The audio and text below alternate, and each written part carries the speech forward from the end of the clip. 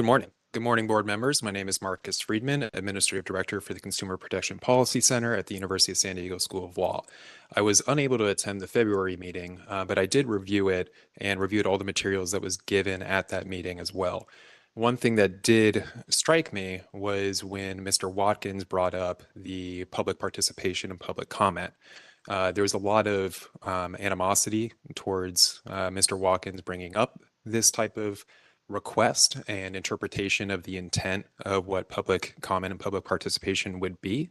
So far as one of the board members comparing his rhetoric to the dismantling of our federal government by unelected officials. This is disappointing, especially when we were used, our organization, as a talking point that we met with the medical board in February. And it's true, we had a conversation about pending legislation. But what really disappoints us is nothing in that conversation was relayed to this board. And nobody on this board asked what was discussed in this meeting. It was not provided in any of the materials. We raised new issues and we presented those arguments in front of the legislature as well.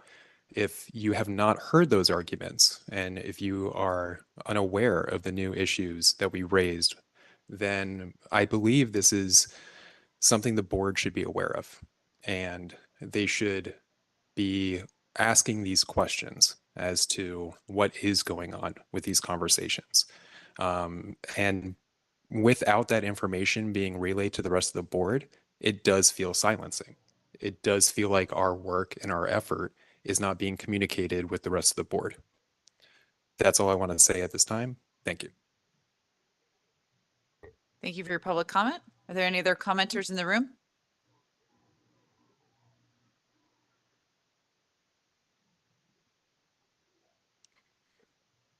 Hello, I'm Olga Airy. I'm from San Francisco. I'm a volunteer with Consumer Watchdog. I've been attending these quarterly meetings since 2020. I'm not paid to be here. I'm here because the medical board failed to investigate my complaint regarding the death of my sister. The medical board's missteps and inaction turned me into a dedicated patient advocate. Since there are so many new board members, I'd like to share a bit about my story and then go into my suggested agenda items. Patient safety is deeply personal to me. I lost my older sister to a preventable anesthesia error. She was a research scientist who focused on rare genetic diseases in children. Her anesthesia error was so catastrophic in destroying her lungs that she needed a lung transplant. Another error led to her never receiving one. My sister's life meant something. She didn't deserve to die so young from a preventable medical error. As board members, you all have the ability to make a meaningful difference in the lives of thousands of patients across the state. It's your job to protect the practice of medicine and to ensure the medical standard of care is followed by all physicians. Don't ever forget, the public is your largest and most significant stakeholder. Now to the agenda request for future meetings. 1, the quarterly meeting schedule. This is the second quarterly meeting in a row that you have scheduled on the same day and time with the osteopathic board. Given the topics are similar with both boards, is it fair to make the public choose between meetings? If you truly value the public's input, then you would make sure your meetings don't conflict with the osteopathic board. 2, meeting locations. There haven't been any meetings in SF or the Bay Area since at least 2020, from what I can remember. I understand there are underserved areas that need attention too, but given where most of the population resides, please have a meeting in the Bay Area or even San Diego before having one in another small city. 3, advance notice for meeting locations. Given you hold each quarterly meeting in a different city, it would be helpful if you give more than 2-week notice for meeting locations. 2 weeks may be the required minimum, but if you truly value the public's input, then you will give the public ample notice. 4, follow up to the August 2023 Bakersfield meeting. It's been nearly 2 years, and the maternal health report still hasn't been provided to the public. Why the delay, and what is the ETA on providing it? It isn't enough to simply listen. You also must actually do something. 5, equal airtime and balanced presentations regarding future proposals or initiatives. If you're going to invite a speaker to present one point of view, please also invite a speaker to present the opposing view. Otherwise, it comes across as biased when you only present one point of view. The public is only allowed 3 minutes to comment on an agenda item, and yet your speakers have unlimited time. Your speakers are also allowed to respond to the public's comments without any reciprocity to the public. This happened recently with your handling of the Physician Health and Wellness Program. You invited physician speakers to address the pros of the program, and no one addressed the cons. To make matters worse, these speakers criticized and made incorrect assumptions about members of the public, like me, who spoke, and it was infuriating because we had no way to correct the record. And finally, 6, coordination with CDPH. Many complaints to CDPH, including my own regarding a San Francisco hospital, are forwarded to the medical board for investigation because CDPH lacks medical expertise. However, these referrals seem to get lost in the shuffle. There needs to be better coordination between the medical board and CDPH regarding enforcement, and one way to demonstrate that is to have CDPH speak at your quarterly meetings. Thank you. Thank you for your public comment. Other commenters in the room? All right, seeing none, are there any, oh, excuse me, come forward. No problem.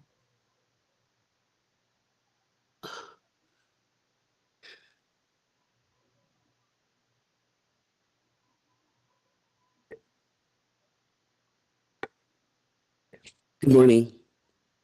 I am Tina Manassian. I am from Roseville, and I'm a volunteer with Consumer Watchdog. I was once a passionate advocate for change with this board.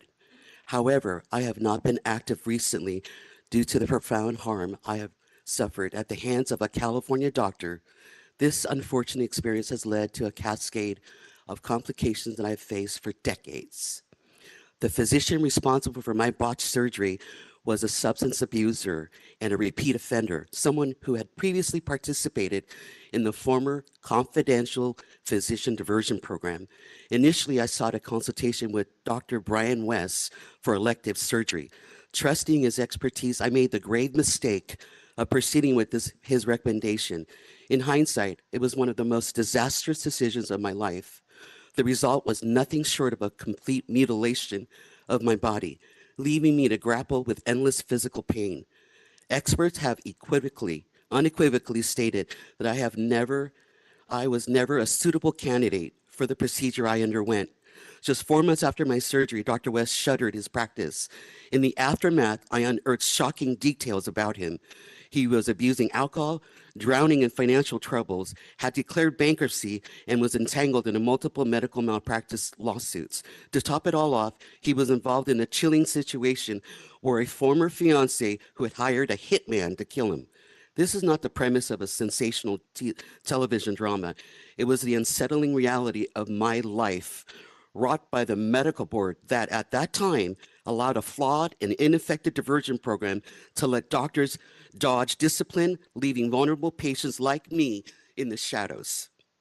Determined to seek justice, I filed a complaint with the medical board. This expert concluded that Dr. West was grossly negligent in my case. What's more, they uncovered 5 additional instances of extreme departure from the standard of care in the harm and deaths of 5 other patients, revealing that he was under investigation yet again. Yet the board still closed my complaint with no disciplinary action. Ultimately, he lost his license in another case, not due to the extreme patient harm, but because he lied to the board. It was devastating to realize that the board permitted him to continue his practice for so long, allowing him to inflict further harm, all while prioritizing his professional status over the well-being of patients like me. I am devastated that I have to come back here to this meeting again 18 years later to implore you to prioritize patients' lives. I am devastated that you are nowhere close to the sentiments of the previous board that understood the risk that programs like this place on California patients. We are stakeholders. You must prioritize the needs of California patients. We have to we have come so far in terms of balancing the interests of substance abusing physicians with the interests and well-being of patients, with the interests and well-being of patients. You cannot take us back to a time when there was no concern for patients' lives. Thank you. Thank you for your public comment. Are there other commenters in the room? Okay, Sean, if we could go to WebEx, please.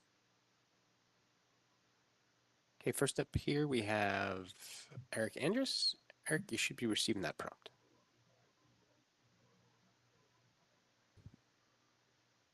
Hello. Good morning, Eric. Your line's open. Okay, can you hear me? We can. Okay, so I'm concerned about Christina stating that there might get through all of the agenda items in one day, including the items from tomorrow.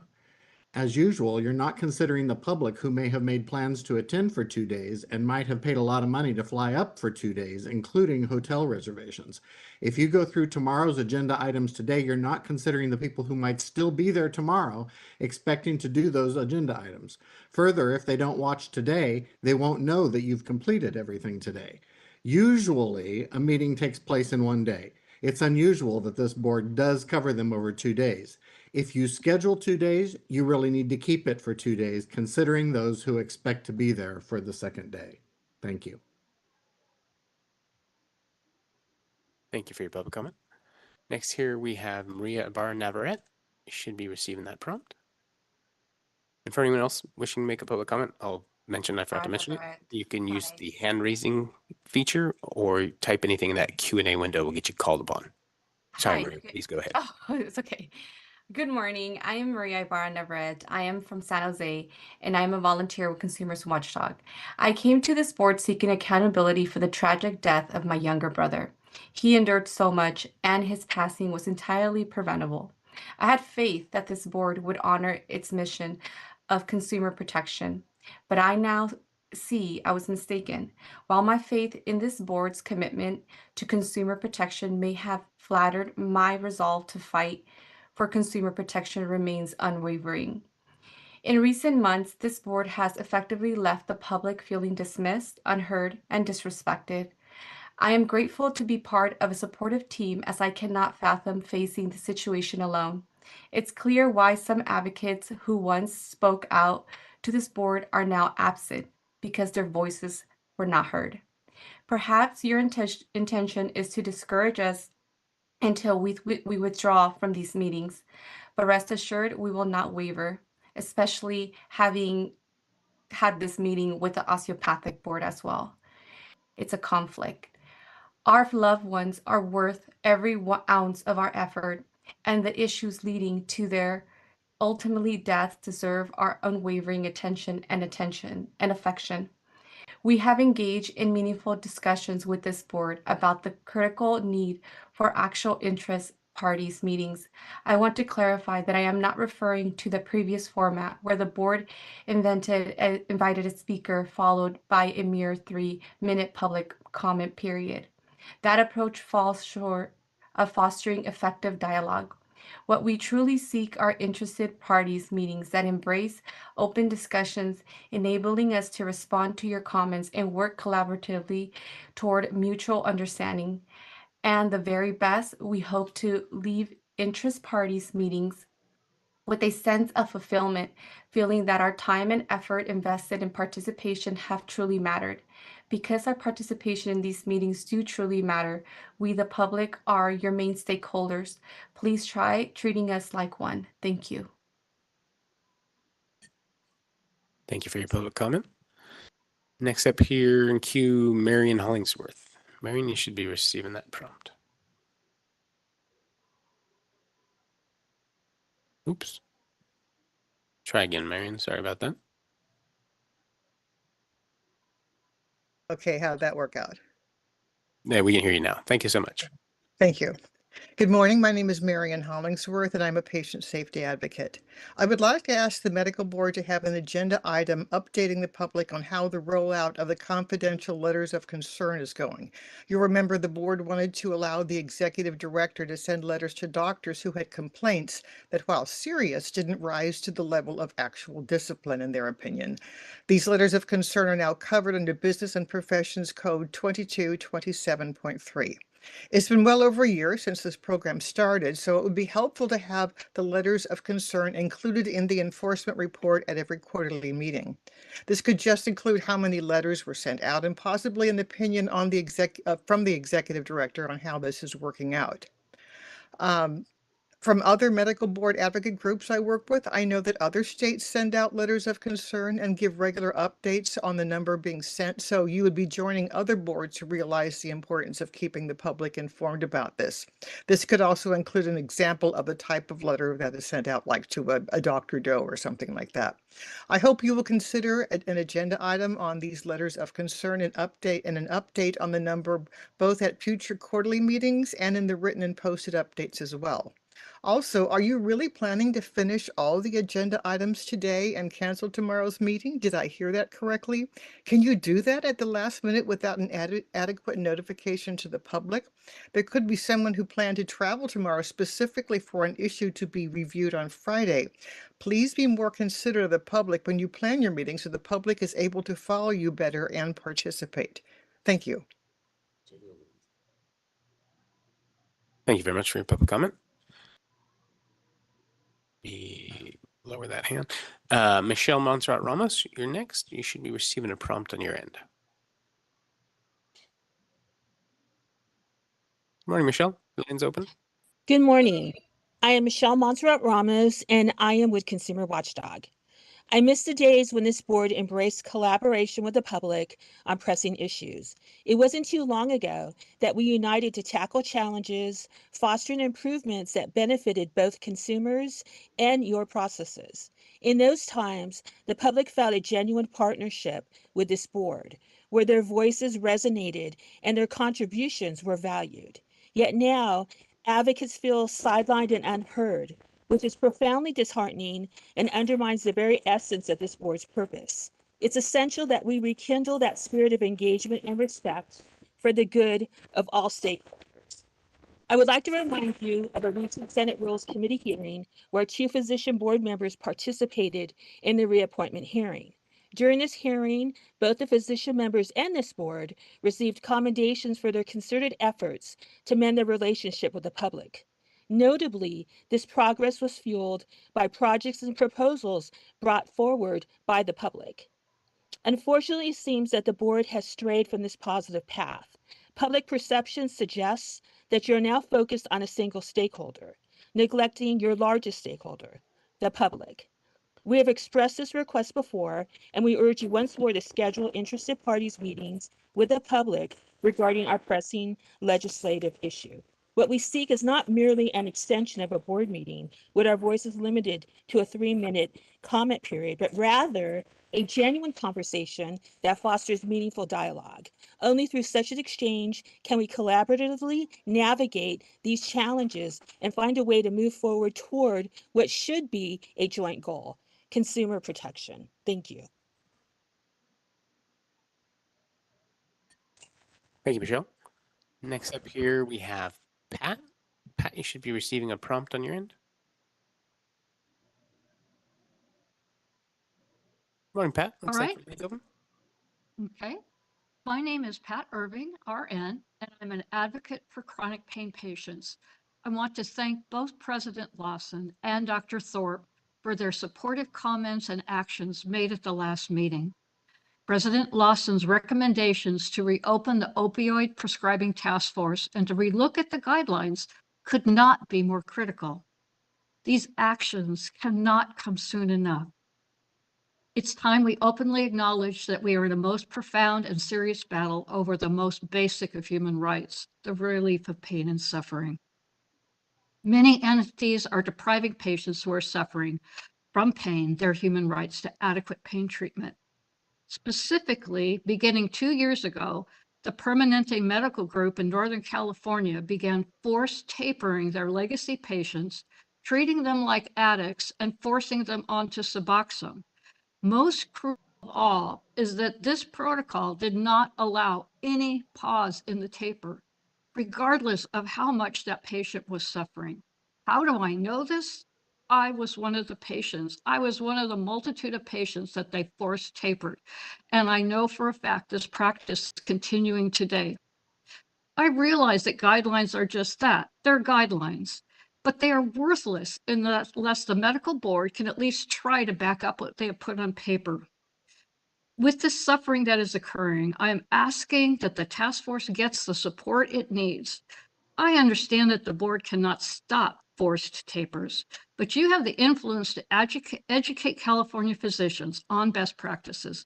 More importantly, you have an obligation to ensure the safety and care of these marginalized patients. Please use your influence to ensure California pain patients are not left in agony. Thank you, President Lawson and Dr. Thorpe, for your leadership in this critical topic. We know we have been heard. We are grateful, but please do not stop with listening. Please continue your actions. Thank you very much. Thank you for your public comment. Next up here we have Susanna Zarayski. I hope I'm getting that close. Susanna, you should be receiving that prompt.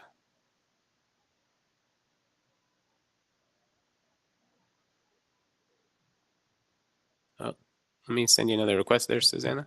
Looked like your line opened and went back on mute. Hear me? We can. Yeah, please go ahead. Great.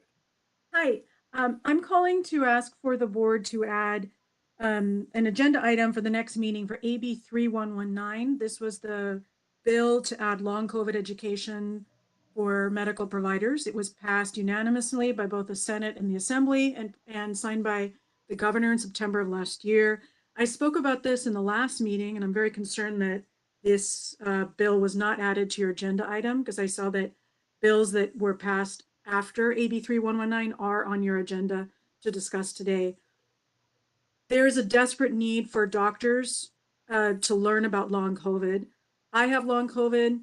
My general physician referred me to the Stanford Clinic, which had more than a 6 or 9 month wait. It was ridiculous. Many doctors are not trained in long COVID, and people are still suffering from long COVID symptoms. And it's 5 years after the pandemic started. Some people aren't able to work. They can't take care of their kids. They can barely get out of bed. And doctors don't have enough training on which supplements and which medications could help people. So I'm asking you again to add AB 3119 to your agenda for your next meeting. Thank you. Thank you for your public comment. Next here we have Kimberly Turbin. Kimberly, I'm sending that request now.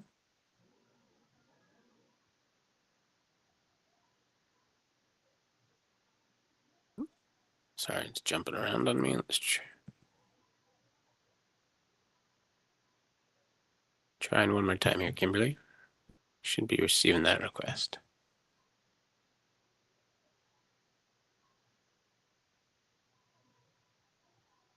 Well, Kimberly, looks like your line's open. Can you hear me? We can. Please go Okay. ahead. Good morning. I'm Kimberly Turbin. I'm from Reseda. I'm a volunteer with Consumer Watchdog. I have a few concerns. This is the second meeting where you're holding your meeting on the same day as the osteopathic medical board meeting. You did this once and we brought it to your attention. But with you doing this again, it feels like you are trying to minimize our voices and limit our participation in your meetings. We just want you to know that although we are capable of juggling both meetings at the same time, please go back to your regular scheduled time, which has always been the week following the osteopathic board meeting. In August in 2023, I was present at the Bakersfield Medical Board meeting on the second day of the meeting. We specifically requested a maternal mortality report, which this board agreed to provide the community. And it's almost been 2 years later. You have failed to do so. We need a report this year. Finally, in regards to public engagement, you have made us, the advocates, the public, feel like you are trying to minimize our voice. You cannot limit our voice. We'll keep coming back here. We do not take the work we do lightly. We are committed to make the changes needed, and we will continue to commit to this work. It would be much easier for you to meet us halfway, but either way, we'll be here and we'll continue to fight for the rights of our families. Thank you. Thank you for your public comment. Next up here, we have Arnaldo Torres. You should be receiving that prompt on your end.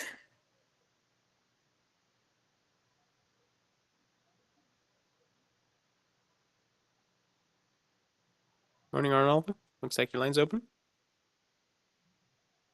I wanted to bring to the attention of the board the phenomenal work that the Federation for State Boards have done with creating the new pathways for ITPs, International Trained Physicians.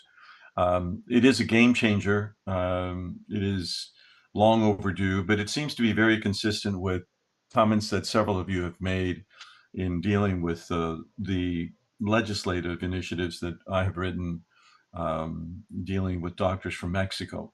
I would like to request consideration by the board to have a special discussion at your next board meeting on proposals that we would like to have the board consider. I'd like to be able to be working with some of the board staff in preparing that, so that as we move forward with some of these recommendations by the Federation, that there is unanimity, there is a consensus between us and the board and board staff. I do think it is a great opportunity to address the shortages and to address cultural linguistic competency. I think that what we're doing with the doctors from Mexico is very, very solid, and we'll continue to do it the way we've done it there.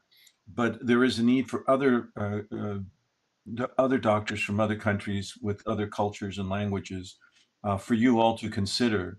And I want to make sure that what we are going to be proposing to you, that the board staff will find it acceptable and that the board ultimately will agree and support as well. So that is my request of you, to please consider placing as a special item for discussion the recommendations and possible paths to move forward collectively.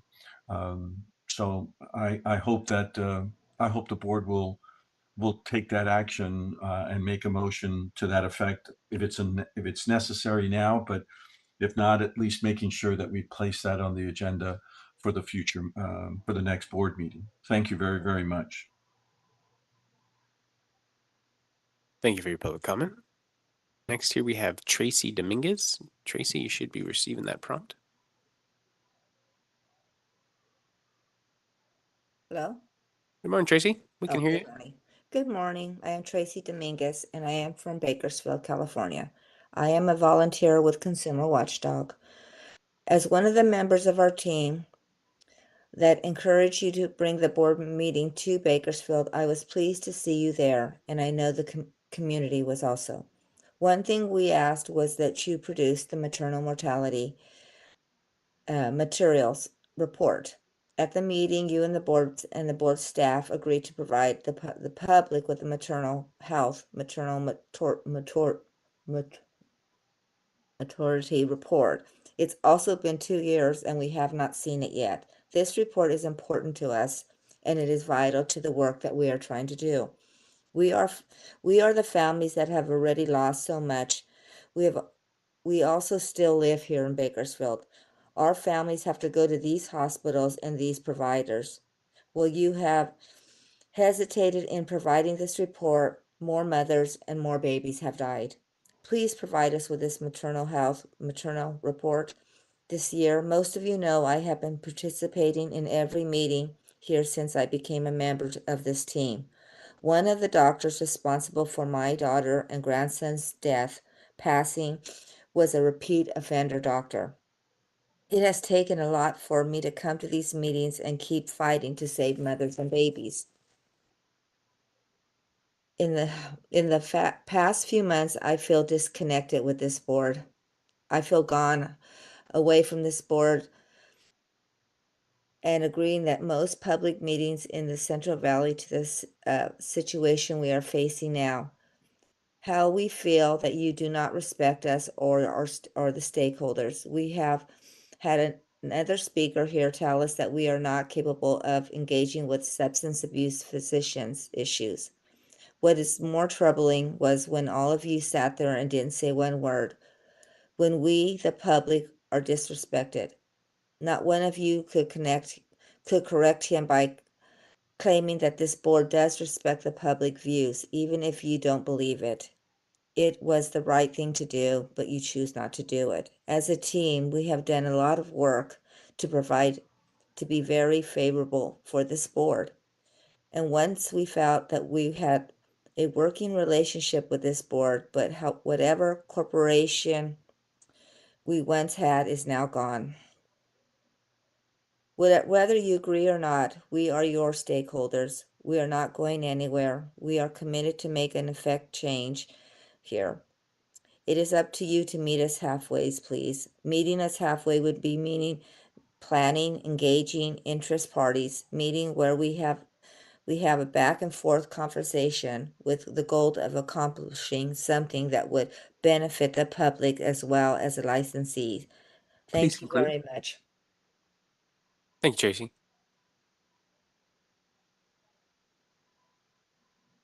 Last in our queue here, we have Xavier De Leon.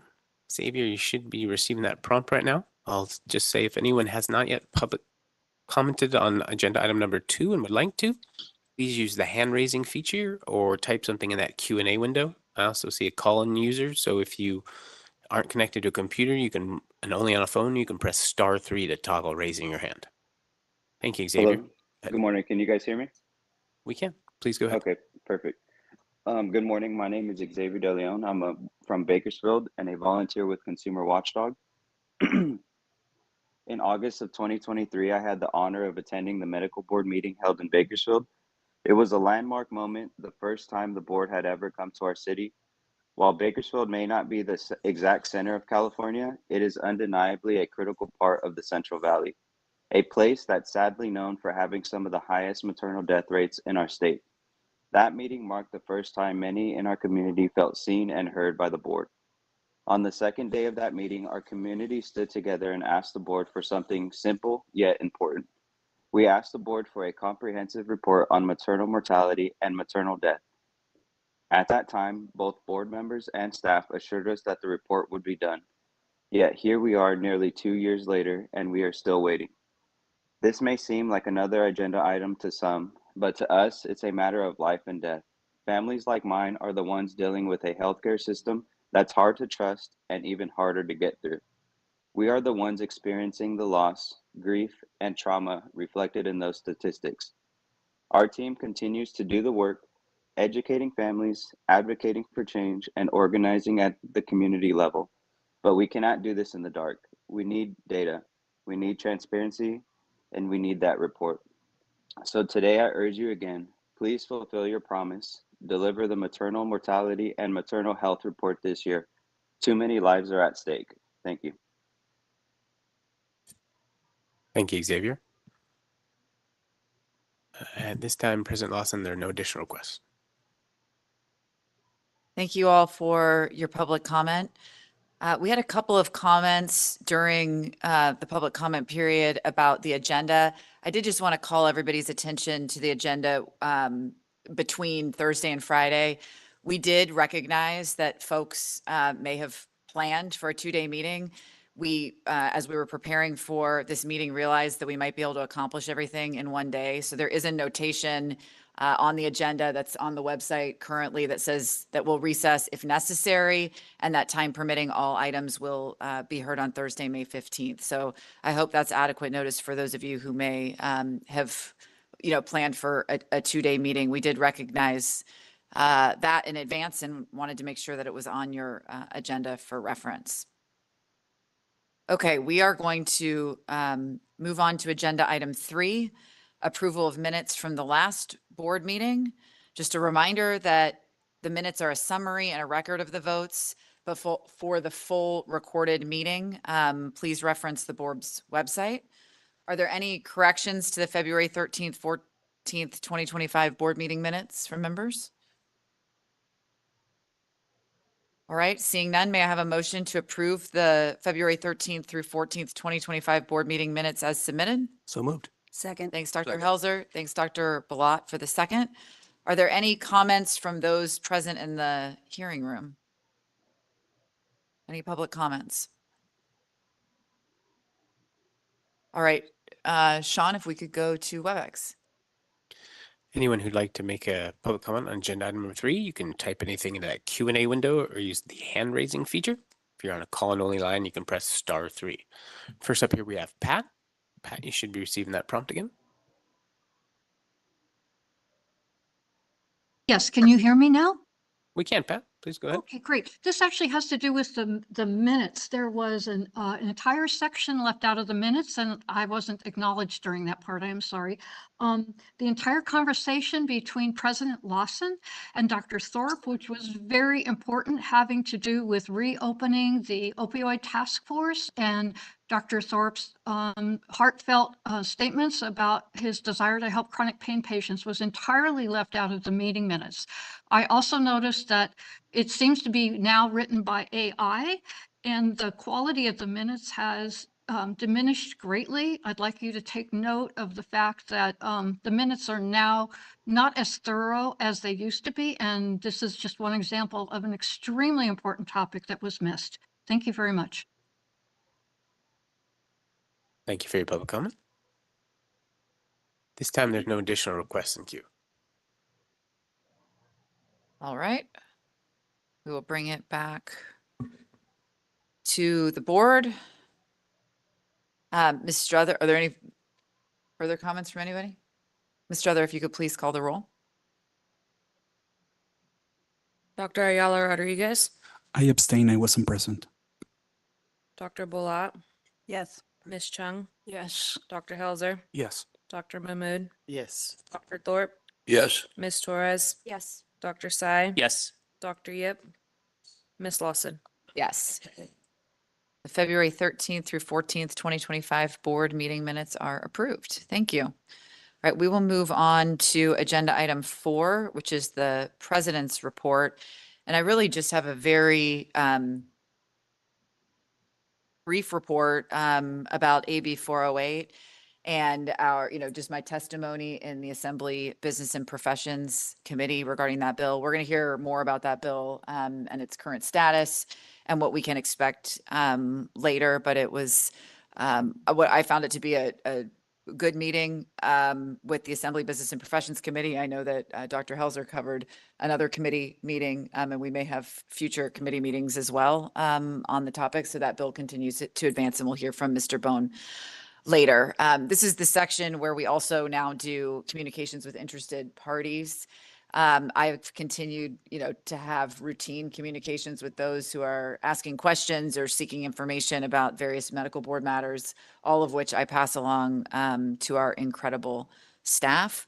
And so I'd ask if there are any other members that have communications with interested parties to report. Dr. Thorpe? Thank you. I did have a meeting with Pat and with Monty Goddard and a number of other chronic pain advocates, along with Mr. Verghese, as a step to try to find a way to be more active in implementing the opioid guidelines. Thanks, Dr. Thorpe. And just a reminder again, we asked the members to report on communications with interested parties relevant to any matter on the agenda. Dr. Helzer. Thank you. Earlier this week, Mr. Bone, Ms. Webb, and I met with leaders of the California Society of Anesthesiologists to discuss AB 985, which is being sponsored by CSA and is on today's agenda. Thank you. Any other communications with interested parties to report? All right, seeing none, we'll go to public comment. Are there any comments from those present in the hearing room? Okay, seeing none, we could go to WebEx, Sean. If you wish to make a public comment on agenda item number 4, please use the hand raising feature. type anything in that Q&A window, or if you're in a call-only line, you can press *3. Give you a few seconds to see if anyone queues up.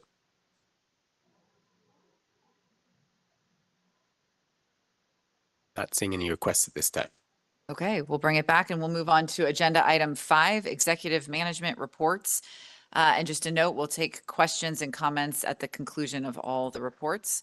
Sean, I think we're going to you first for technology updates. Is that right? Great.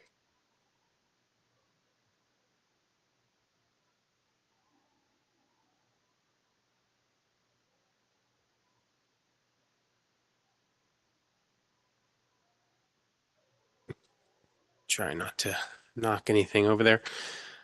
Thank y'all. Good morning for having me. I'll briefly go through the published report. Staffing updates, hired 2 new staff members. One of us actually with us here, Mac in the back there. You might talk to him if you're ever calling in on the help desk. Still leaves us 4 vacant positions we're working on filling. Actively recruiting on those. For the iOS update, having some difficulties with getting the Apple notification services to play nicely with how we want them to work. So testing, in between testing though, we're getting a lot of work done on that complaint tracking system there. So hoping we've made a recent breakthrough on the iOS update that will allow it to be reliable the way we're hoping it will be.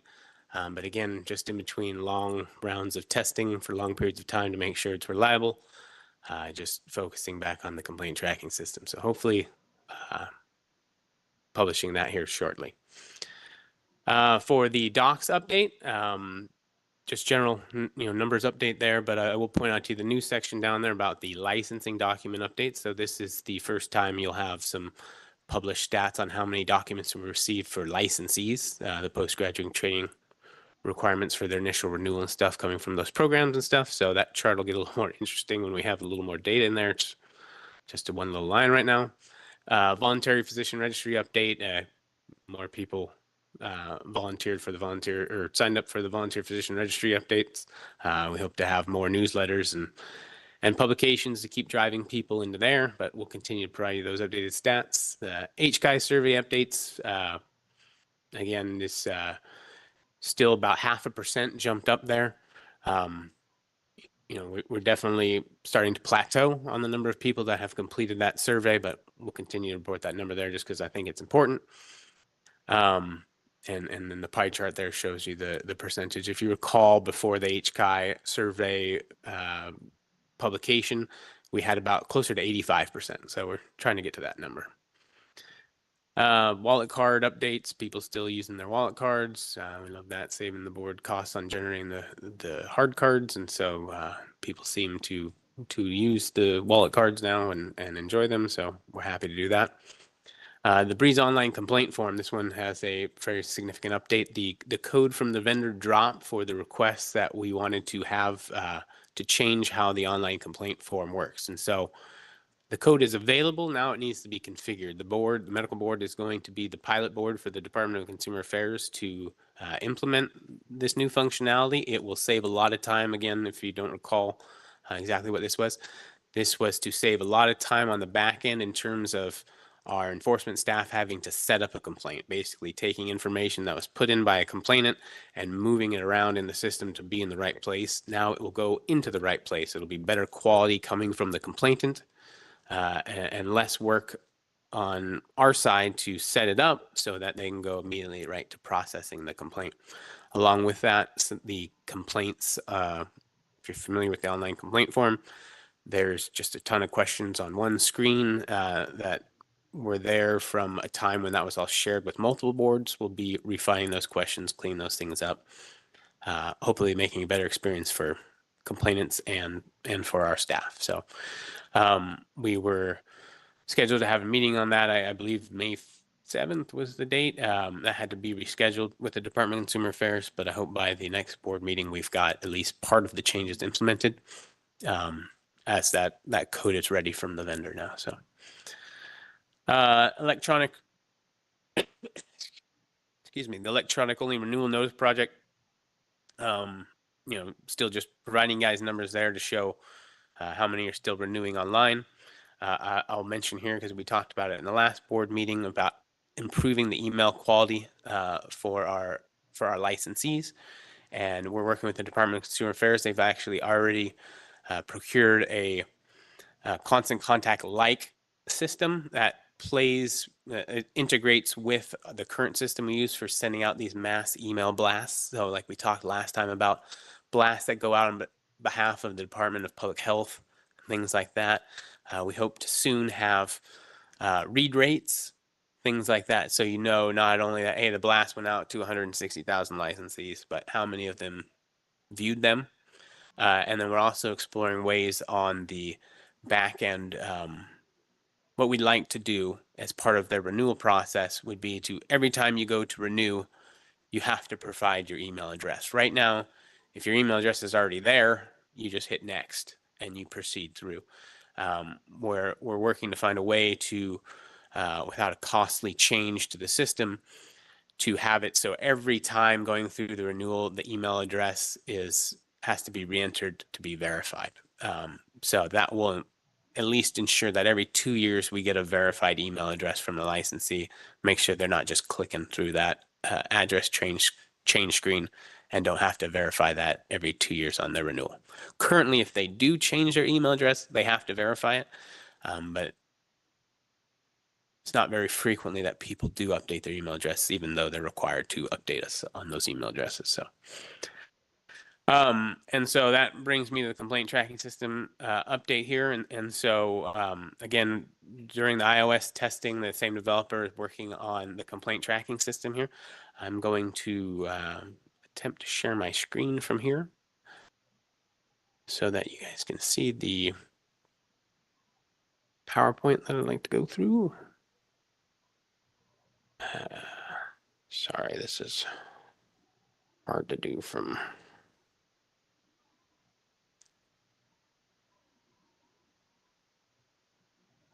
Sorry, let me make this a little bigger so you guys can see it here in the room.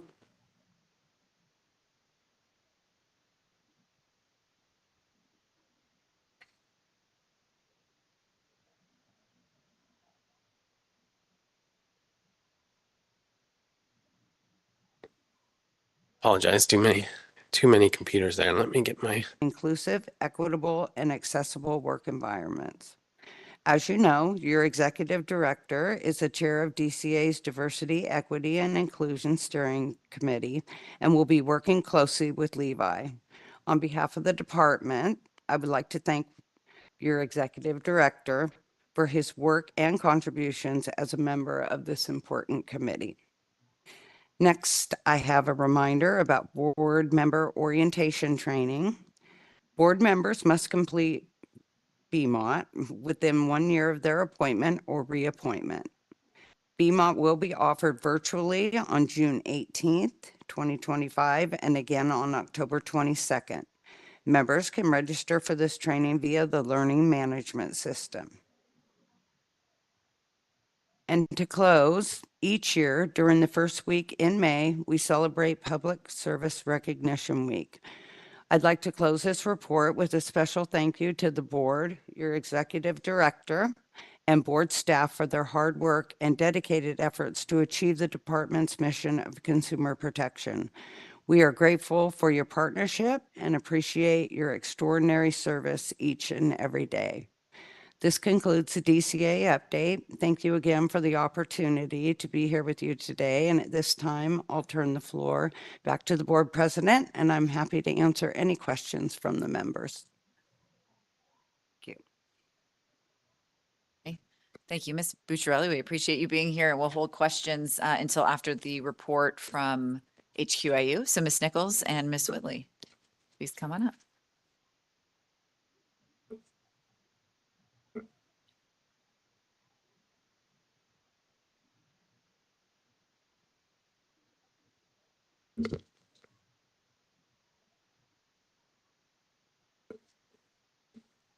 Good morning. I am Chief Kathleen Nichols with the Division of Investigation. Also with me is Stephanie Whitley, Deputy Chief for the Division of Investigation's Health Quality Investigation Unit. It is our pleasure to provide the board an update on the Health Quality Investigation Unit, also known as HQIU. HQAU currently has 11 investigator vacancies, equaling a 13% vacancy rate. There are 5 candidates in background, one of which is in the final psychological and medical portion of the process. In the meantime, HQAU continues to screen new applications for each HQAU office that needs a position on a 30-day cycle so it can quickly fill the remaining vacancies. In addition, staff are actively participating in recruitment events statewide. HQAU has 14 new investigators going through the field training program. DFI provides a field training program for new sworn investigators lasting 15 to 20 weeks. Field training covers onboarding, observation of other investigators, and assignment to a field training officer who trains the new investigator on conducting investigations. Mandatory onboarding trainings include implicit bias, sexual harassment prevention, information security, and workplace violence prevention. In addition to our FTO program, DOI also provides a multi-week internal training academy to new DOI investigators spanning 3 to 4 weeks. We call it the Mini Academy. The Mini Academy contains many unique training topics for DOI investigators, such as introductions to investigations, interviewing witnesses, interviewing subjects, administrative subpoenas, sexual misconduct by licensees, prescription drug investigations, reviewing of medical records, report writing, tactical operation plans and undercover operations, search warrants, undercover wires, impaired licensees, administrative disciplinary process, and many other various classes. HQIU has made good progress on cases over a year old and on the pending workload as demonstrated in the updated graphs in the board agenda item 6B. In addition to sharing an automated monthly report with case status updates, HQIU leadership continues to hold weekly meetings with board staff to discuss cases, answer questions, and resolve issues efficiently. And this will conclude our update, and we will be happy to answer any additional questions you may have. Thank you very much. Are there any questions or comments from board members? Dr. Yip. I understand the California HR is trying to recruit some of the federal worker that lost the job. If someone has similar background, would that shorten your timeline as well as interviewed and training? And there must be some people with reinforcement background or investment background that may help to fill your vacancy. That's a 13% is a lot of vacancy. We still have to go through the process. So for any federal employees that are interested in our positions, they would have to apply and be interviewed. They would still have to go through the background process. For those federal employees that might be peace officers in the federal system, there is a method through post where they can request a waiver. So the post would allow them to be a peace officer in California. And we have had a few candidates who have done that and been successful at getting that post waiver. And then we are able to hire them. Other questions, comments? All right, seeing none, let's open it up for public comment. Anyone in the hearing room? Okay, seeing none. Sean, can you open it up for public comments on WebEx, please? Yes, if you'd like to make a public comment on agenda item number 6, please do so by raising your hand, typing something in that Q&A window, or if you're on a call-in only line, you can press *3 to toggle raising your hand. First request here we have is from Monty Goddard. Monty, you should be receiving that prompt on your end.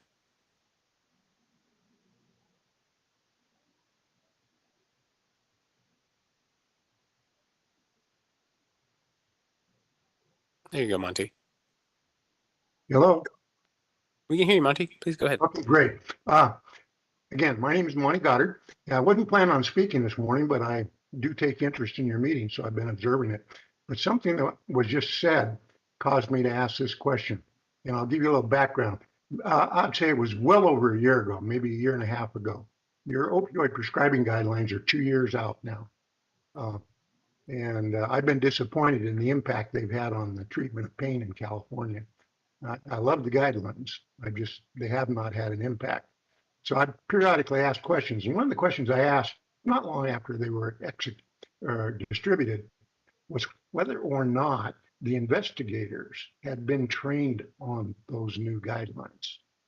And the response that was provided to that question was, they have been provided a copy. Now, I just heard it going down the list of things that the new investigators will be trained on are prescriber investigating or something like that, prescription investigating. And so I want to just ask my question again specific, and I'd actually like to have a complete answer to it. Are those guidelines being instructed, and I don't mean handed to potential investigators, are they being taught to the new investigators? That's my question. Thank you. Kimanchi? Sorry about that. At this time, I don't see additional requests in queue. Okay, thanks, Sean. We will, oh, sorry, Dr. Thorpe, I didn't see your hand up. Well, I didn't have anything before, but Monty prompted me to think about something. Well, I do have, I would like to have that question answered. Is that possible to have staff answer that question? The answer to that question is yes. Besides just being provided a copy in our prescribing investigation class, the guidelines are gone over in great detail. Okay, great. Thank you so much. Thank you. And I appreciate all you guys too. All right, any other questions or comments? Okay, before we move on to agenda item 7, we're going to take a brief 10-minute break. So let's plan to be back at 11, I guess it'll be 11:17. Thanks, everyone.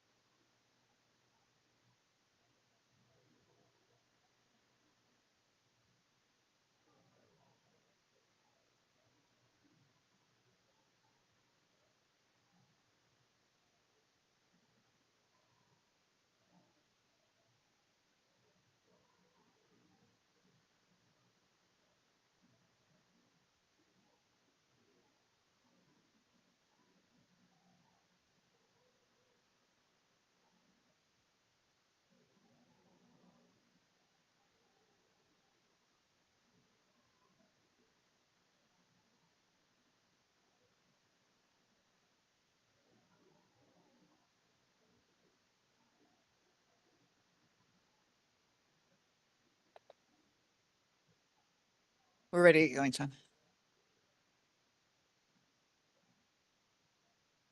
All right, welcome back. It's 11:19 a.m. We are back in session.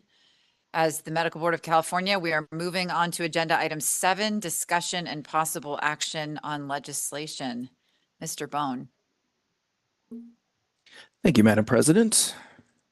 Morning, members. Nice to be before you all today. It's been an exceptionally busy time in the legislature in recent months. Policy committees just finished reviewing and approving hundreds of bills, which are in the process of being reviewed by the Senate and the Assembly Appropriations Committees. Those two committees face a significant deadline next week, and in the first part of June, legislators will be working very long hours, voting on the bills that survive the Appropriations Committee ahead of a deadline for each House to approve bills that were introduced this year. In addition to all that, work on the state budget for the upcoming fiscal year is a huge legislative and administrative priority. As you heard earlier, the governor released his May revision yesterday to his budget proposal with a deadline under the Constitution to approve the budget bill by June 15. So lots of things going on right now. We have a total of 13 bills on the agenda today for discussion and possible action. So unless there are any questions beforehand, Madam President, I'm prepared to move to the first bill. You may proceed. Thank you. We will begin with AB 360, which would require the Department of Healthcare Access and Information, or HCI, to work with this board, the Osteopathic Medical Board, and unspecified higher education entities to assess physician education and training in menopause diagnosis and management, including various trends in practice patterns on this topic. Following this assessment process, HCI would be charged with submitting a report to the legislature by January 1 of 2027 with their findings and related recommendations to improve education, training, and health outcomes. Legislature recognizes that the board does not have the staff expertise to develop surveys related to this topic. Therefore, it is expected that the board's role would be limited to attending stakeholder meetings led by HCI and distributing electronic communications to the board's licensees, such as surveys that are developed or approved by HCI. Board staff believe that menopause is a worthwhile topic, and we are recommending a support if amended position to seek amendments to clarify that our role will be in fact limited to attending HCI-led meetings and the electronic distribution of communications to the board's licensees in furtherance of this effort. Happy to answer any questions, Madam President. Thank you. Are there any questions from members? Dr. Thorpe? So, Mr. Bone, just to be clear, I think what you've just stated is an excellent approach. It is the intent of AB 360 to, I mean, at one point, is it to mandate another CME for licensees in the state? That's a different bill that we'll be discussing later. AB 432 is the CME bill. This is, I think, trying to get our arms around the problem. Yeah, right. And what does education, what does training look like? What do practice modalities look like? It's been a lot of conversation and some stories that I've read that talk about the lack of emphasis that menopause receives in postgraduate training and in medical school. And so this is an effort to, for the state to get its arms around that. Dr. Tsai? I have a question. Interesting to note that ACOG is against this. Do you know if there's a particular reason why they're against this?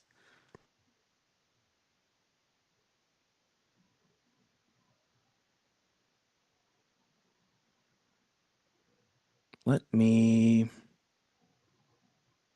I think it's just kind of ironic that, we're proposing, women's health initiative and the the American College of OBGYNs is against it. I don't know if there's some issue with the legislation itself. Bear with me. Okay. I understand that the information that I have in my analysis is out of date, Doctor, and that the ACOG removed their opposition based upon prior amendments. So I do apologize for the miscommunication. I believe the previous version of the bill, the previous version of the bill did have a lot of costs for the board, and it envisioned a much larger role for the board, which was addressed in a legislative committee hearing. And sorry, declining that call. And therefore, I believe that was at least I think that was the reason why the physician committee was concerned. Okay. Any other, excuse me, questions or comments? May I have a motion to approve staff's recommendation? Okay, who moved? Sorry, Mahmood? Mahmood, and a second from Dr. Yip. Let's move to public comments. Are there any comments on this bill from those in the hearing room?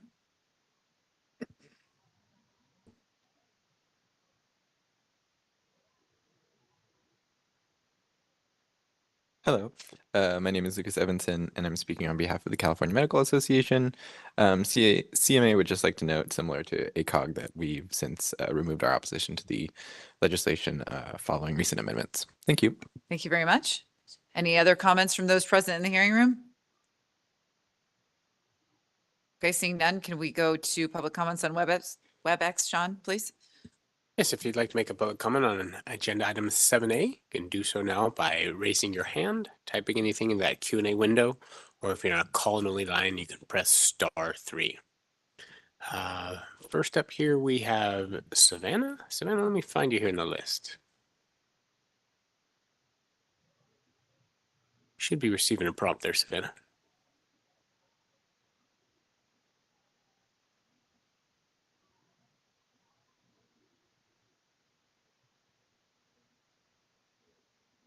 There we go. Looks like your line's open, Savannah. Oh, can you hear me? We can. Please go ahead. Oh, okay. Very good. Hi, this is Savannah Dominicus with Assemblymember Pappin's office. I just also wanted to clarify that the OBGYNs and there's no opposition on this bill currently right now with the amendments that we took. Just want to clarify that and hear if there's any further questions. Thank you. Appreciate your public comment. Next up here, we have Ryan Spencer. Ryan, you should be receiving a prompt anyway. Members, this is Ryan Spencer. I am the representative for the American College of OBGYNs. American College of OBGYNs. We did remove our opposition. Actually, thank the author for the bill in print. We do think analyzing medical schools and the current training, early education to see where improvements can be made is an appropriate approach to see where there may be some voids. But yes, the bill has not been reanalyzed, and so it has not expressed our move to neutral. But we do appreciate Aaron's presentation on the bill. Thank you. Thank you for your public comment. This time, I don't see any additional requests in queue. Okay, thanks. We will bring it back to the board. Are there any further? I do have just a quick public Right, go comment. ahead, sorry. Marcus Friedman, Administrative Director for the Consumer Protection Policy Center. My comment is more just procedurally, especially going forward. I find it strange that there was a motion to act on this bill and seconded before public comment took place. That's just my concern going forward, that there's an action to do something and it's seconded before there's meaningful comment from the public. Thank you. Thanks. Any more comments? I guess in response to that, I mean, it's pretty typical in administrative or any kind of a body that's operating on with rules of order to make a motion and second it and then do the discussion and then vote. So I'm not sure that it's inappropriate to make a motion and second it with consideration for public comment and other comments that are being made, and then to vote on it at the end of that discussion. Yeah, there's absolutely no problem with how the board proceeds on this. There's flexibility in the Open Meeting Act, and this is the typical process where a motion second is made and then we go to public comment. On occasion, we take public comment first, and that's also allowed. Exactly. And I would add is a vote is done after that. So people have all the things to listen before they vote. So it can be, thank you, Kerry. Right. And that doesn't stop if necessary to amend the motion, if that's the will of the board. Thanks, everyone. Okay. Is there any further discussion amongst board members? Dr. Ayala Rodriguez. Thank you so much. Aaron, we have a question. So between AB 360 and AB 432, both of them like talking about menopause. My understanding is that 432 is more specific, also provides like some recommendations about pharmacological coverage and things like that. Because like my only comment towards this is it possible to kind of reconsider for AB 360? Yes, HCAG is going to work towards identifying gaps and then eventually provide recommendations towards treatment, and obviously including like the health plans towards that, because from my perspective, like AB 360 and AB 432 could be a little bit redundant, like trying to achieve the same thing like with different interventions. I believe that AB 360 kind of says, this is an issue, let's look at the issue and eventually find the actual recommendations. Whereas like AB 432 goes more into just go on to this.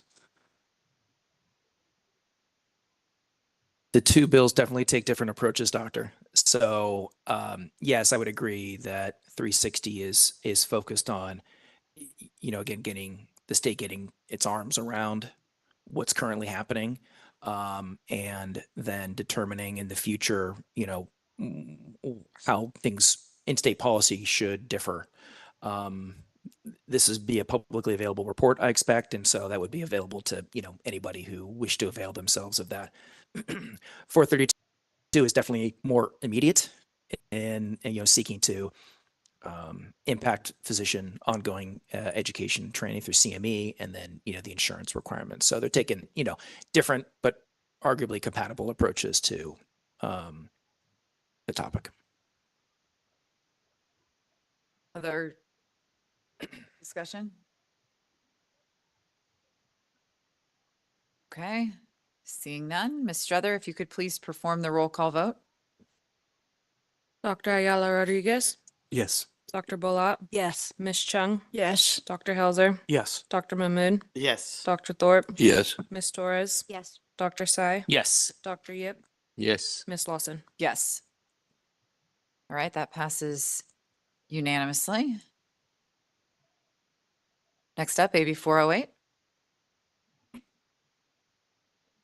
AB 408 is the board sponsor bill to create a physician health and wellness program, or PHWP, consistent with national best practices to prioritize early intervention in health conditions that impair or could possibly impair a current or future board licensee from practicing in a reasonably safe, competent, and professional manner. Reinforcing one aspect of the need for this bill, just yesterday, MedPage Today reported on a newly released study of ACGME data showing that suicide was the leading cause of death among residents and fellows who are in training between the years 2015 and 2021. Since the prior board meeting, AB 408 has been approved in 2 policy committee hearings without any no votes. The first was in the Assembly Business and Professions Committee, which Ms. Lawson joined us for, and the second in the Assembly Judiciary Committee. Next week, we expect a hearing in the Assembly Appropriations Committee. During this time, we've also met with some bill opponents and look forward to continuing to work with them and determine if it is possible to resolve or at least mitigate their concerns. One group that I neglected to include in the analysis is that the Consumer Attorneys of California have an opposed unless amended position, so I apologize for leaving that out. The future legislative deadlines are included in the analysis and would dictate the timeline of the next steps for the bill as we hope it continues to progress this year. No action is required on this item, Madam President, and I'm happy to answer any questions. Thank you, Mr. Bone. Are there any questions from board members?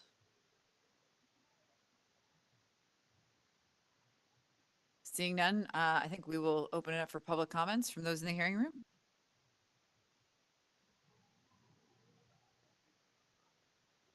Hi, thank you guys. Good morning. So I'm Christina Menor. I'm Dr.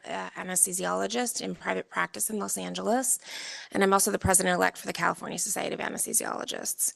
I'd like to definitely support the board's efforts in AB 408 and would like to continue to support on behalf of the California Society of Anesthesiologists.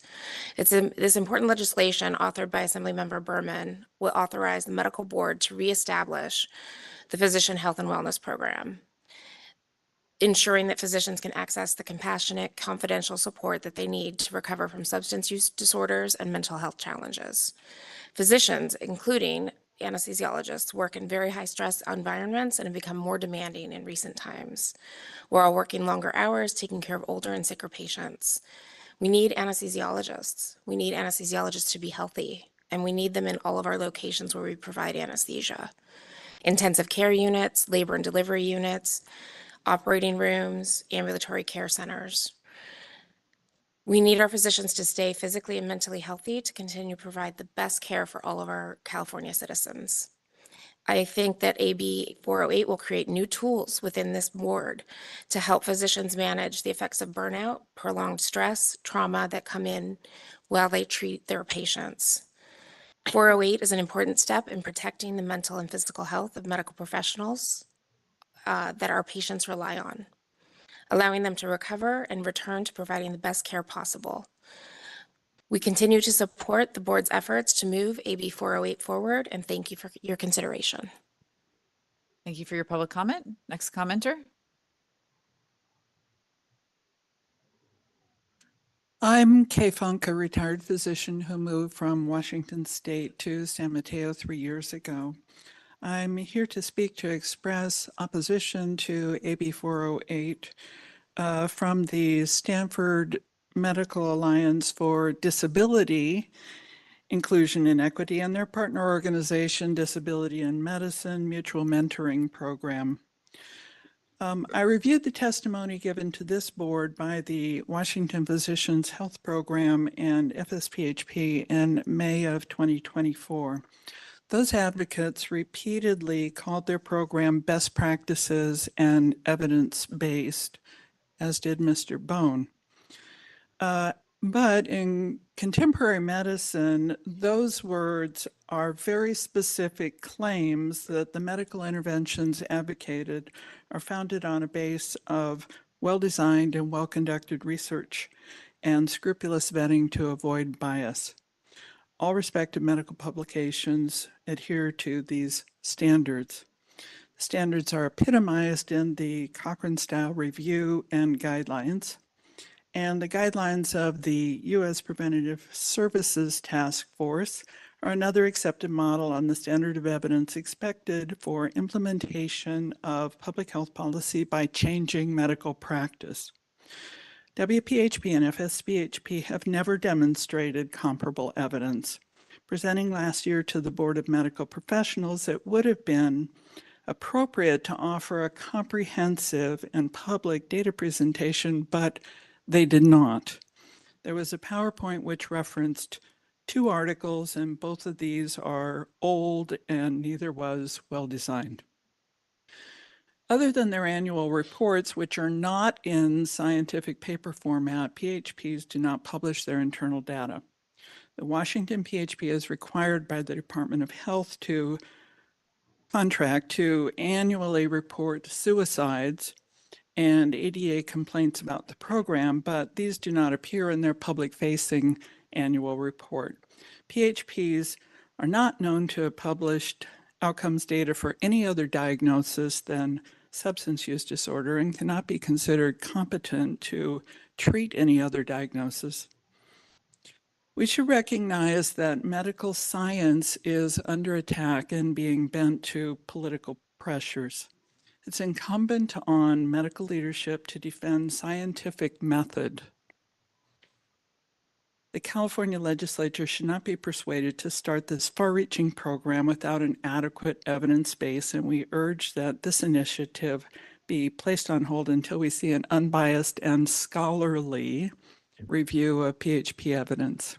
Thank you for your time. Thank you for your public comment. Other commenters in the room?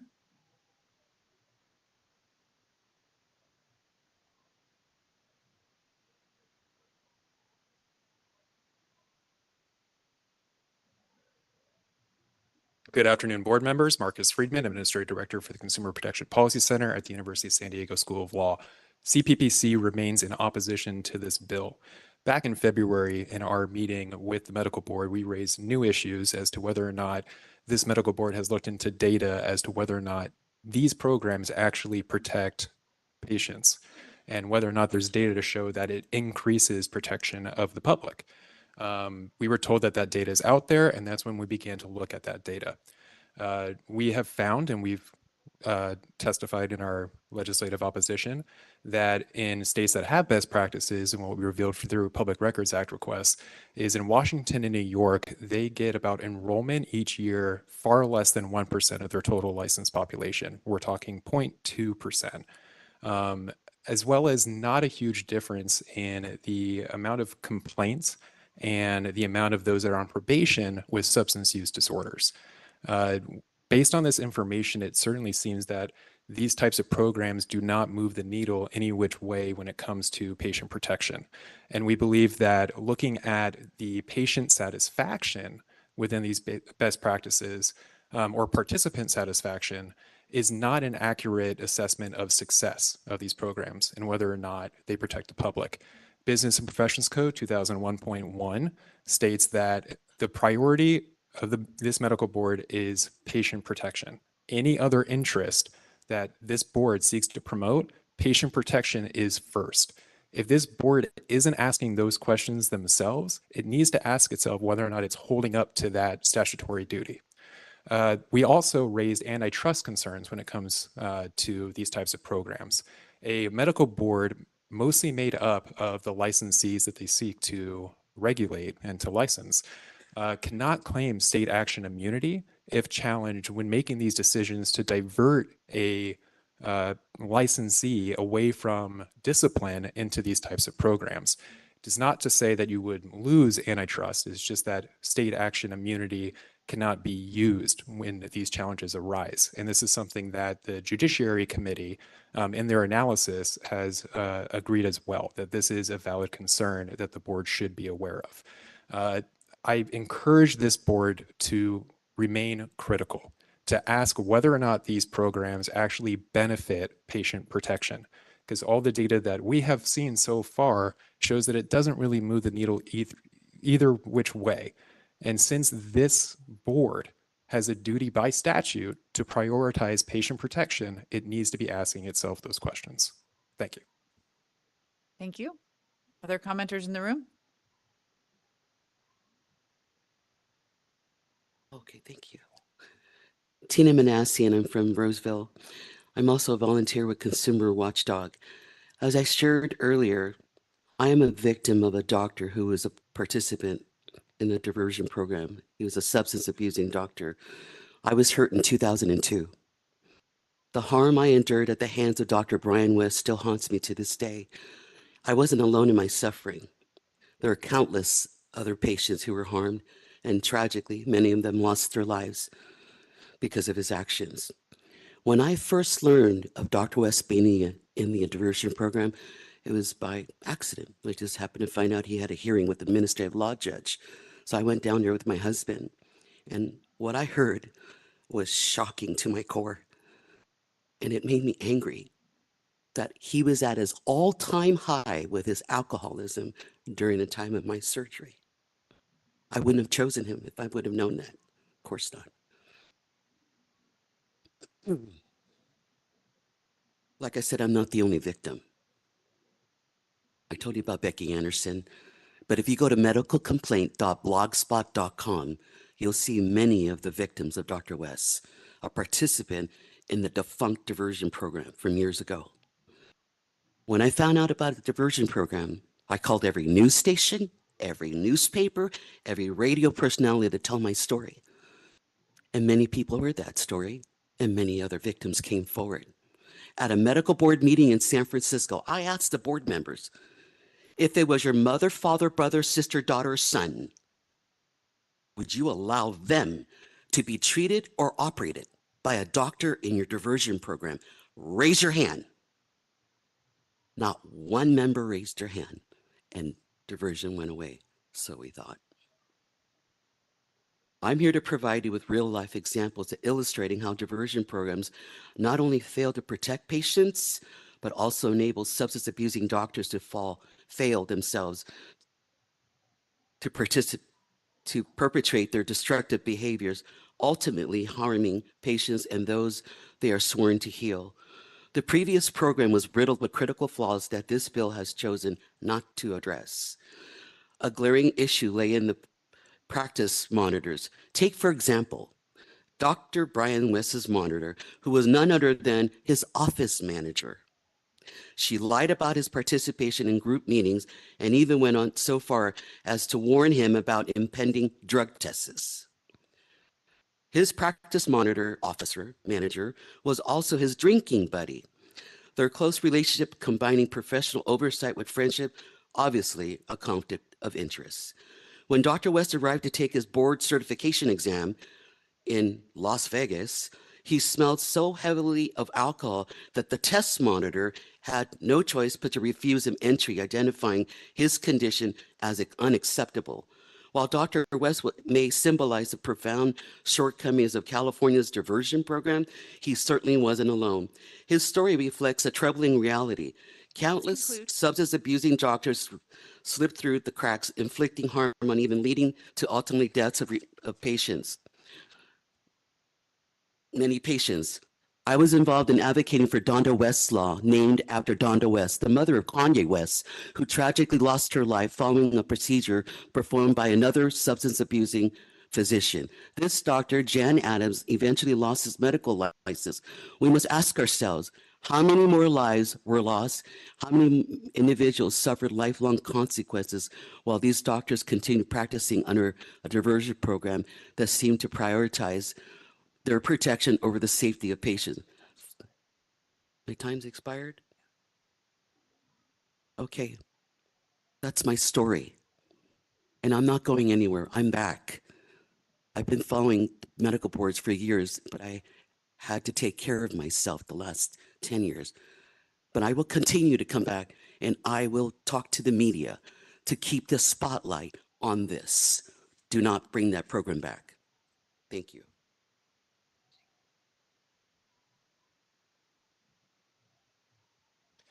Hello, my name is Lucas Evanson, speaking on behalf of the California Medical Association. The absence of a physician health program in California has long placed both physicians and their patients at a disadvantage. Physicians, like anyone else, are vulnerable to mental health challenges and substance use disorder. Without a structured, confidential wellness program, too many struggle in silence, unable to seek help without fear of stigma or professional repercussions. By authorizing the creation of a confidential, evidence-based physician wellness program mirroring those in other states, AB 408 represents a significant step forward in prioritizing both physician well-being and patient safety. This proactive, public health-oriented approach has already been implemented in 47 other states and reflects best practices endorsed by the Federation of State Medical Boards. CMA has expressed its support for AB 408 alongside President Lawson and Mr. Varghese through public testimony and legislative committees and continues to support the board's efforts to stand up a program. CMA would like to thank the board and board staff for their leadership and courage in working to make this long overdue solution a reality. Thank you. Thank you. Next public comment. Thank you, Carmen Balber, on behalf of Consumer Watchdog. We continue to oppose your bill because it repeats the mistakes of the past failed diversion program. It puts patients at risk of harm at the hands of doctors who continue abusing substances while being allowed to practice secretly in the diversion program. And when that happens with a new program and someone is hurt, that's going to be on this board. As we've expressed many times, we strongly believe this is not a program that the board should be running, but we offered staff an amendment that could mitigate the worst dangers to patient protection. It's a simple change. If a doctor is referred to the diversion program by the board because the board learned of their substance abuse problem, the board needs to ensure that a violation of the program, whether it's a failed drug test or other violation, gets reported back to board enforcement and apply the oversight and accountability measures of the uniform standards. That kind of oversight would address the most dangerous way that the bill makes patient harm more likely by hiding doctor substance use when that information should be public. And frankly, that amendment reflects the concerns that several of the board members addressed in prior meetings where members of the board suggested there should be more rigorous oversight criteria for board referrals, that there should be a higher safety bar if there's non-compliance, and that you should start with true self-referrals and focus on doctors who are unknown to the board first. But none of those concerns were seriously addressed. And when we brought our amendment to staff, it was rejected. I have a feeling that most of you never really heard the details of it, which is why we're bringing it to you today. Many of you voted to seek this bill with the assurance that there would be the opportunity to amend it in the future. This is your chance to do that. The amendment also makes a critical distinction between, on the one hand, doctors who are known to the board because the board was sent an arrest report or a patient complaint or a hospital referral because of disciplinary action, which means the danger to patients is already acute. And the doctors that many of you seem to be concerned about who either have a mental health issue or are truly voluntary participants. And there's a very big difference but the bill's definition is very Orwellian for participants right now. It calls voluntary participants folks who were referred to the board by the board in order to avoid discipline. I'll just add that regarding the uniform standards, they were put in place when the old board shut down the failed diversion program to make sure in future, if there was ever another diversion program, there would be accountability and oversight. This bill eliminates those patient protections and leaves decisions about what the board does or does not know to the program, and that's a real problem. So I would just ask for a show of hands. How many of you believe that when a doctor is sent to diversion by the board in lieu of discipline, Just should a reminder, board this is not a back and forth. I'm Ms. just Bopper, you know telling you that, what, and I your know time that, is but up. I think you should ask yourselves this question. Should board enforcement staff be notified if a doctor fails a drug test so an investigation can start? And I pose that as a discussion point for all of you. Thank you. Thank you for your public comment. Next commenter, please.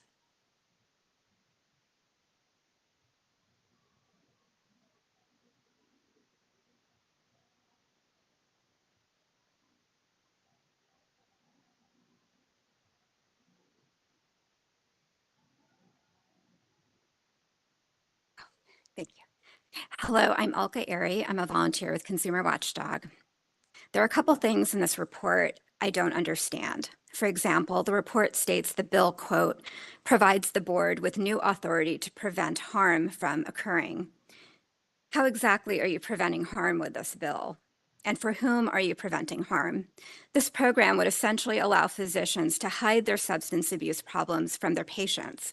If a physician in this program acted negligently and breached the standard of care, would their substance abuse be disclosed to the injured patient or to a jury?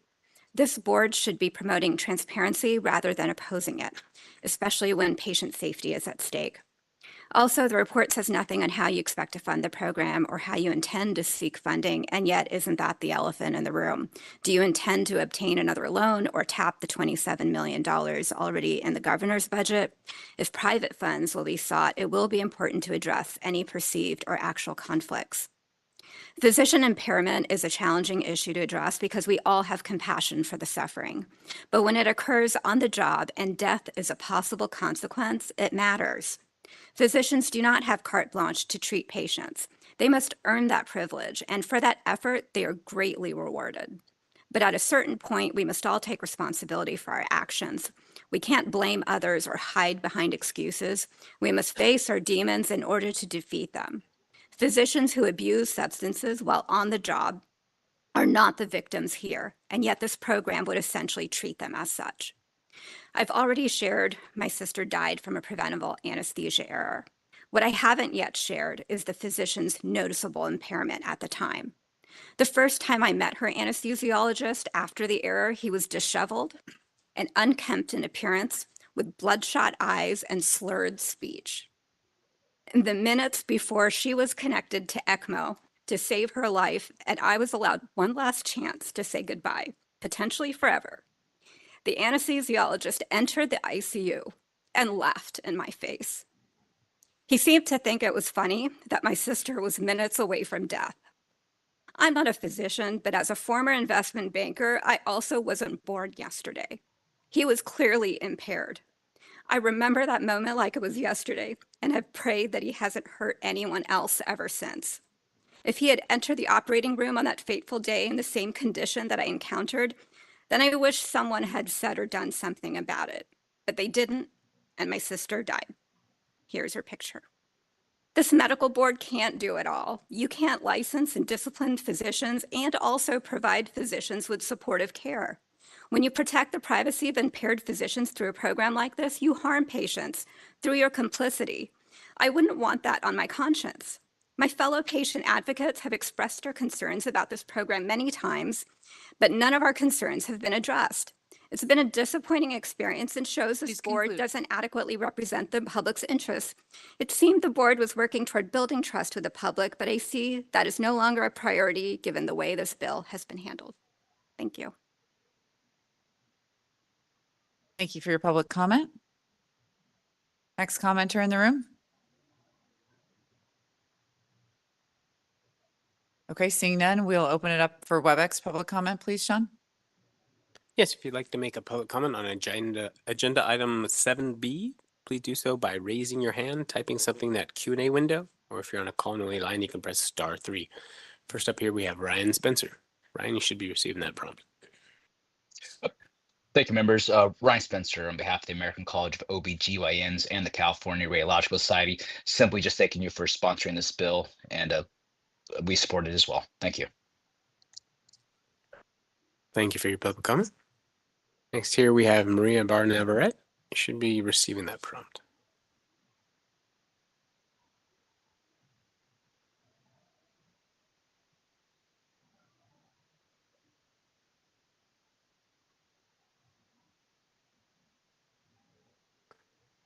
Okay, I don't see Maria's line opening. Now we can. Yes, please go ahead. Hello? We can hear you, Maria. Please go ahead.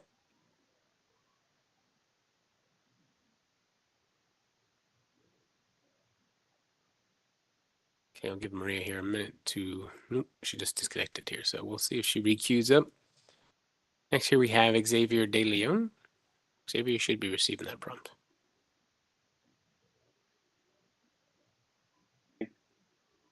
We can hear you, Xavier. Go ahead. Perfect. Hello again, I'm Xavier De Leon from Bakersfield and a volunteer with Consumer Watchdog. I've spoken at the past public meetings raising concern about AB 408 and how it's leaving families like mine without real protection. Nothing has changed and we are still concerned. We participate in the regulatory process in good faith. We believe we were moving forward together, but instead the board switched directions and supported a bill that takes away a lot of the protections we've counted on. This new program you're pushing seems designed more to support physicians struggling with substance abuse than to protect the public. Where is the same level of urgency for safeguarding families like mine? As a board, your job is to strike a fair balance between the rights of doctors and the safety of patients. For families, it's simple.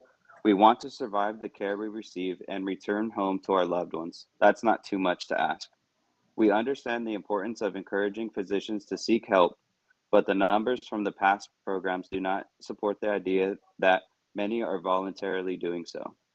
If you move forward with a new program, it must reflect a better balance, one that prioritizes both accountability and compassion. Thank you. Thank you for your public comment. See Maria back here. I'm going to try sending her that request again. Ibarra Navarrete. I am from San Jose. I am a volunteer with Consumers Watchdog. I find the issue of confidential programs for substance abusing physicians profoundly troubling. What is even more alarming is the lack of consequences for participants who fail these programs. In every conversation I have had with members of the public, there's a uniform reaction. A substance abusing doctor should not be permitted to practice medicine. People are shocked that this board would prioritize a physician's ability to work over the safety and well-being of our lives. This issue resonates deeply with us, as many of us have endured the unimaginable pain of losing a loved one. In the most tragic circumstances, we have tirelessly sought accountability from providers responsible for this harm, only to be repeatedly let down by this board. Now, it feels as if you are failing us again.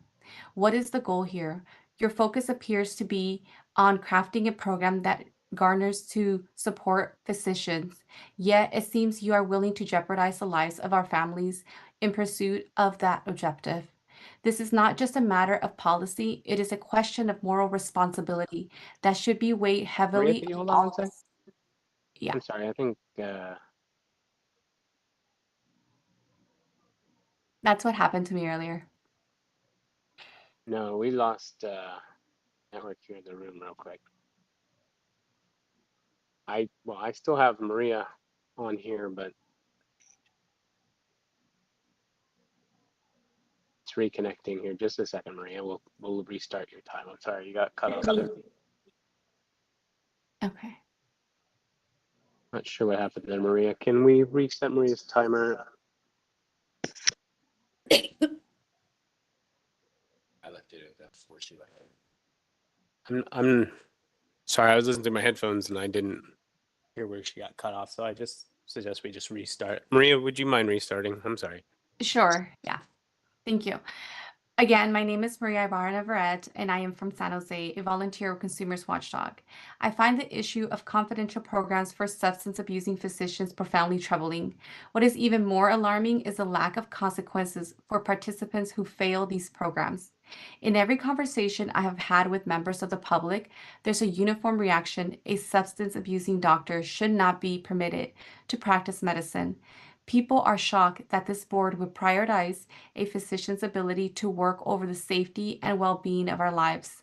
This issue resonates deeply with us, as many of us have endured the unimaginable pain of losing loved ones in the most tragic circumstances. We have tirelessly sought accountability from providers responsible for this harm, only to repeatedly be let down by this board. Now it feels as you are failing us again.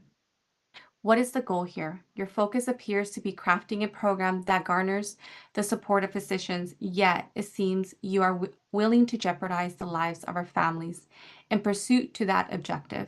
This is not just a matter of policy, it is a question of moral responsibility that should be weighed heavily on all of us. Thank you. Thank you for your public comment. Sorry about whatever happened there as well too, but hopefully we stay stable here. Next up here we have Eric Andrist. Eric, you should be receiving that prompt. Okay, first, Carrie, stop interrupting people needlessly. You're always on a power trip. It's interesting how doctors and their union and the CMA are in favor of this. And remember that only a third of California's doctors are members of that club. And all the patient safety advocates are against it. Remember, you protect the public, not the doctors.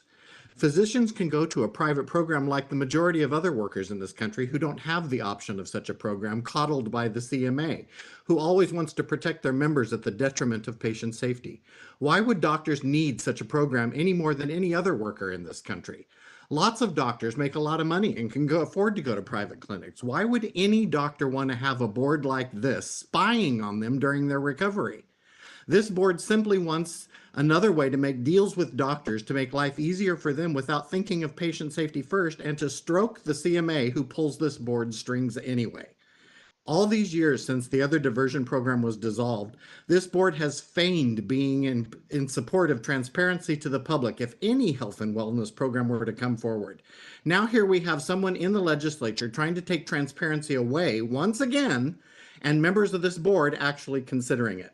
Anyone who votes in favor of this will no longer ever be able to say that they care about patient safety going forward, and will expose their alignment with the manipulative CMA.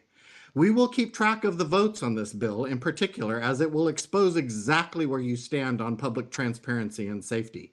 Remember, it's not this board's mandate to do anything other than protect patients, not their doctor members. You know, we often bring up something to light that Christina has a hissy fit over and tries to publicly shame us and put us in our place, and then we have no avenue to respond to her and correct her unless we do it on another agenda item. If you take public comment before the board comments, we have no recourse to speak about what the board members then say. Thank you. Thank you for your public comment. Next, here's Marion Hollingsworth. Marion, you should be receiving that prompt. Okay, do you hear me? We do. Please go ahead. Good afternoon. This is Marion Hollingsworth, patient safety advocate. I'm calling in to express my opposition to SB 408 because it takes away full informed consent from patients regarding their own health care. Regarding the person who spoke on behalf of anesthesiologists, I have a list of at least a dozen anesthesiologists within the last year alone who have been disciplined or have received accusations or even suspended for their drug use. These are all doctors who have taken advantage of the drugs that are literally within their reach while they work in the OR. By having this program confidential, you are enabling these doctors to not only have access to drugs, but deny patients the right to refuse to have an impaired doctor work on them. Please don't take informed consent away from consumers. I'm sure you wouldn't want to take a chance with one of your loved ones or yourself. Consumers shouldn't be required to put their safety at risk in order to protect the reputation and financial status of any doctor. And finally, your claim to have this diversion program to protect the patients is just bogus. The investigator in my case told me it was the board's purpose to keep doctors in practice for as long as possible. When I asked her, what about public safety? She goes, oh, that too, like it was an afterthought. Please honor your mission statement to protect patients and vote no on 408. Thank you. Thank you for your public comment. Next here we have Michelle Montserrat Ramos. Should be receiving a prompt on your end.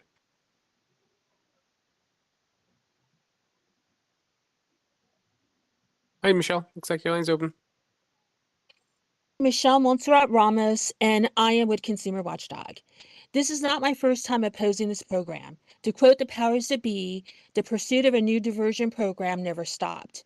The powers that be continuously sought to bring the program back, and I opposed it in 2008, 2009, in 2011, and again in 2012.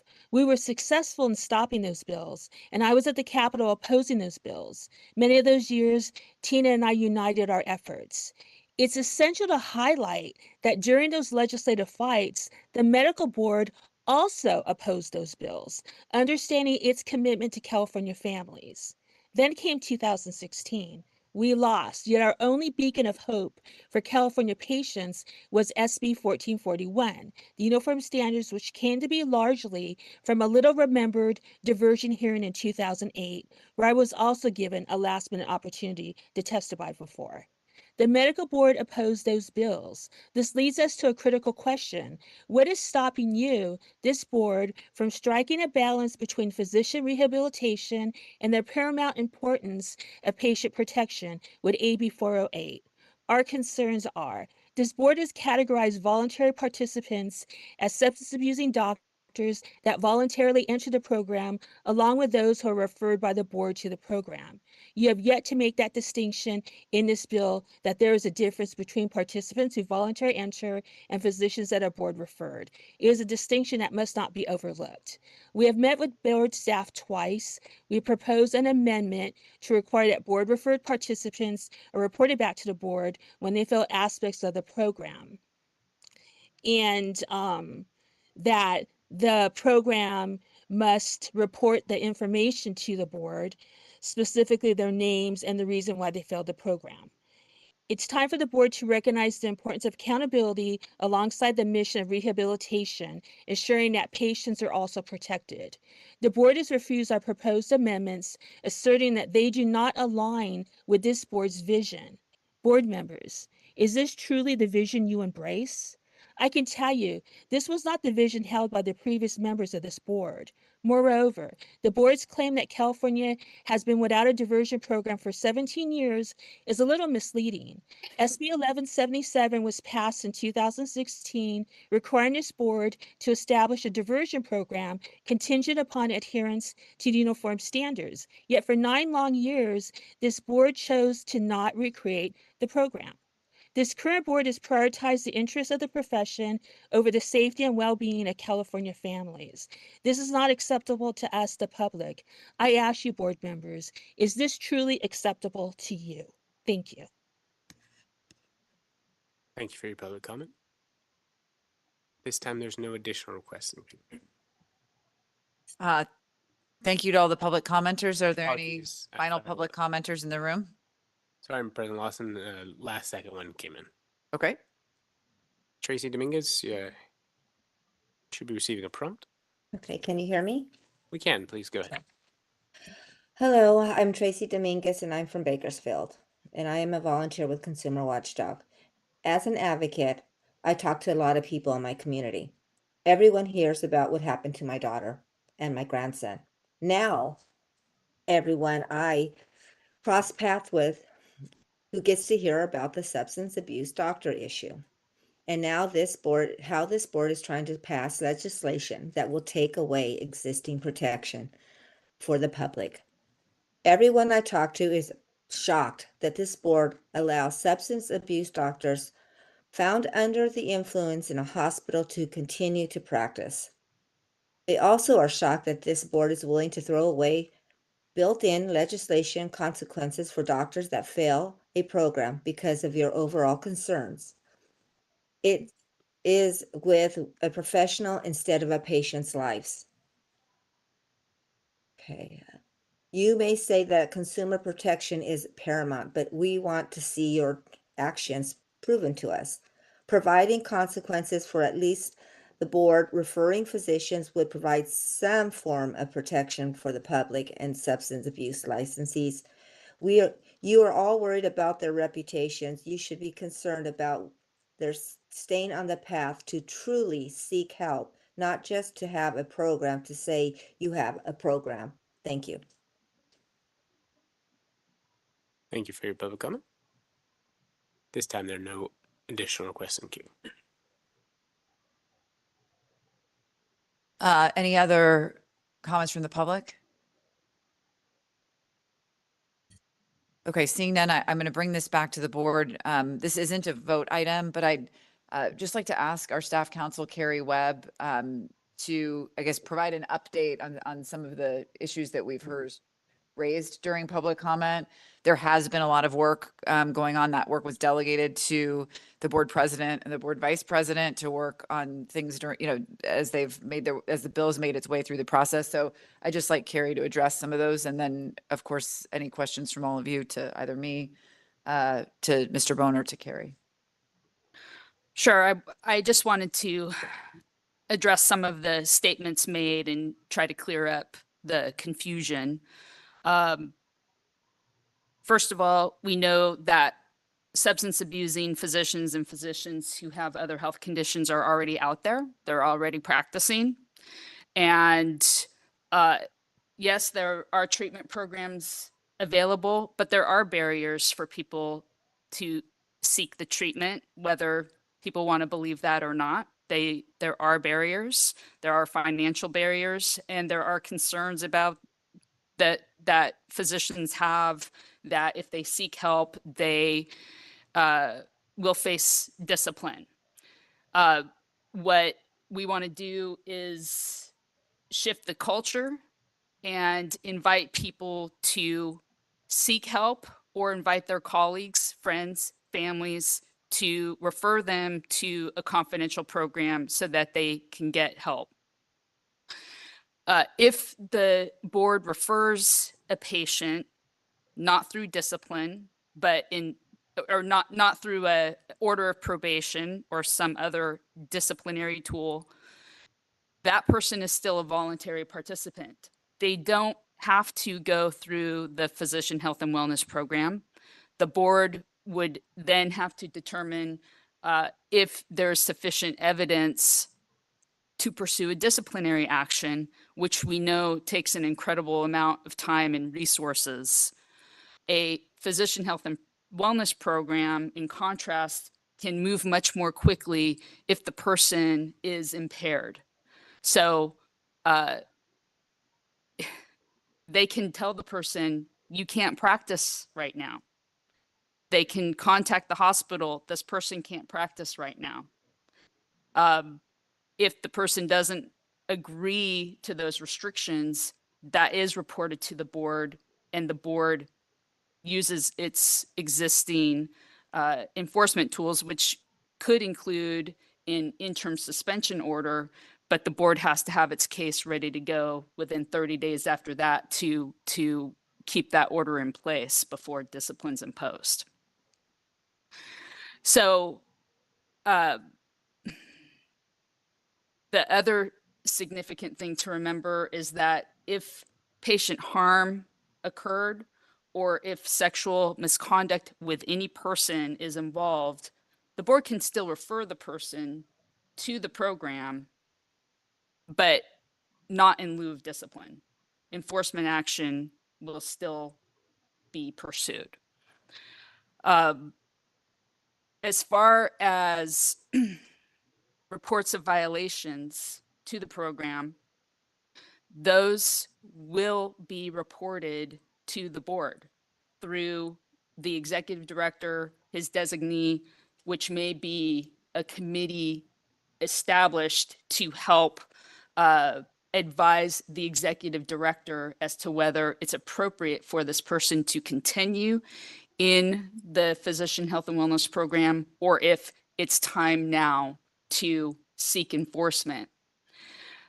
What's different in this bill from existing authority, which remember, we went through the process of drafting regulations, having significant public comment and input that led to a shift in the approach to pursue best practices pursuant to Federation of State Medical Boards, Federation of State Physician Health Programs, other individual states who've had longstanding experience in this space.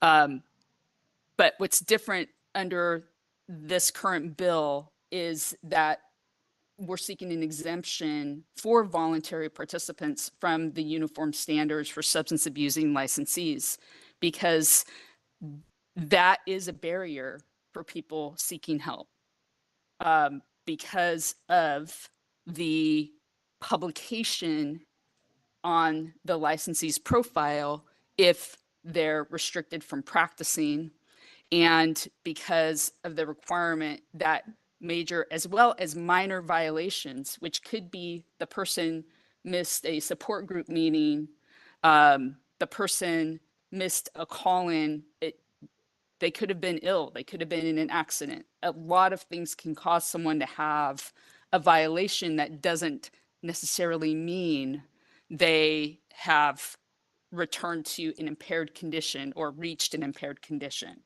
So this program is designed to address the barriers for people getting help, whether they're voluntarily or because they're voluntold. Physicians who are referred pursuant to an order of probation will still be subject to the uniform standards. That's not changing. We're not seeking to change the uniform standards. We're seeking to have an exemption for people who are already not subject to the uniform standards. So I'll conclude there, and I'm happy to answer any questions. Thanks, Carrie. Are there any questions or any discussion amongst board members about AB 408? Dr. Yip? I think the gray zone of concern that I gather from several meetings is, let's say a physician A who know he has a problem with substance abuse and he or she may not be afford to see a private psychologist, et cetera, and may or may not be on the physician well-being committee of a hospital. And he or she hear about this program and want to go to the program to verify by the professional, say, okay, you need to be intensively treat our patient to adhere to like support group, sober, et cetera. And this entity had a discussion with the board staff that we have this physician who has not caused harm yet, but potential to cause harm to himself and the public, which is the patient.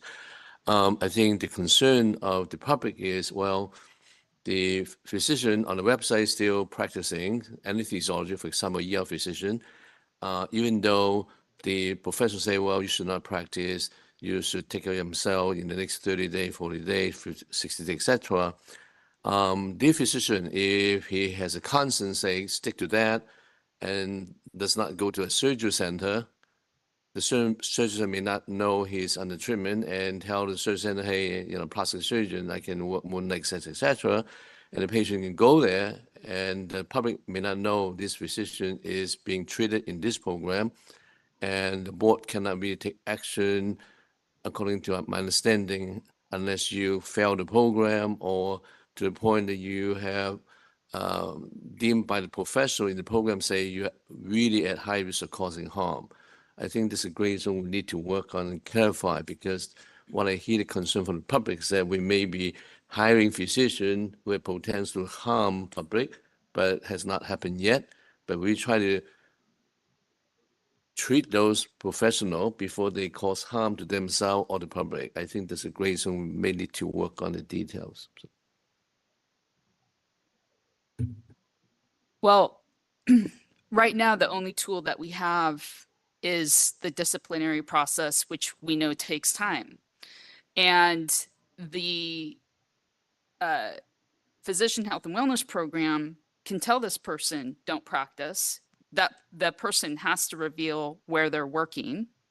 And the program, and they have to authorize the program to be in contact with the places where they're working, so that the program can tell them if they're not safe to practice.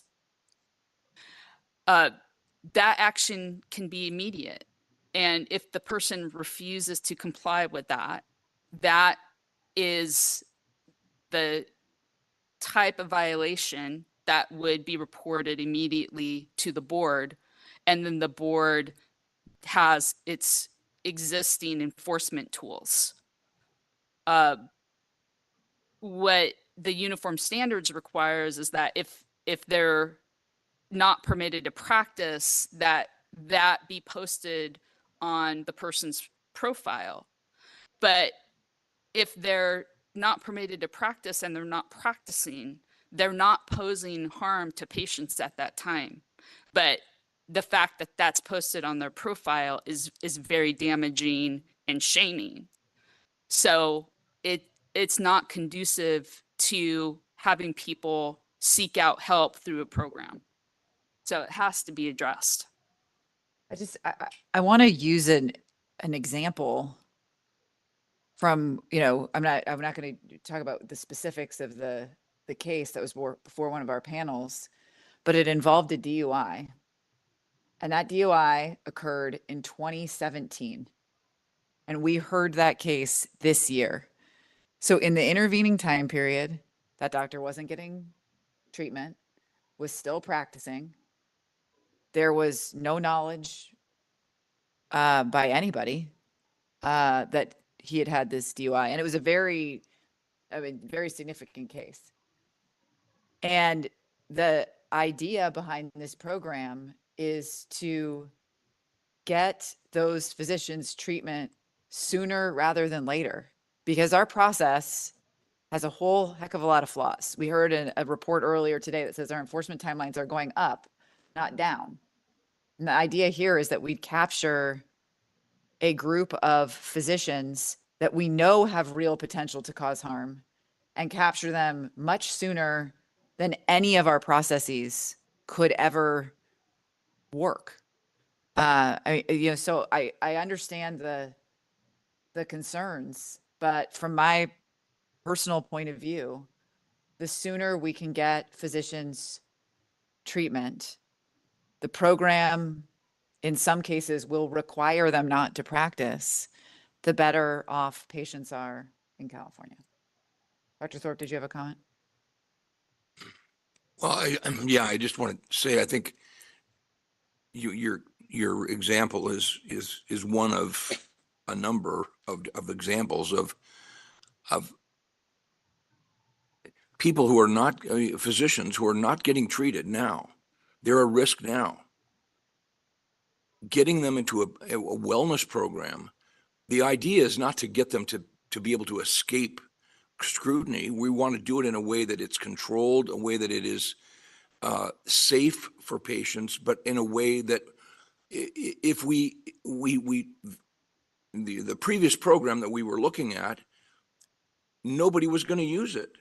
It was so difficult to and so draconian that no rational person would ever submit to what we were considering. And so the reason we're looking again at this is not because we're careless or because we don't care about what the public or because we haven't heard your comments over and over again. We have heard you. It is because we want to try to find a program that will address the glaring problem we have in this state of physicians that are not being treated and are posing a harm, whether you like it or not. That's what's happening. And right now, the only option we have is discipline, and it's taking too long. It's just taking too long. And we have to find a solution where, in this particular case, a medical staff could have referred this abusing physician, this impaired physician, to the wellness program immediately, told him he couldn't practice, and referred him immediately, and he could have gotten care 5 years ago if this program were in existence. But it wasn't in existence. and we had no other option than to go through this laborious process of investigation and all of the things that we're doing. We're trying to speed those things up too, but this problem is a problem that we need to be able to have people who, I mean, there are people who are impaired who want help, but they don't want to be disciplined because, and for the obvious reasons, right? They need help, but they can't get to it without being disciplined. And that's a difficult problem. So it's not because we're trying to protect doctors. The real reason is because we want to have patients get safe care. That's the real reason. It's not about protecting doctors. Other comments? Dr. Ballant? Yeah, thank you, Ms. Webb, for the clarifications, and appreciate other board members' perspectives and our board president. And I do believe that I think one of the comments, I won't say whom or whatever, but I think the analysis of moving, that the needle wasn't moving either direction. I think what is important is this is a cultural shift. Now, I know must be very difficult to know what happened 10 years ago, 15 years ago, 20 or 25 years ago. But the fact is, I heard that, and we know this, that young doctors, before they've even become licensed, are having difficulty. They're afraid of putting in information that there may be a problem, but it also means there needs to be a cultural shift in the understanding of people that are educating our doctors and making it okay, and for our patients to understand that doctors are human beings as well. Now, if anyone that's listening to this, I think that the established organizations that hire doctors also have it is incumbent upon them, if someone sees or knows of a doctor being impaired, how awful not to report that if that's what's happening, or family members not being able to know that there's something out there to help. Now, I also want to say that I am, I hear the public, I understand it. I really believe that the development of what I think you refer to as the SAC, the Substance Abusing Committee, I think that works with the medical director. This board, I believe, will have high scrutiny of everything that happens, because I think, as Ms. Lawson says, when we get cases, we're getting them 7 years later. That's too long. Other people are suffering. I think that's the biggest message that I'm hearing from that and the cultural shift. We need a cultural shift, because what we did before and what we need to do now is an entirely new day. So working together with the comments that we've heard, I think is critical for us to hear and to continue this. So thank you for the clarifications. Thanks, Dr. Ballant. Other comments? All right. Dr. Sy? I think just like to point out in terms of taking care of the patient, there's the doctor, the physician assistants, the nurse practitioners. We all take care of the patients.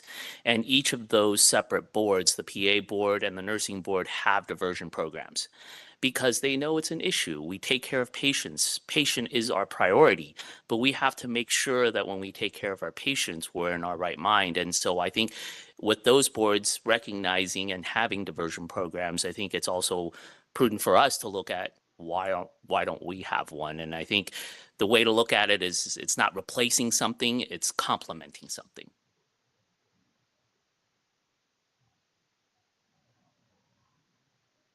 Any other comments?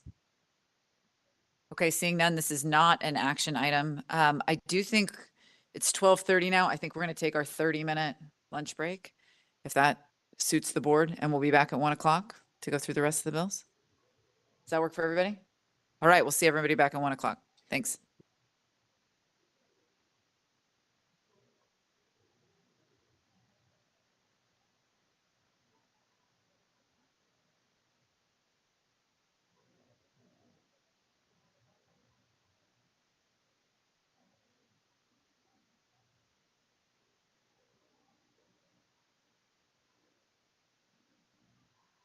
required continuing medical education, or CME, hours on topics related to perimenopause, menopause, and postmenopausal care. By regulation, the board requires at least 50 hours of CME every 2 years. Therefore, this bill would effectively require physicians to complete at least 5 of those hours on those topics. With some exceptions that are described in the background section of the analysis, physicians generally have discretion to choose the CME content they believe is most appropriate for them and their medical practice. The bill proposes to place the CME requirement on general internists, family physicians, OBGYNs, cardiologists, endocrinologists, and neurologists who have a patient population composed of 25% or more adult women under the age of 65. Among the other provisions of the bill require health insurance providers to cover certain evaluation and treatment options for perimenopause and menopause that the treating care provider believes are medically necessary. Like we discussed earlier with AB 360, helping to promote access to quality care related to menopause is absolutely a worthy healthcare topic to address. Furthermore, physicians should be adequately prepared to treat their patients according to the standard of care on this or any other health concern. If not, they should refer their patient to a specialist who can deliver the appropriate care to them. As described in the analysis, the board has a history of not supporting topical CME mandates and has taken the view that each physician should decide for themselves what education or training they need so that they can most effectively diagnose, treat, and support their patients. In line with this history, board staff recommend you adopt an oppose unless amended position to seek removal of the language that mandates CME. Happy to answer any questions, Madam President. Thank you, Mr. Bone. Any questions? You have a question? Dr. Ayala Rodriguez? Just have a comment similar to the previously one made. Like, I really like data-driven decisions and things like that. And I think that what we're trying to accomplish with the previous one really is very important in trying to understand where the gaps are. There could be in training, there could be on CME, there could be at different stages.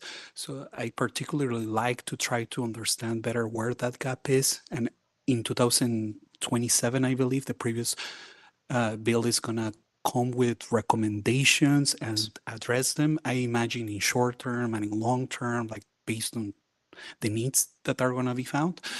So in my particular case, I just found it redundant and kind of just jumping into a particular intervention without looking into the specific educational care gaps.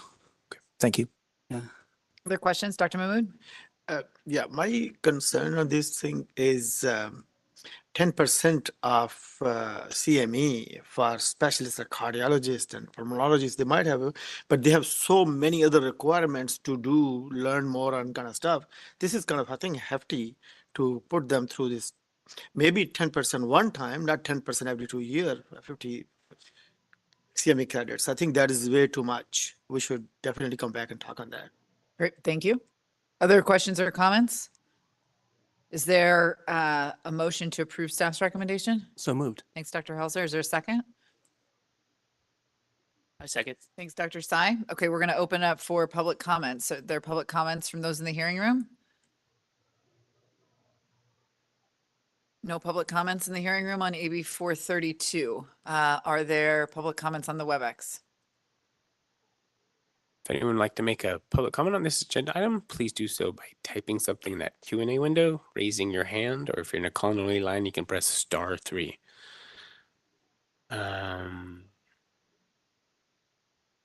Several here from Eric Anderson. I'm going to call on him to see if he'd like to make a public comment.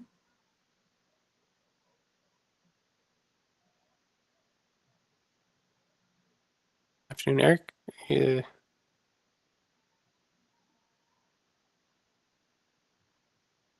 Not seeing the line opening, so we'll go to Ryan Spencer here. Ryan? Ryan Spencer, again, on behalf of the American College of OBGYNs, District 9, and we're in support of the staff recommendation as well, of oppose unless amended. As previously stated by one of the members working off the previous discussion of 360, we do think it's worth reiterating that ACOG's opposition is not a resistance to menopause training. In fact, it's the opposite. ACOG completely agrees that we need to explore and address any deficit in early medical training, and AB 360 may find that.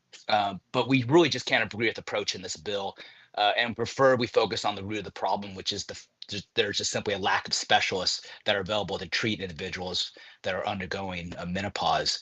So ACOG recognizes that menopause is a unique universal health transition experienced by all women and deserves far greater attention and early medical training than it currently has. Those improvements could include integrating menopause into core curriculum, offering more clinical rotations on menopause care, incorporating menopause into clinical examinations, and on, all things that should be examined in the future. But like you said, mandating CME on a specific topic, even one as important as menopause, does set a concerning precedent. And as you know, and as you just stated, physicians need to retain that professional discretion to pursue continuing education, most relevant to their specific to their practice, even for OBGYNs. So as such, ACOG asked the board to adopt the staff recommendation of oppose unless the CME mandate is removed. Thank you. Thank you for your public comment. Next up here, we have Angela Hill. Angela, you should be receiving a prompt on your end. Good afternoon, everyone and members of the board. My name is Angela Hill, and I'm here today on behalf of the California Medical Association. We align our comments with ACOG and also support the staff recommendation of oppose unless amended on AB 432 to remove the CME mandate. CMA fully supports the intent behind this bill, increasing awareness of long overlooked medical conditions and improving menopausal care for patients are important and laudable goals. However, we do believe that mandating continuing medical education is not the right approach. Physicians are required to complete CME to maintain their licensure, but the selection of those courses is designed to be flexible and ensuring that physicians can select the topics most relevant to their unique patient populations and practice settings. So in its current form, AB 432 takes away that discretion and it forces certain physicians to dedicate 10% of their CME hours, regardless if it applies to their clinical work and the patients they're serving. And this is a concerning precedent that we believe can have unintended consequences of turning CME into another administrative burden for physicians who are already facing alarming levels of burnout and job dissatisfaction. Physicians dedicate dozens of hours each year to CME to stay current with the rapidly evolving fields and specialties, and we believe that mandating CME topics in the manner that AB 432 proposes will reduce CME's effectiveness overall and runs the risk of making the very purpose of CME something that no longer holds as much value. So for these reasons, we ask that you adopt the staff recommendations of oppose unless amended, because ultimately we believe that education on menopausal care should be encouraged but not mandated. Thank you for your time and attention. Thank you for your public comment. This time I don't see any additional requests. Okay, we'll bring it, excuse me, bring it back to the board for discussion. Any further discussion? I would. Dr. Blat?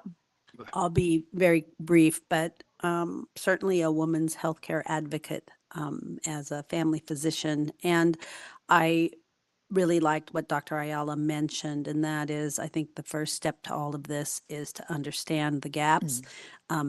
Mandating CME is always a challenge, and I was particularly struck by the list of subspecialty specialists that were added, because I think, you know, the care of women, if the intent of the bill is to look at the problem of perimenopause, menopause, postmenopausal, it's about awareness, and I think that's the prior bill does that, 380. So thank you for the opportunity to comment. Thanks, Dr. Blat. And I also just want to go on record because I do think that it's laudable that we address this very important healthcare topic. It has, since I've been on the board, been our board practice to oppose bills that mandate CME on any topic. And I believe we actually have a board policy dating back some time on exactly that issue. So my vote to support the staff recommendation is nothing more than support of our past practice and our policy of not mandating CME for any specific topic. And we can, I think, mandate to take the CME out and get the idea from the board. That's right. So I think the staff recommendation is oppose unless amended to remove that CME mandate. Okay, any further comments or should we take a vote? All right, Ms. Struther, please take a roll call vote. Dr. Ayala Rodriguez, Yes. Dr. Bulat, Yes. Ms. Chung, Yes. Dr. Helzer, Yes. Dr. Mahmood, Yes. Dr. Thorpe, Yes. Ms. Torres, Yes. Dr. Sy, Yes. Dr. Yip, Ms. Lawson. Yes, that motion passes. Moving right on. Next is AB 489, which is intended to prevent artificial intelligence systems from impersonating healthcare providers. It would do so by authorizing the various health boards to enforce their respective title protection laws against a person or entity that deploys such an AI system. So think of a text-based chat that you might engage in through the internet. If what you are chatting with is not an actual human, but is in fact an AI-driven chatbot, and that chatbot claims to be a physician, a psychologist, or some other healthcare provider, then this bill would expressly authorize the relevant licensing board to take action against the person or entity who developed or deployed that technology. Staff believe that this conduct is already prohibited by the Medical Practice Act, which could constitute the unlawful practice of medicine or violate the ban on the corporate practice of medicine. This bill, however, would make it very clear that using AI to impersonate a healthcare provider is not appropriate and would also provide authority to other licensing boards that may not have the same tools as this board does. Accordingly, staff recommend the board adopt a support position and happy to answer questions. Are there any questions or comments from board members? I move to support. Okay, thank you. Second. All right, we have a motion and a second. Let's go to public comment and then we'll bring it back for discussion. Any public comment from those in the room?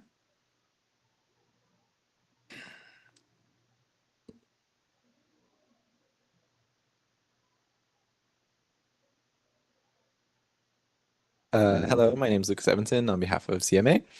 CMA appreciates the staff analysis and just asks the board to support take a support position on this bill. Thank you. Thank you. Any other public comments from those in the room? All right, how about on WebEx, Sean? Anyone would like to make a public comment, please do so by raising your hand using the Q&A window, or just if you're on a calling line, press *3. First up here, we have Ryan Spencer. Ryan, you should be receiving that prompt. Thank you, sir. Simply American College of OBGYNs District 9 and the California Radiological Society also support the measure. Thank you. Thank you for your public comment. This time, there are no additional requests in queue. All right, we will bring it back to the board. Any comments? Questions? All right, seeing none. Mr. Other, please call the roll or perform the roll call vote. I guess not call the roll. Dr. Ayala Rodriguez, Yes. Dr. Bulat, Yes. Ms. Chung, Yes. Dr. Helzer, Yes. Dr. Mahmood, Yes. Dr. Thorpe, Yes. Ms. Torres, Yes. Dr. Sy, Yes. Dr. Yip, Yes. Ms. Lawson. Yes. All right, that motion carries. Next up, AB 742. Yes, which would require the various DCA boards to expedite the licensing process for an applicant who is a descendant of an American slave. The requirements of this bill are contingent upon the enactment of a companion bill, SB 518, which would create the Bureau for Descendants of American Slavery. Further, the requirements of AB 742 would not kick in until that bureau establishes a process to certify that an individual is such a descendant. As discussed in the analysis, staff reviewed the timeframes for licensure for the 3 prior complete fiscal years, comparing the timeframes for expedited against non-expedited applications. The chart on page 2 of the analysis shows a less than 2-week difference in the amount of days to receive a license on average over that 3-year period. Whether an application qualifies for expedited review or not, the board will not issue a license until the applicant has met the relevant requirements. After the application is initially reviewed, it is quite common that the board staff identify various missing or complete items from that application. In that situation, the staff will inform the applicant of what deficiencies there are in that application, what needs to be done to remediate them. Some of the more common deficiencies are noted in the analysis. Staff believe that the most effective approach to helping applicants get their license more quickly is to add certain new staff positions. These employees could be charged with helping applicants who qualify for expediting to remediate their deficiencies with again, missing or incomplete documents. To do so, staff suggests that the bill be amended to include language that directs the staff to establish a new unit. This could be modeled after the language which was added to our prior sunset bill, which led to the creation of the complainant liaison unit. We think this approach would have a meaningful impact to help reduce processing timeframes for applicants who qualify for expedited licensure. Staff also suggests an amendment to make it clear that to qualify under this bill, the applicant must provide documentation from the new bureau that confirms that they are a descendant from an American slave. This technical amendment would avoid the need for the board then to conduct a rulemaking. Therefore, staff recommend a support if amended position to seek these amendments, and I'm happy to answer questions. Any questions, Dr. Ayala Rodriguez?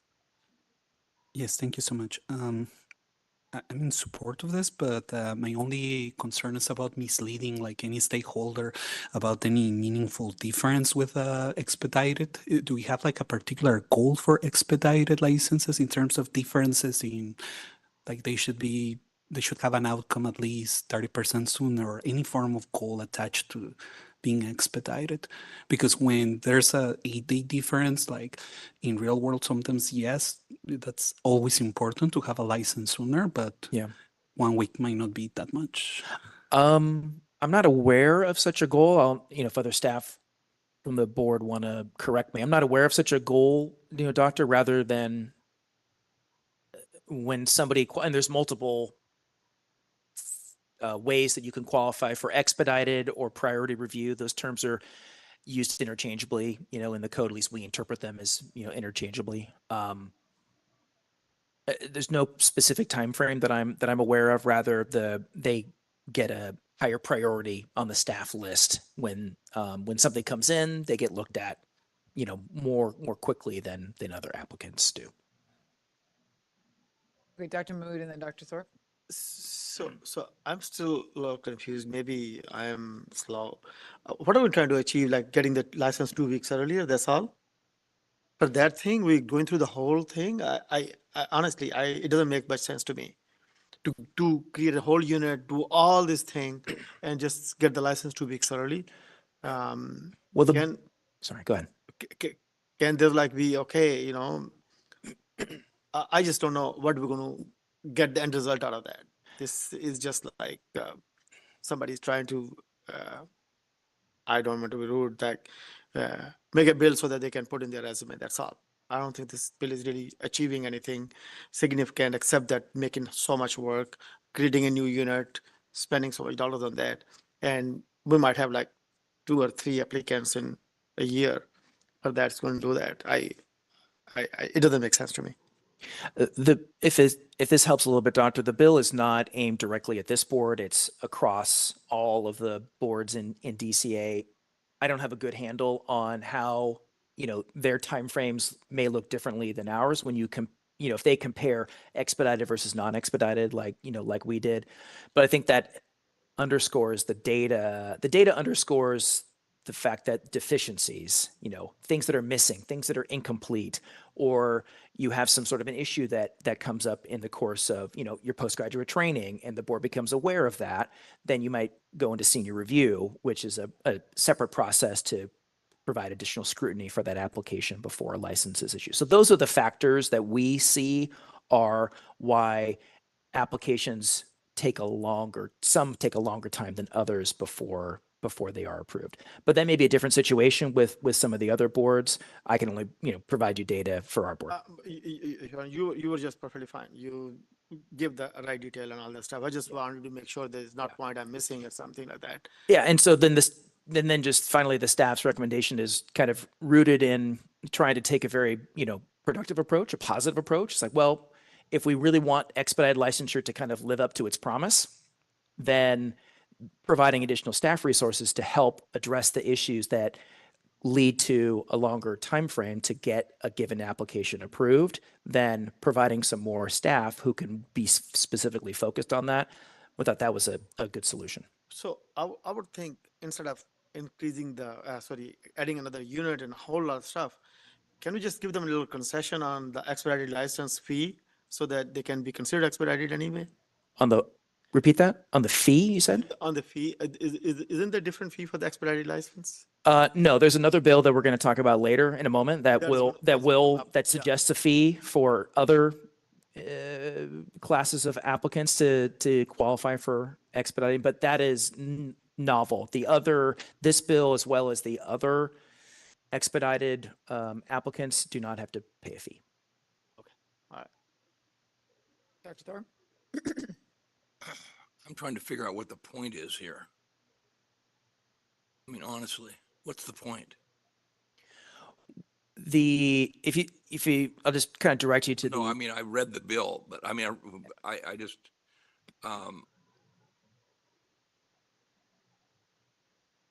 so the licensure of any, we license anyone who qualifies for a medical license, correct?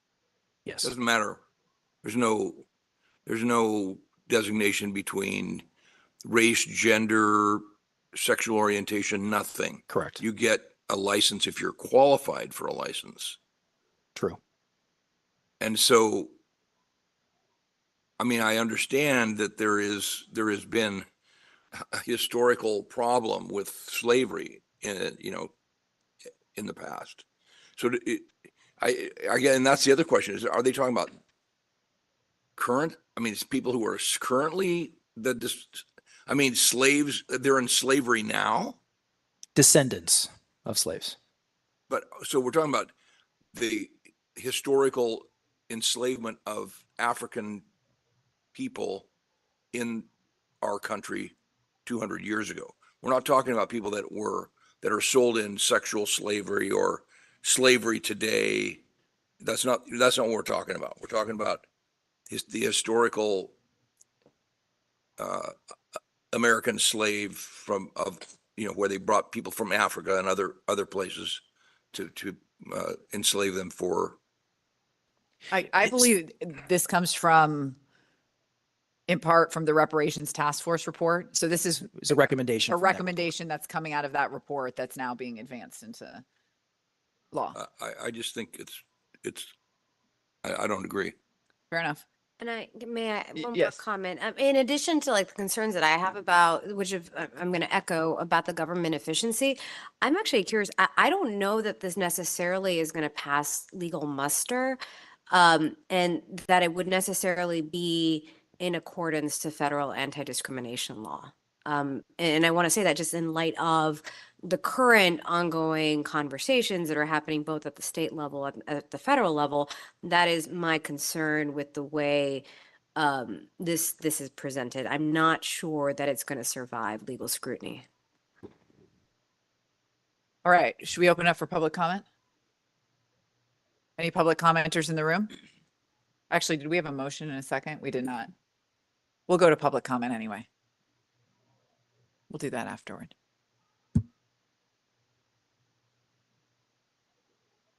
Sean, how about on WebEx? Anyone would like to make a public comment on this agenda item, please do so by raising your hand using that Q&A window. Or if you're in a call-in only line, you can press *3. Give a few seconds to see if anyone queues up.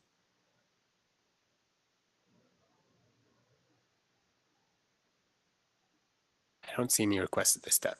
Oh, last second one. Yes. So Aaron, I mean, is this, I'm struggling with this. I'm sorry. Is this something that is going to create a problem for you if we, maybe there's a lot of sentiment to pass this, but it seems like if we decide to I don't know, well, so like I said, Dr. take earlier, another place other than support. as I said earlier, I was trying to take a positive approach to suggesting a course of action that would lead to, we think, a meaningful reduction in the timeframes for not just this class of applicants, but as well as for, as well as for others. And we'll talk about that more in a couple of bills. There's several groups already that qualify for, for expedited licensure. The board has supported some of those bills in the past. So I understand the concerns and, you appreciate, Ms. Torres' comments as well. I'll make a motion to move for support if amended. Thank you, Dr. Sai. That's the staff recommendation. Dr. Ayala Rodriguez, you want to second that? Yes. Okay, so we have a motion and a second for the staff recommendation. I think now we've had public comment. There was no public comment. Correct. Even though we called for it. Yeah, Dr. Balat? I have a question for you. Yeah. I get the sentiment. I wonder, is it possible for us to take a neutral position? Well, we have a motion on the table. If I could make a friendly amendment. I'll entertain whatever Dr. Bolat is trying to. What I'm trying to say is I would take a neutral. I'm not, I think what Dr. Thorpe said was very important, or maybe it was Dr. Mahmood, that what we're doing is we're being equitable to all parties, and we're looking for the qualifications and putting things through a review process that is there to protect healthcare consumers regardless. And if there is something about an expedited, to expedite the unit that may come up in another bill, that's fine. I think this, I would like to propose the friendly amendment that we take a neutral position on this. I think it's a very, a neutral position. That's my recommendation. Motion for the board to make a neutral position on this bill. So I guess, There's a second. do we need to, is there a second for that? What do you mean by neutral? I don't understand. The board can take no act. So Yeah. the board can take no action, and then the board would not adopt any position, which is Yeah, neutrality. that's where I think we should do that. Yeah. Now, neutral means that, okay, let them do that. No action The board can take no action, and then the board would have Just no stay away from position this. on the bill. until they have done all the stuff and they can come back. So there's a second from Dr. Mahmood. Just have a question about that. If we take a neutral position, one of the things that you are recommending as part of the amendment is to request for the FTE, right? So if we take for the support to expedite a possible expedited, if we take a neutral position and then this continues moving along, do we have the opportunity to request for that support later on? Support it? So we can certainly put this on the next board meeting agenda, which would be in late August. So that would be not quite a month before the legislature wraps up their work for the year. And then I'll continue to track the bill and present it again as it is. It's very likely it will change. I don't say that based upon any specific knowledge about this one. Rather, that's just common with bills as they go through the legislative process. So, and I don't, again, the board doesn't have to take an action to say we're neutral. I mean, in my viewpoint, we're neutral on everything until you take a support or oppose of some flavor. So if the board decides to take no action on the bill, then, and that's your will, then that's fine. And then we'll just keep an eye on it and we can put it back on a future board meeting agenda to update you then. So that's how would you want to? Right. So there's been a motion and you second it. We have to vote on this. No action. It can be withdrawn. Right, and unless you agree to Oh, I withdraw your agree. motion. So what I'll do is I'll withdraw my motion for support if amended, and then this way we put your motion on to vote, and then. No action. We don't have to vote on no action, folks. You do not Yeah. have to, Yeah. you don't have to vote on no action. So if the motion is withdrawn and the board, we decide to move on to the next bill, then Okay. no action is taken. Then I withdraw my motion, and I think we table this to find out what happens in the future. We can I agree. monitor it and report back at the next meeting. I'll agree to withdraw my. I wish I had my Robert's Rules of Order, Yeah. which I used to have when I was on a city council. I used to have this great book. You're supposed to vote. All of it. Okay. Does anyone else want to make any other motion for us to consider before we move along? So No action There's is. no action. We're moving on. Very good. All right. What's next? Thank you, members. AB 876. This would codify a scope of practice for certified registered nurse anesthetists, or CRNAs. CRNAs are registered nurses who have received additional education and training that qualifies them to provide anesthesia care services. In the course of my research, I've discovered that the Board of Registered Nursing is designated in the Business and Professions Code as the entity authorized to define or interpret the practice of nursing. However, there is little in existing statute that describes the scope of practice specific to a CRNA, which this bill attempts to establish. Further, I understand that the actual duty of any individual CRNA may be determined by the policies of the facilities where they practice in, and that many work in anesthesia care teams that are physician-led. Supporters and opponents present vastly different views on the impact of the bill and the risks and benefits to consumers. Scope issues can be particularly challenging to evaluate, and I believe they are best done through a deliberative interested parties process when possible. In the absence of such a process or something comparable, staff are unable to provide a recommended position on this bill.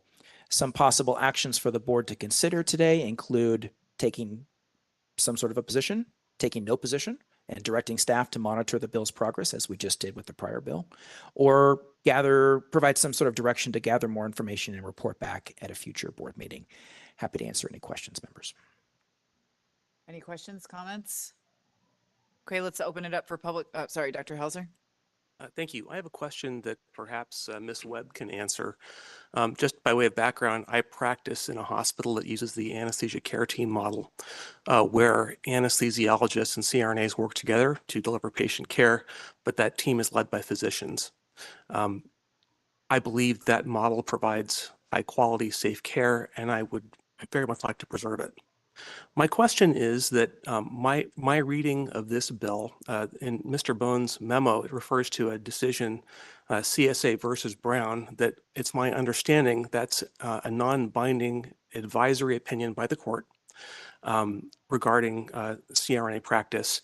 And the language of this bill would give that opinion the force of law. If that were to be the case, I'd be concerned that that would affect rules adopted by hospital medical staffs to require physician supervision of CRNAs. And I'm wondering, Ms. Webb, if you could comment on the implications of that change on hospital medical staff bylaws.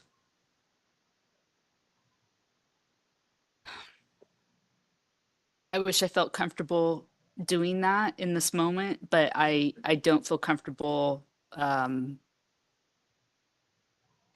such a specific question. Certainly, that the decision is an appellate court decision, not a California Supreme Court decision. This is complicated, and it's because it's for CRNA who's licensed and regulated by the nursing board. I just not prepared to answer such a detailed question right now. Great, thank you. So if in fact this were to limit the ability of a medical staff to make those decisions, I would see that as a significant scope of practice expansion that I would be uncomfortable with. Thanks, Dr. Helzer. Other questions, comments? Dr. Yep. My understanding, the medical staff bylaws supersede that, but CRNA may be a different entity. Like for MPPA in the private office, you can see the patient and the supervising physician may audit like 10% of the chart, etc. But the hospital bylaw in our hospital, actually all the charts, all the patient need to be countersigned by the supervising physician. So the bylaw do supersede that. Thank you.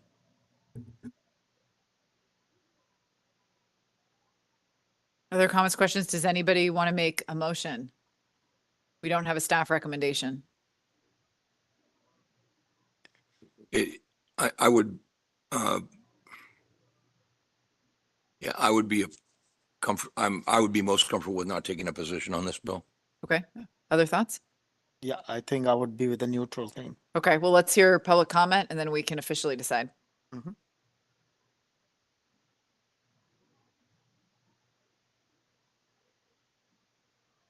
Thank you. Thank you, Madam Chair. And for the rest of the board. So again, I'm Dr. Christina Menor. I'm an anesthesiologist. I practice in private practice in Los Angeles. I'm the president-elect for the California Society of Anesthesiologists. And this bill is a significant overreach. I agree with Dr. Helser's interpretation in the sense that this would alter the current scope for nurse anesthetists in the state of California and would allow practice beyond their current education and training through elimination of critical physician oversight. Compromises patient safety, restricts access to anesthesiologists, and I want to make note, the board may or may not be aware of happenings that occurred through CDPH or California Department of Public Health investigations last year, the last few years, which have already revealed patient harm in facilities where nurse anesthetists had practiced without any physician involvement. I'll note that these violations occurred because this was against state statute. However, they did occur, and with that and the public reports from CDPH have shown real harm that occurred to patients and to people, our patients of the California state. So anesthesiologist, as you know, is a high-risk specialty. Even a minor error can result in a life-threatening complication. In 2024, CDPH and CMS both uncovered real instances of this harm at Doctors Medical Center of Modesto and Stanislaus Surgical Hospital. Both had immediate jeopardy violations cited for multiple issues, but two of the issues included nurse anesthetist only care in the anesthesia workspace. This information confirmed that cutting corners in providing medical anesthesia directly by nurses in a nurse-only model compromises patient safety. I urge the board to consider review of this investigation and can assist you with any summaries or information on that you may have. Our proponents of AB 876 state that it will improve access to care. There is no evidence that CRNA nurse anesthetist only care will improve access to care in the state of California or any other state that has had any research in this arena.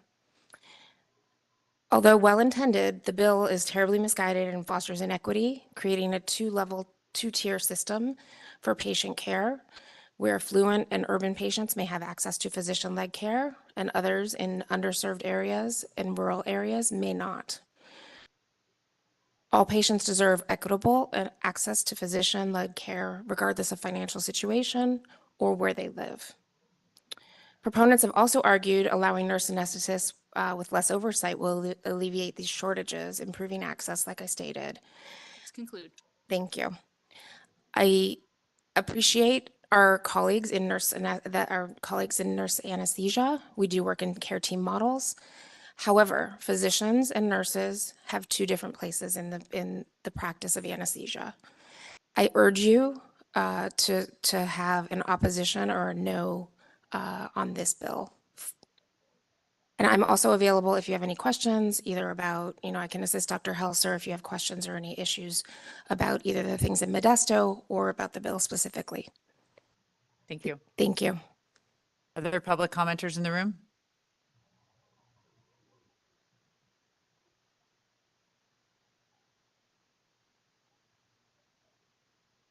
Hello, Lucas Evanson on behalf of the California Medical Association.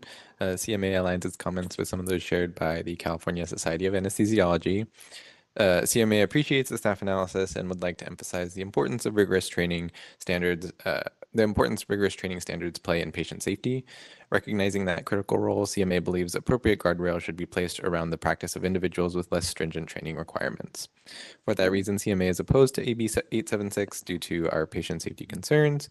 We urge the board to similarly establish an opposed position. Thank you. Thank you. Other public comments? All right, Sean, let's go to the WebEx, please. If you'd like to make a public comment on AB 876, please do so by raising your hand, typing anything into that Q&A window, or if you're on a call-only line, you can press *3. First up here, we have Charles Allen Griffiths. Charles, you should be receiving that prompt. Good afternoon, Charles. Looks like your line's open. Oh, thank you. Can you hear me okay? Yes, we can. Please go ahead. Yes, I'm Chuck Griffith, CRNA. I'm speaking as a member of the California Association of Nurse Anesthesiology. I want to thank you for this opportunity to speak in support of AB 876. This bill is meant to clarify certified registered nurse anesthetist practice in California. The bill is supported by the California Board of Registered Nursing, which determines the scope of practice for nurse anesthesia, as a means to clearly support our practice. This bill does not expand the scope of CRNA practice.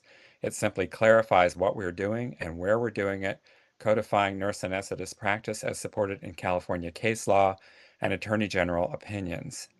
The bill amends the Nurse Anesthetist Act portion of the California Nurse Practice Act to clearly specify and support CRNA's essential role in California's healthcare system, to safeguard medically underserved patients' access to high quality and timely anesthesia care, and enable, especially for small rural healthcare systems, to utilize qualified providers like CRNAs in the most cost-effective manner as they struggle to survive and provide surgical and OB services. It is true that much rural anesthesia care is provided by nurse anesthetists because smaller institutions often are unable to afford our more expensive anesthesia colleagues. So I would ask that the board would consider this information as they determine their position on AB 876. Thank you so much. Thank you for your public comment. Next up here, we have Melanie Rowe. Melanie should be receiving that prompt. I'm a CRNA in California and the director of the California Association of Nurse Anesthesiology Practice Division.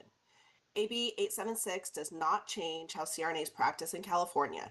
It does not expand scope of practice. It simply clarifies what we have been doing all these years. When a facility asks about how CRNAs practice in the state, we have to lead them to Attorney General opinions and BRN opinions issued in the 1980s. And then also the Nurse Practice Act and case law that was upheld by the California Supreme Court in 2012 that the board referenced earlier. This has worked for many years, but can be confusing and cumbersome.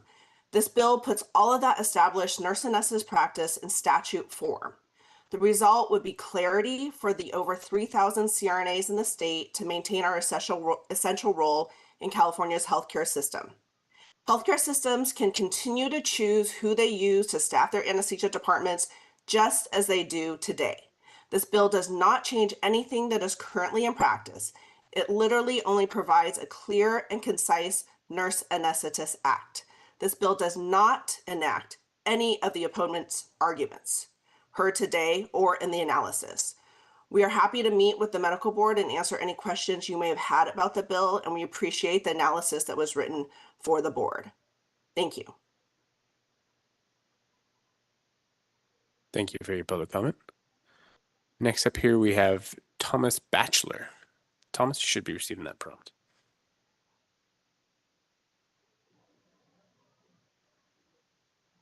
Good afternoon, Thomas. Oh, looks like Thomas just disconnected. Can double back if you reconnect, Thomas. Next, we have Catherine Bowles. Catherine, you should be receiving that prompt.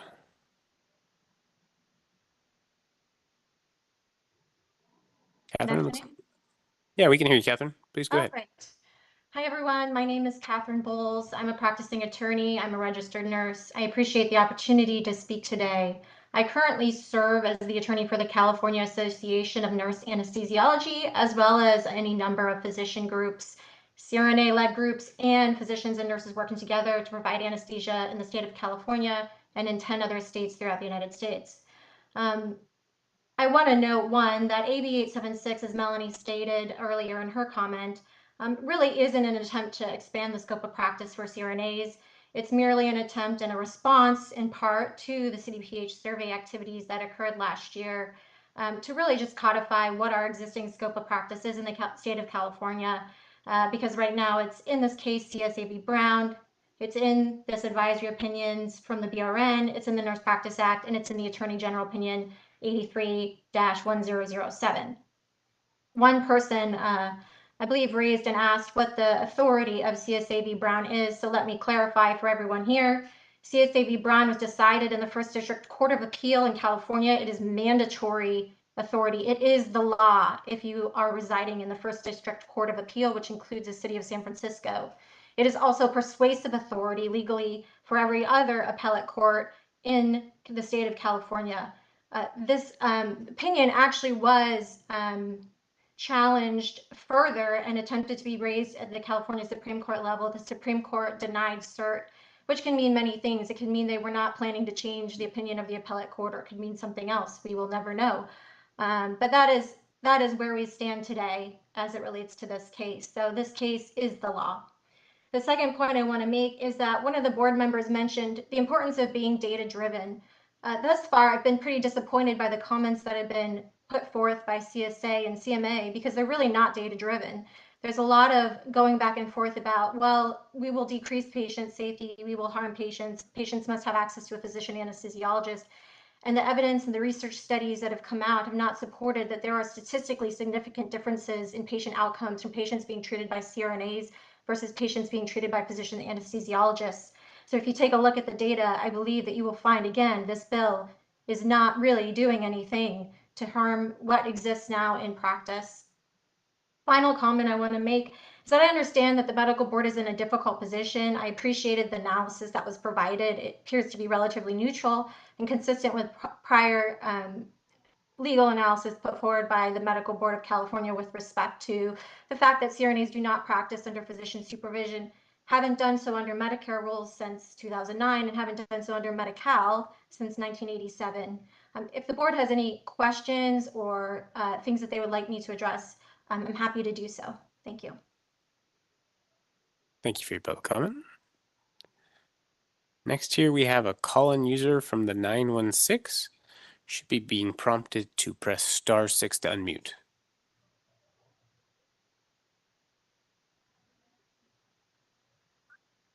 We can. Please go ahead. Okay. Hi, my name is Jeff Cherry. I'm a nurse anesthetist here in the Northern California region. Been listening in intently. I have been practicing independently and in an anesthesia care team model since 2000 up here. I have been in every practice environment, and I can tell you care availability will suffer with the putting down this measure. We're asking for just a neutral stance from the board. Right now, the OB anesthesia care in 2 counties in which I have and do currently practice would be severely affected by anything but status quo. This bill is not asking for anything new. It's codifying all the myriad ways in which the practice has been going for the last 40 years. There's nothing new that this bill is pushing for. It's codifying current practice.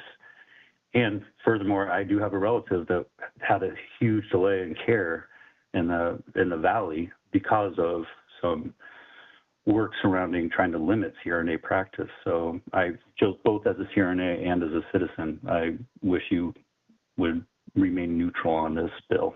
Thank you. Thank you for your public comment.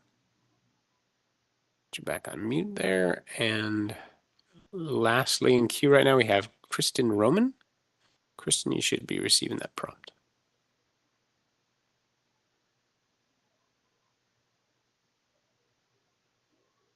Good afternoon, Kristen. Yeah, are you able to hear me? We can. Please go ahead. Okay. Thank you, members of the Medical Board of California, for allowing me to speak today. I'm Kristen Roman, a certified registered nurse anesthetist and president-elect of the California Association of the Nurse Anesthesiology.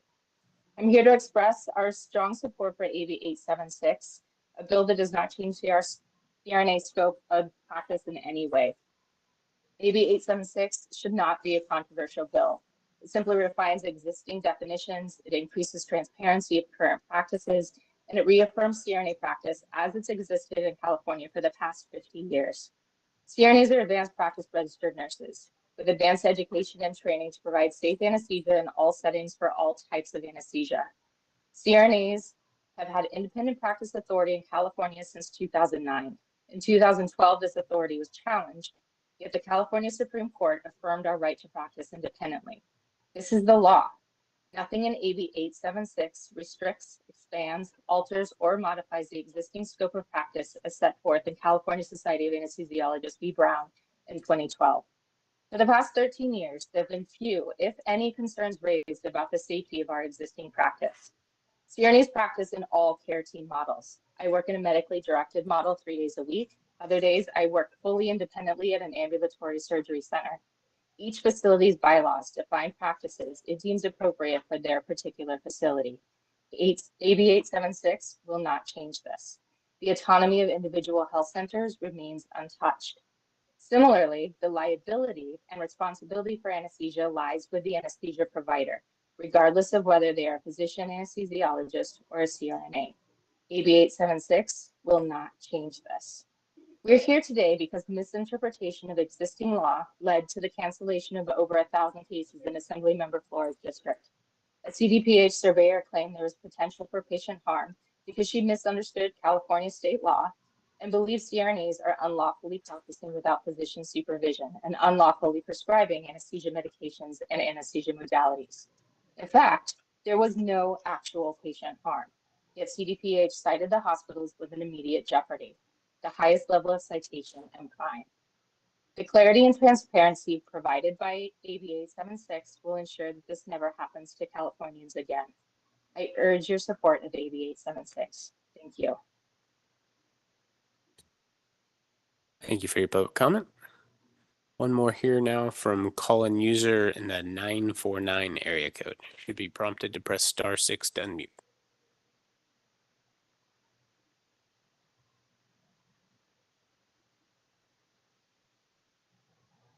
This is Jonathan Angarity. I'm a nurse anesthetist and a member of the California Association of Nurse Anesthesiology. I am calling to express my support for AB 876 and echo a lot of what has been said here. This is not a bill that expands any scope. It doesn't change our scope. It just codifies what we're currently doing and protects patients, Californians' access to quality and timely health care. I think the main points have been said. I'll just share a bit of personal experience that some of the special interest groups have used exploited language in the Nurse Anesthesia Act that has led to delays in care and cancellations of care in my practice. So just wanted to share that. Thank you for the opportunity and have a great day. Thank you for your public comment. That was the last request in queue. Thank you to all the public commenters. Anyone else in the room? All right, seeing none, we'll bring it back to the board. I think we had no motion. Correct. We had a No action. take no action position. Does anyone want to Yes. change their mind? Okay, we're gonna move on to AB 967. Is that right? Yes, thank Great. you. That is the 967 is the second bill on the agenda today related to expedited licensure. This one would require the board to expedite the review of an out-of-state applicant who intends to provide direct patient care as defined, and if they provide a fee of up to $250. Supporters of the bill state that out-of-state physicians are experiencing long delays in the licensure process. The data shows, however, as we discussed earlier, only a slight decrease in the timeframes to issue an expedited license. Rather, deficiencies and applicants who require further review due to criminal history, administrative discipline, postgraduate training issues, or other circumstances tend to be the reasons why an applicant requires additional time to be reviewed and approved. As discussed in the analysis, if the board receives a complete application, a license can be issued within 7 to 10 days after that review. Again, the board believe that the most effective approach to helping these applicants would be to add new staff positions that could facilitate addressing the deficiencies that they face. Funded by an appropriate fee amount, these new positions could support all the applicants who qualified for expedited licensure, not just those who qualify under AB 967. Further, the effective date of this new authorization to expedite these applicants should be delayed for at least 6 months following the legislature's approval of new staff positions. Accordingly, staff recommend a support if amended position, and the proposed amendments are discussed on page 4 of this analysis, and happy to answer any questions. Comments, questions? Because I have some comments on this one. Yeah. Staff recommendation is a support if amended position. Guess I would have us think about whether we should take an opposed position for at least a couple of reasons. One, to do this would require a rulemaking process. I can't tell you how much time goes into rulemaking processes, right, Carrie? And an incredible amount of staff time. It also, not that these amendments are bad amendments for any reason, but the idea that we're going to add new staff, especially in this budgetary environment, so that we can save people between 8 to 14 days, assuming they've have all the information, seems like a poor use of our resources and, you know, ineffective from a government perspective. So I don't support us doing these things, which I guess would mean we take a opposed position potentially, but I'm open to other ideas and suggestions. By the way, it's not that I don't want to expedite anyone's license applications. That's a laudable goal, but this doesn't really expedite their license application. So Agree. As the bill written right now, it doesn't really move the needle, but with the potential of adding new positions that could address the reasons for a delayed application, that was the thought process behind that, but not to be argumentative with the president. Yeah. I mean, and there's many different ways, I suppose, of adding staff positions and coming up with these sort of things. This does not seem like a wise use of our time or resources, to be honest. Dr. Thorpe? I move an opposed position. Thanks. And I second that. Thanks, Dr. Mahmood. Okay, let's open it up for public comment.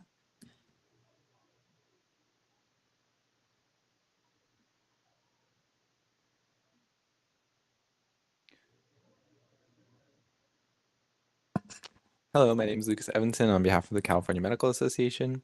Thank you for the opportunity to speak on AB 967 by Assemblymember Valencia, one of CMA's sponsored bills.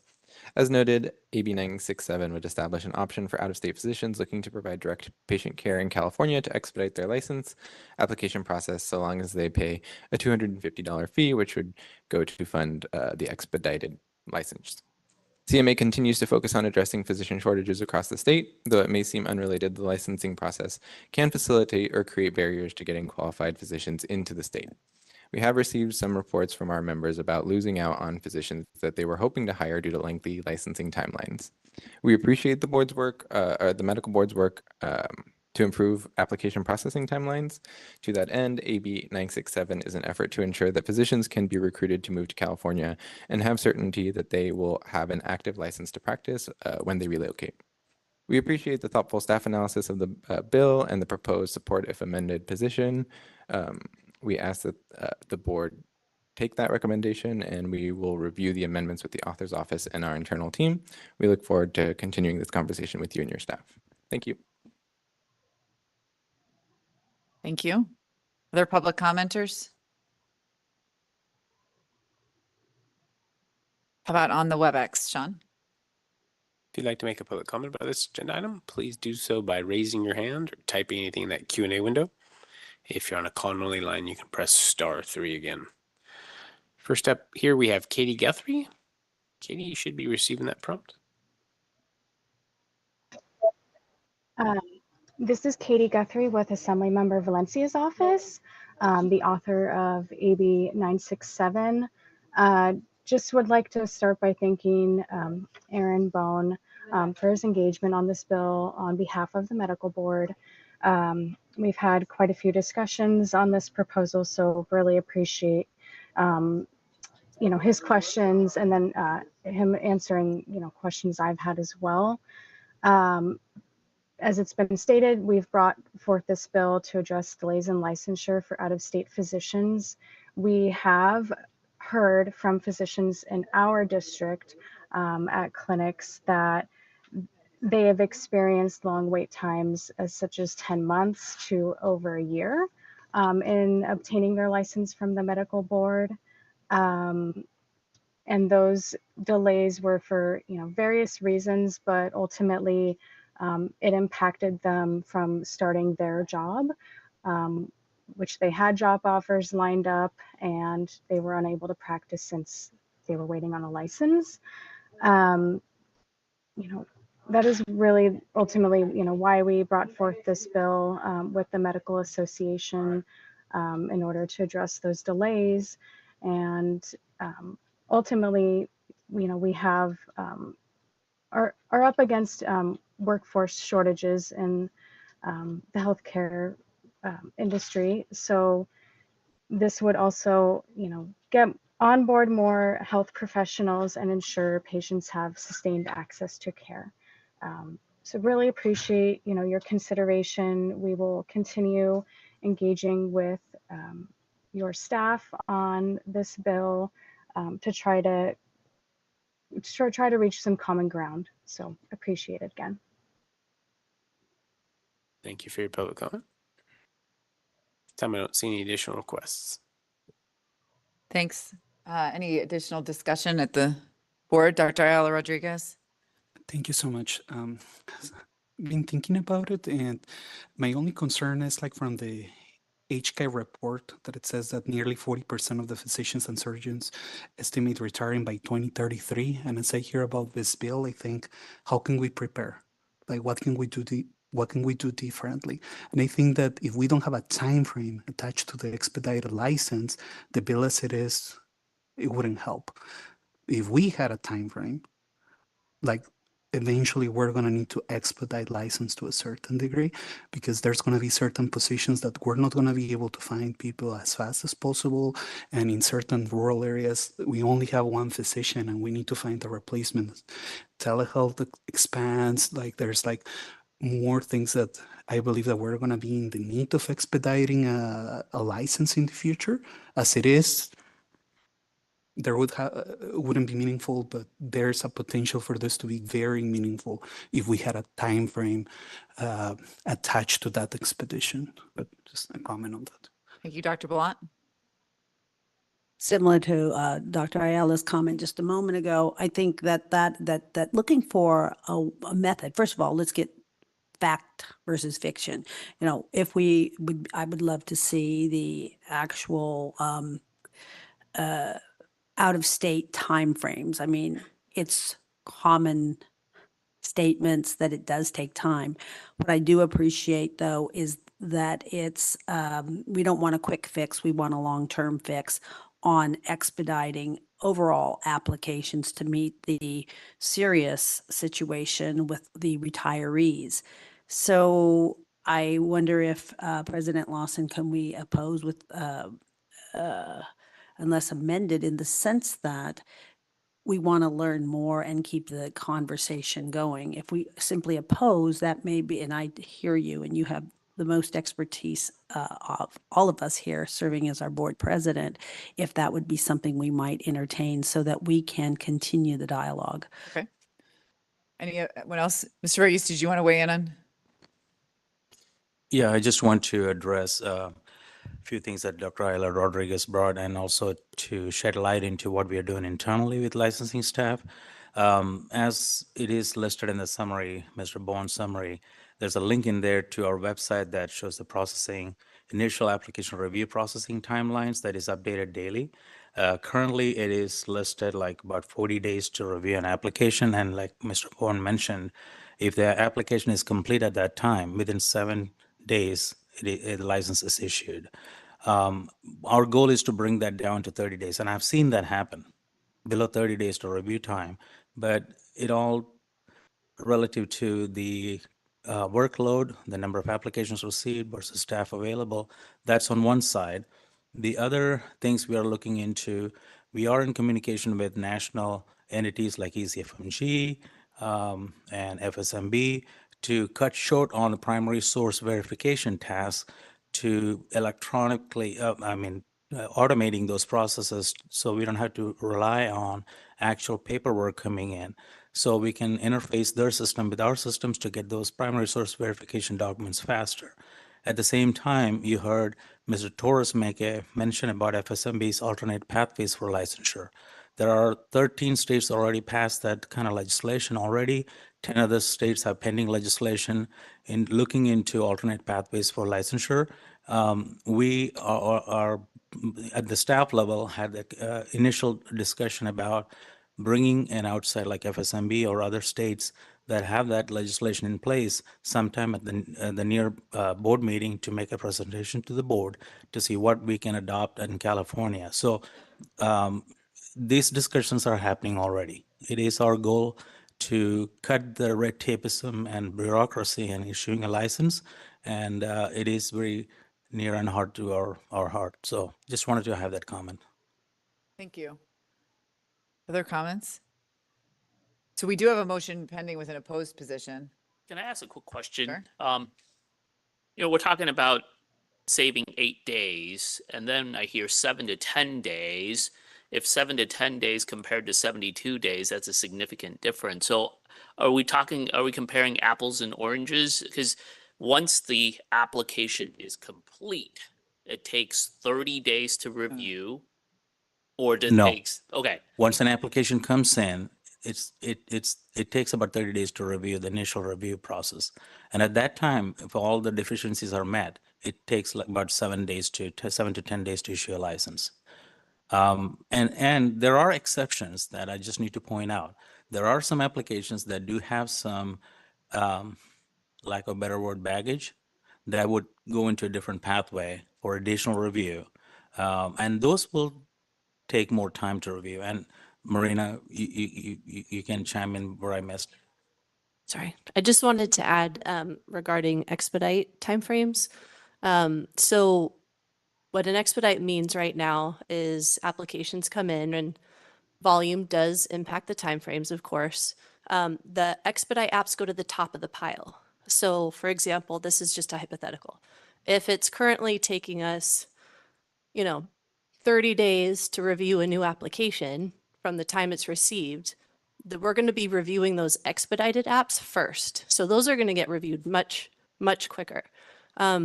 Internally, I want to say the goal is to review those apps within a couple days.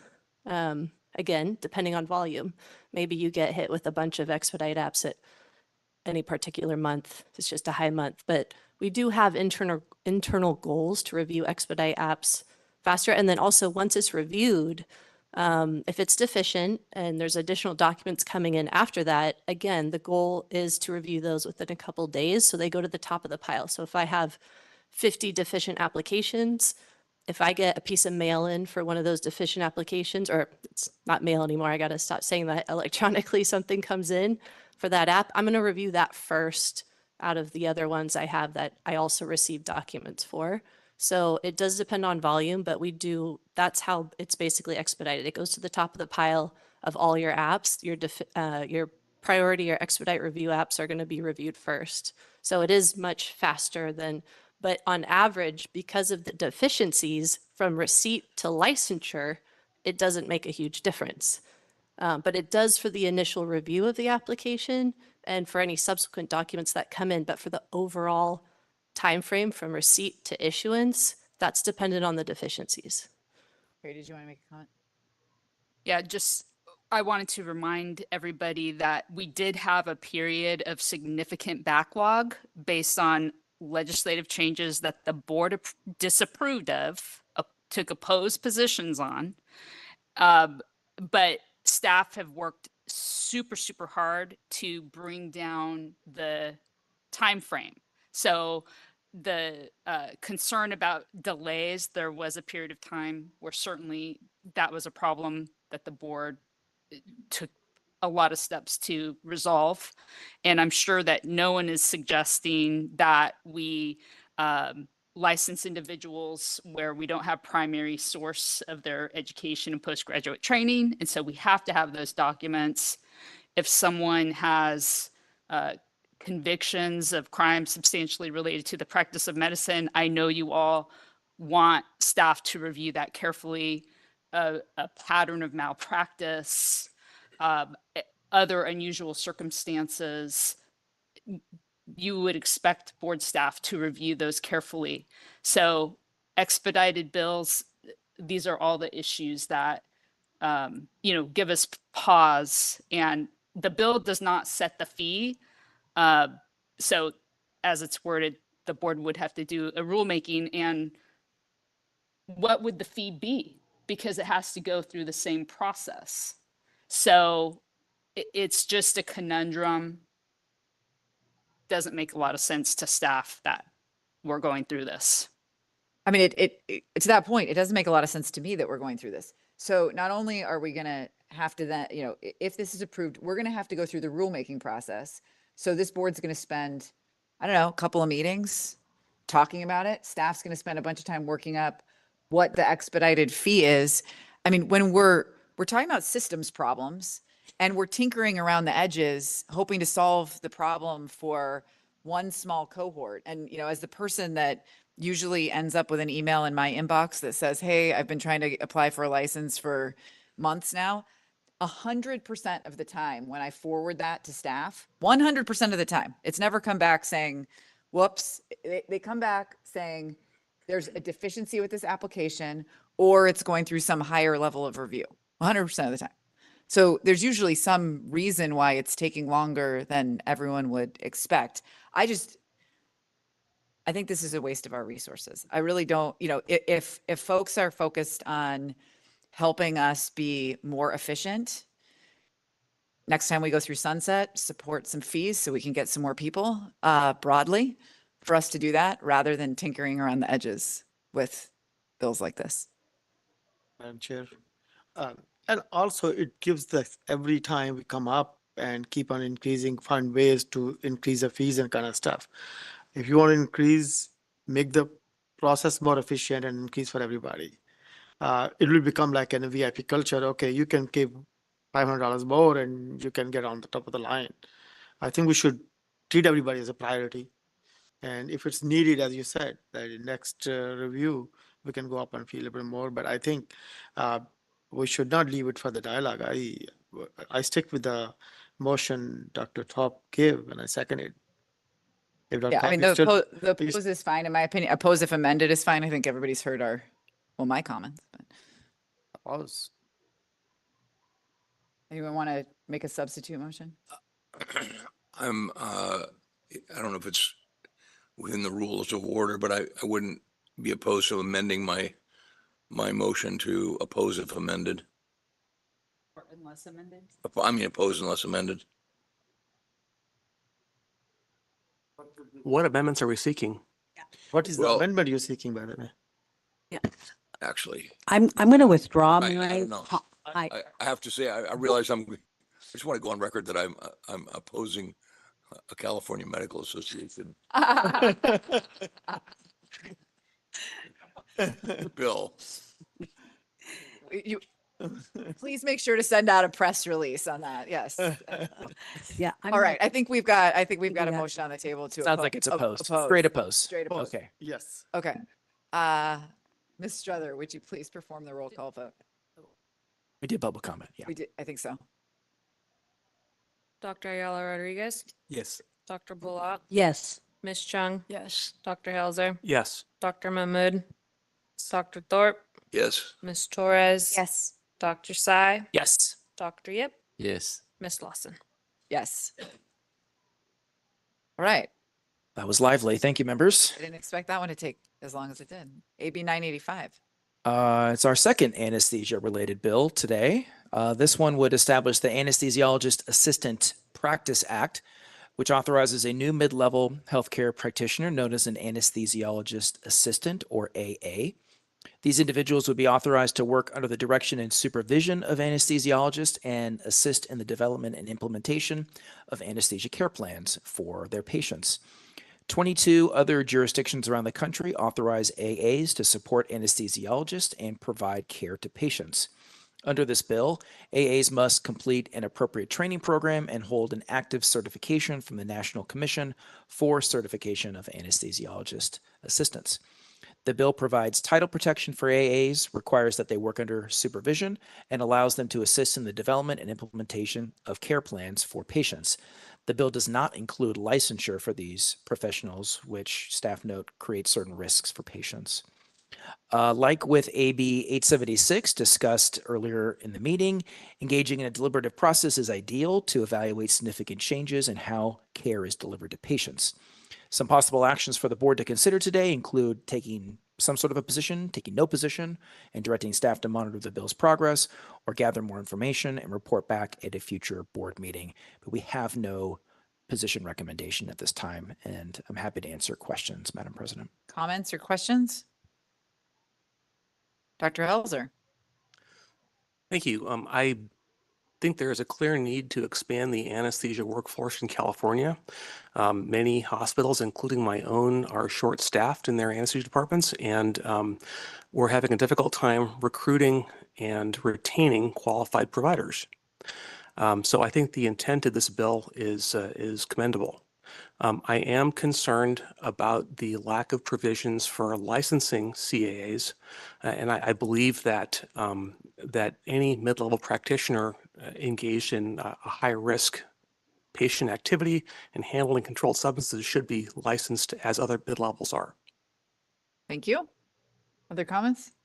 I strongly echo your words, and I think we should not support this until the licensing is involved in this thing, because they are directly patient care criteria, and you cannot let people play with people's life without having, and if they don't have license, there's no liability, there's no punishment. So that should be definitely, we should not only just put amended, if we want to support this, we should put that there should be a licensing requirement. Thank you. Other comments? All right, let's open it up. Excuse me. I'm curious, when more PA, more NP who go into specialty field like orthopedics, vascular surgeon, stroke team and all that, I'm just curious in the anesthesiologist profession, is there any thought about having PNP be part of the assistant team, pre-op, post-op, and provide certain relief of the burden, rather than create another category which is not licensed or regulated? I'm not aware of any current training programs specifically for PAs to participate in anesthesia care, although I believe this is analogous to what is being proposed here. Okay, does anyone want to make a motion? I'll make a motion with only support if licensing requirement is added and there's a due diligence done on what are the licensing requirements are. To ask a clarifying question, if I may, Doctor, the board has I would say, a robust recent history of not supporting bills that would seek to place licensure for a new profession in this board. We had that with athletic trainers and at least another one that the name escapes me. So when you say licensure, you don't mean that this board should take on the licensure of responsibility. It should be an unnamed licensing board. Exactly. Yes. Not this board. And to be very honest, it's athletic trainers are completely different than this particular entity. This is a direct patient care in a critical situation. Although they'll be working under supervision, but still they have a lot of responsibility. But yes, not medical board is going to take that licensure. They should have on their own entity, or somebody else should take it. Okay, thank you. Sorry, so we had a motion to oppose unless amended to include a licensing requirement. Do we have a second? Do we have a different motion? That motion dies because it didn't get a second. Public comment? Public comment.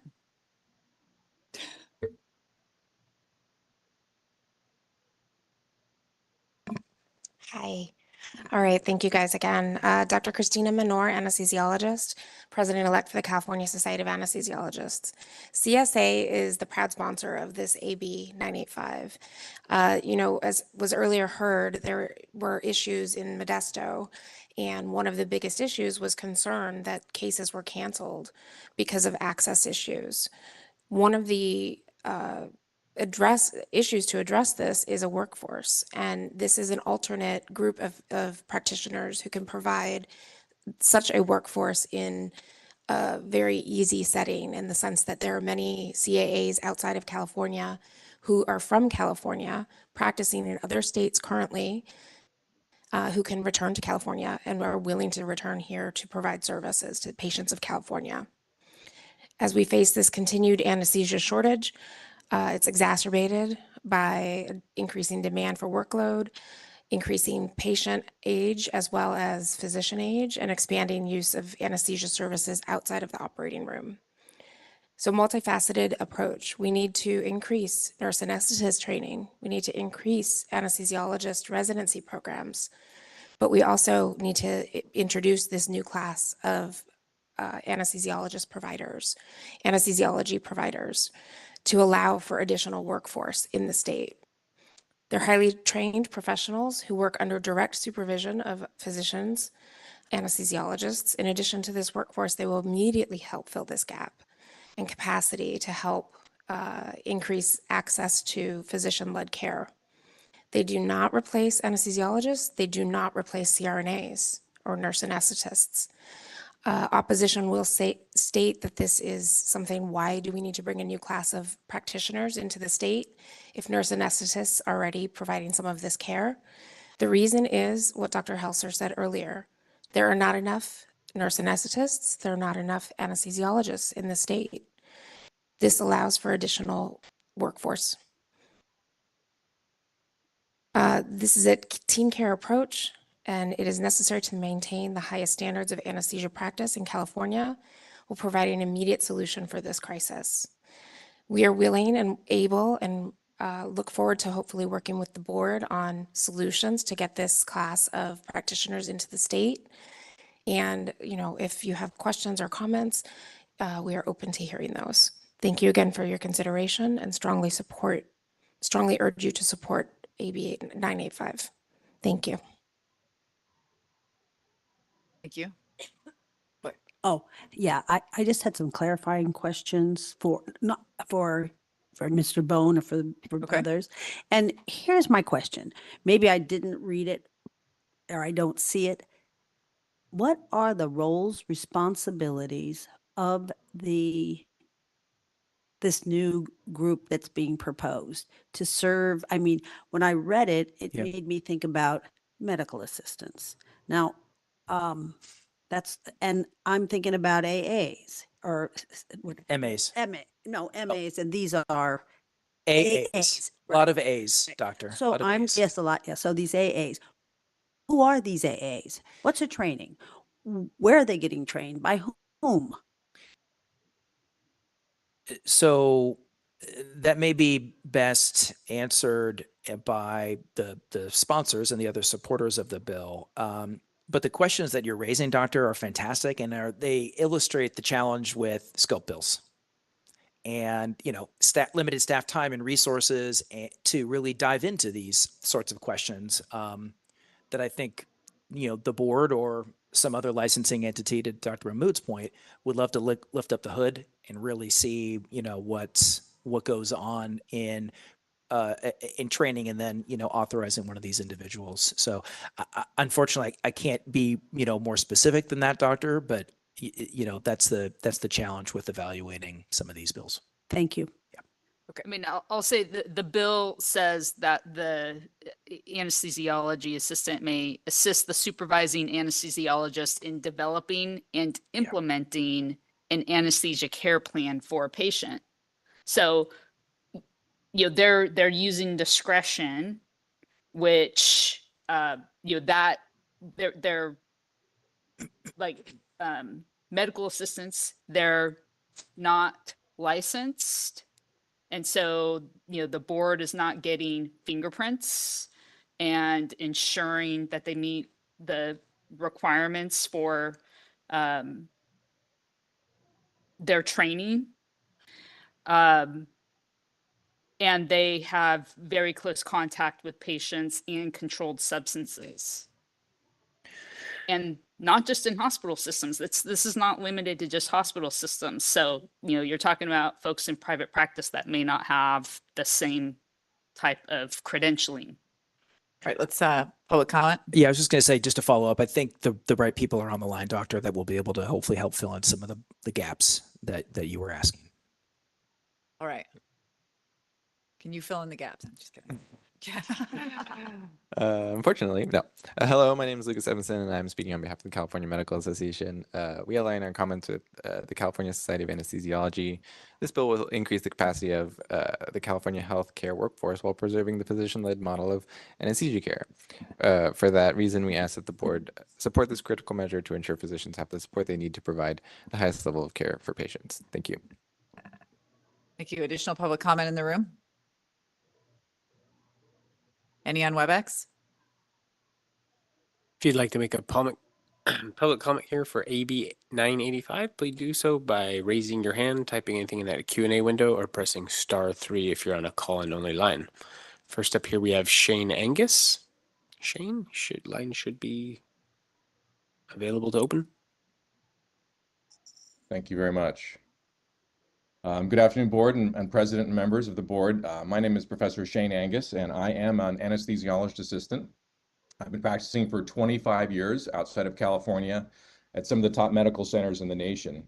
I happen to also be a 6th-generation Californian, a Santa Barbara native, and a UC Berkeley graduate. And I'm also the executive program director for Case Western Reserve University's School of Medicine, Master of Science in Anesthesia program, and I speak today solely on my own behalf.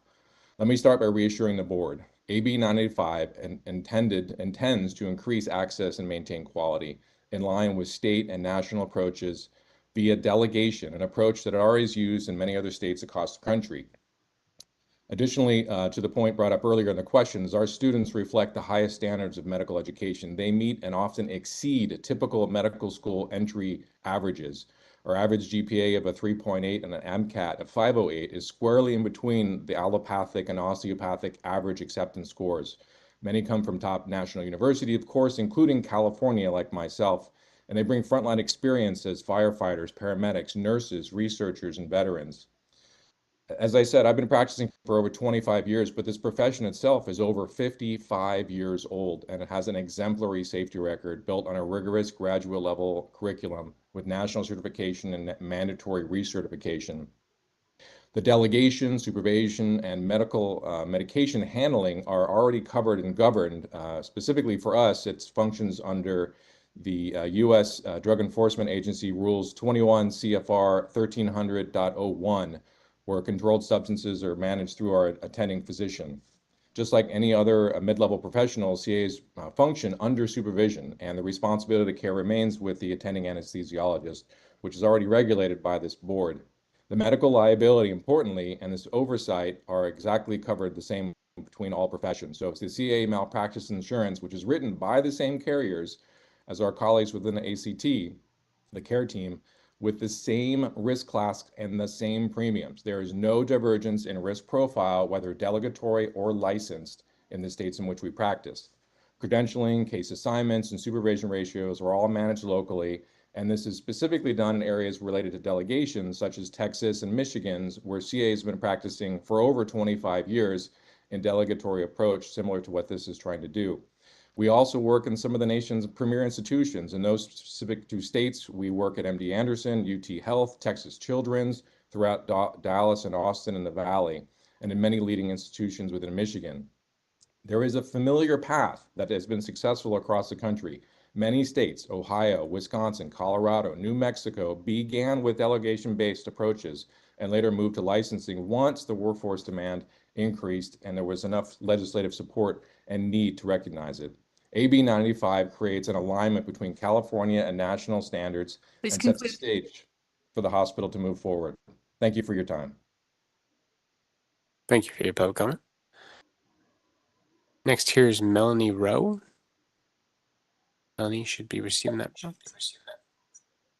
Hello, thank you. I am Melanie Rowe. I'm a CRNA in California and the director of the California Association of Nurse Anesthesiology Practice Division. This bill is dangerous and unprecedented. Our patients in California deserve better care while under anesthesia. Regarding some of the previous comments. If there are anesthesiologist assistants who would like to return to California, Texas Christian University has a transition program because our education is very different, our background is very different, and it will be faster for them to go through that transition program. And we welcome them to California and become CRNAs here and help us with our workforce issues. On behalf of California Association of Nurse Anesthesiology, we agree with the medical board analysis. Thank you. Thank you for your public comment. Next here we have Charles Allen Griffiths. You should be receiving that prompt. I'm Chuck Griffiths, nurse anesthetist. To me, AB 985, supported by the California Society of Anesthesiologists, is an attempt by a medical specialty to capture and maintain market share. AAs, remember, cannot work without an expensive physician anesthesiologist supervisor who does not give patient care in their supervisory role. When you hire an AA, you have to hire a physician anesthesiologist to supervise them who will not be caring for patients. So to increase the number of anesthesia providers in California, yeah, if we need more, let's increase the RNA and medical residencies. You know, these are proven providers that can provide safe care. AAs do not have required patient care experiences prior to their training in anesthesia as a specialty, like nurses and physicians in anesthesia, who both have thousands of hours of experience before we actually go out into the clinical arena. So what I would say is, why bring in a provider that requires hiring two providers, one of which is unlicensed in the state? It's redundant, it's expensive, it's an unnecessary measure. Stick to CRNAs working independently and physician anesthesiologists working independently and taking care of patients instead of supervising somebody. And remember, CRNAs can function safely and independently as supported by many national quality studies and California law. So this measure will increase the cost of anesthesia care by requiring two providers, where only one can often be sufficient. So thank you. And I would really like you to consider opposing this bill. Thank you. Thank you for your public comment. This time that's the last question queue. Okay, we'll bring it back to the board. So I think to reflect on Dr. Bolat's comment, I think they're going to be more like PAs than MAs. I think they're probably going to be able to intubate, give meds, rather than just being an MA, draw blood and take vitals. Because I think that's what it sounds like. And with that said, would this be a better issue for the nursing board and the PA board to reflect than the medical board? Well, the bill right now, doctor, doesn't call for any role for any board because there's no licensure. There's no. Oh, yeah. I don't know if those. I don't know.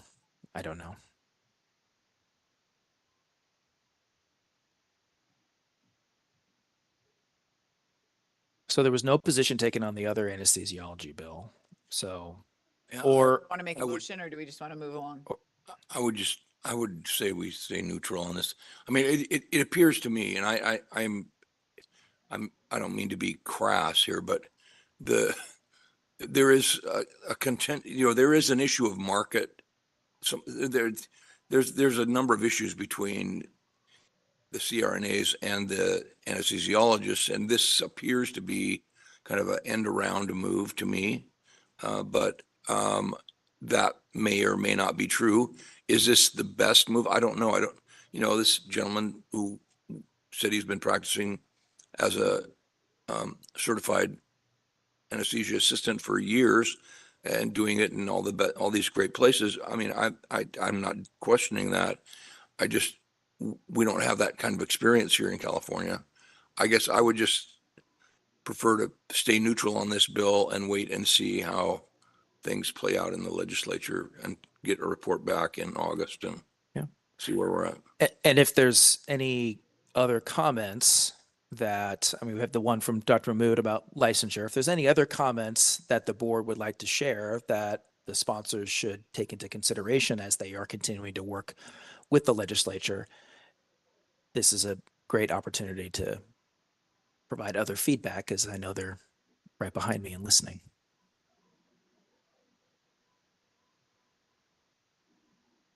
I just would say that I think this, I'll go back to what Dr. Thorpe just said. I think this is something that still needs a lot of work.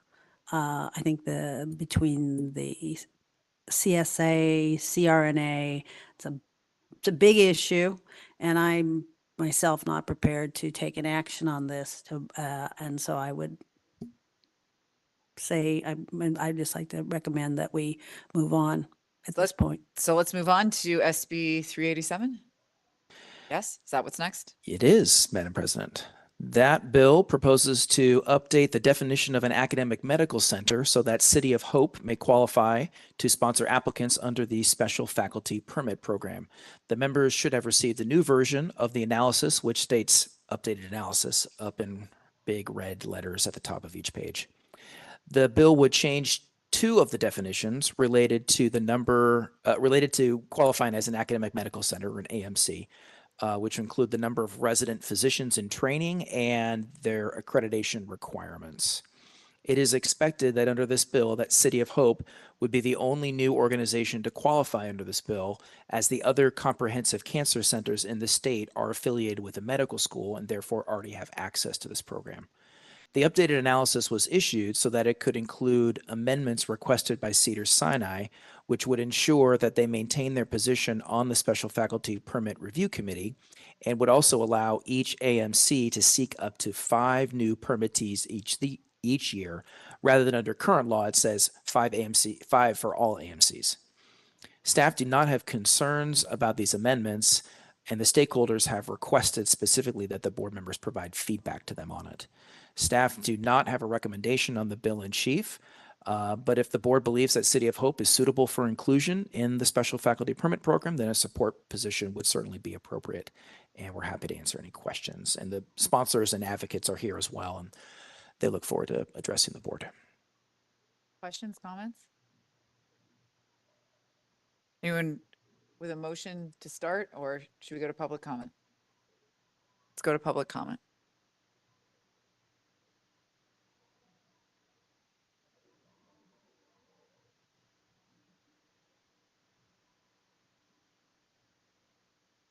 Thank you. So Chair Lawson and members of the board, I'm Dr. Mark Stewart. I'm a professor of hematology and a blood and marrow transplant physician specialist at City of Hope Comprehensive Cancer Center. I'm also the chief medical officer at City of Hope in Duarte.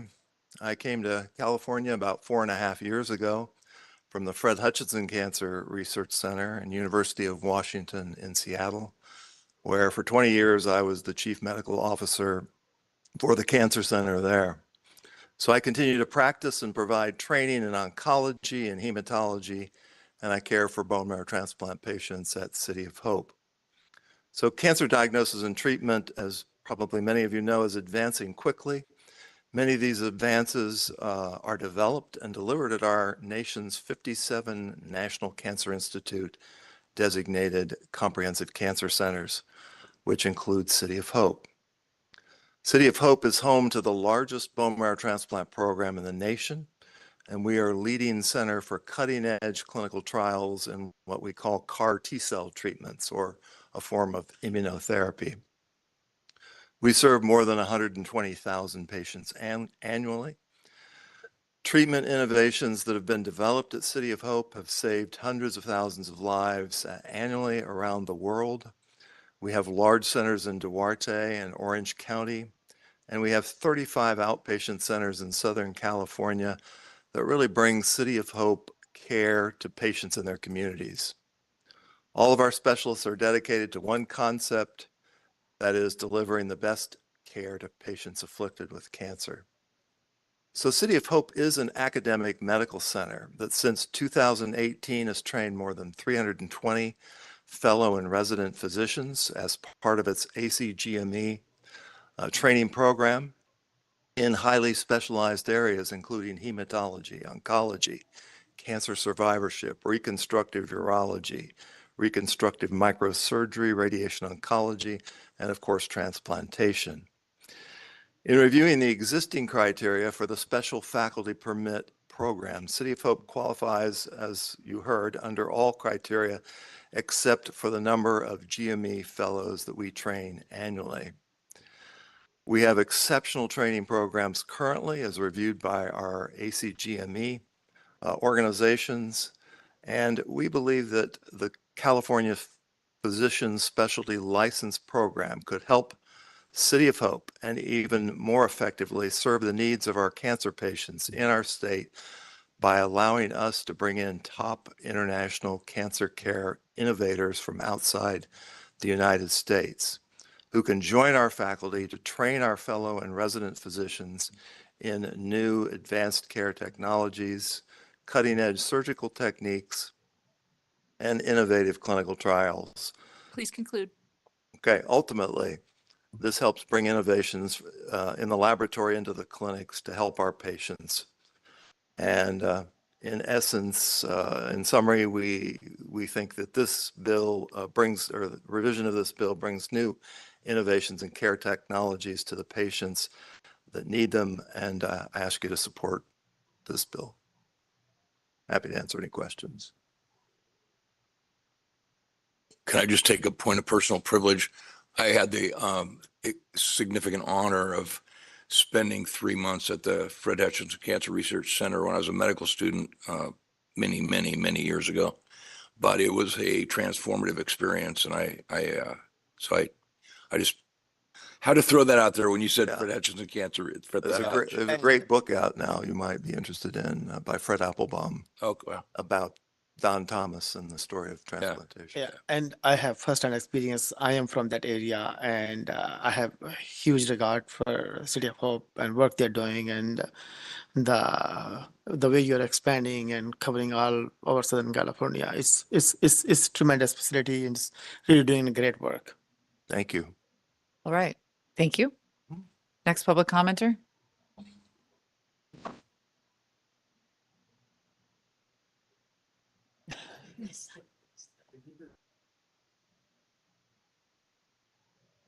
There we go. Good afternoon, Madam President and members of the board. Alfredo Medina here with Manat Phillips and Phillips on behalf of Cedars-Sinai Medical Center to address the proposed amendments to SB 387 as outlined in the analysis. We appreciate the board's consideration of the language, and as drafted, it clarifies the eligibility requirements of the Special Faculty Permit Review Committee. Joining me virtually is Kimberly Fernandez, Manager of Academic Programs at Cedars-Sinai, who is available to provide technical support and answer any questions you may have. Thank you once again for your time and consideration. Thank you. Point of personal privilege to say hello to my former colleague from Manat. Thank you. Any comment? Any more public comment in the room?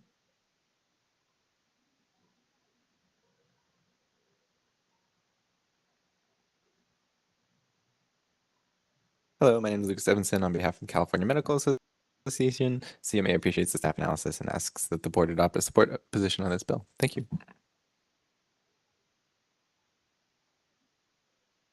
Additional public comment in the room? Okay, how about on WebEx? Anyone would like to make a public comment on SB 387, please do so by raising your hand, typing anything in that Q&A window, or if you're in a call-only line, you can press *3. Give you a few seconds to see if anyone queues up.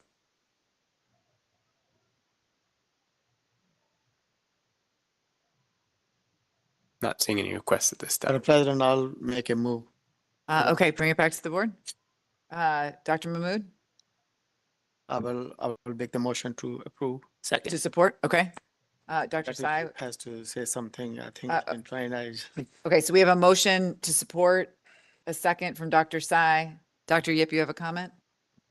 I need to abstain myself from voting. I just want to disclose I'm on the staff at City Hope.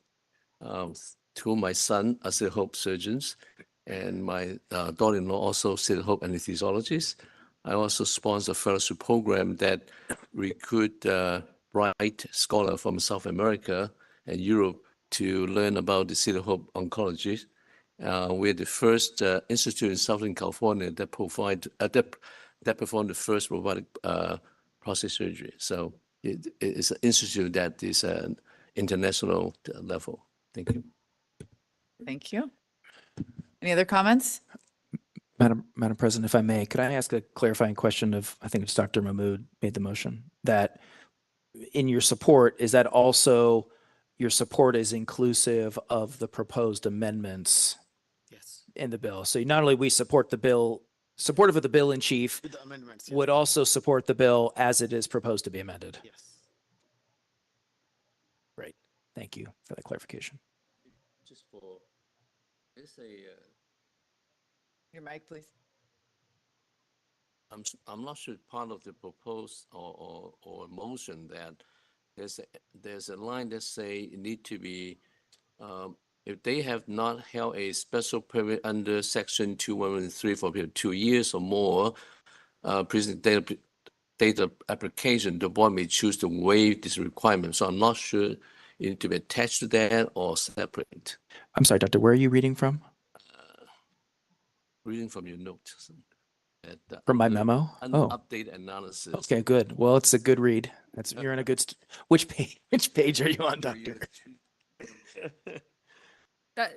That's existing. Yeah, law. yeah. It's not being changed in this bill. No, I'm just saying that when he proposed to support, do you also need to make that waiver? I'm just saying that. No, that's not being impacted by the Separate, bill. right? Yeah. Thank you.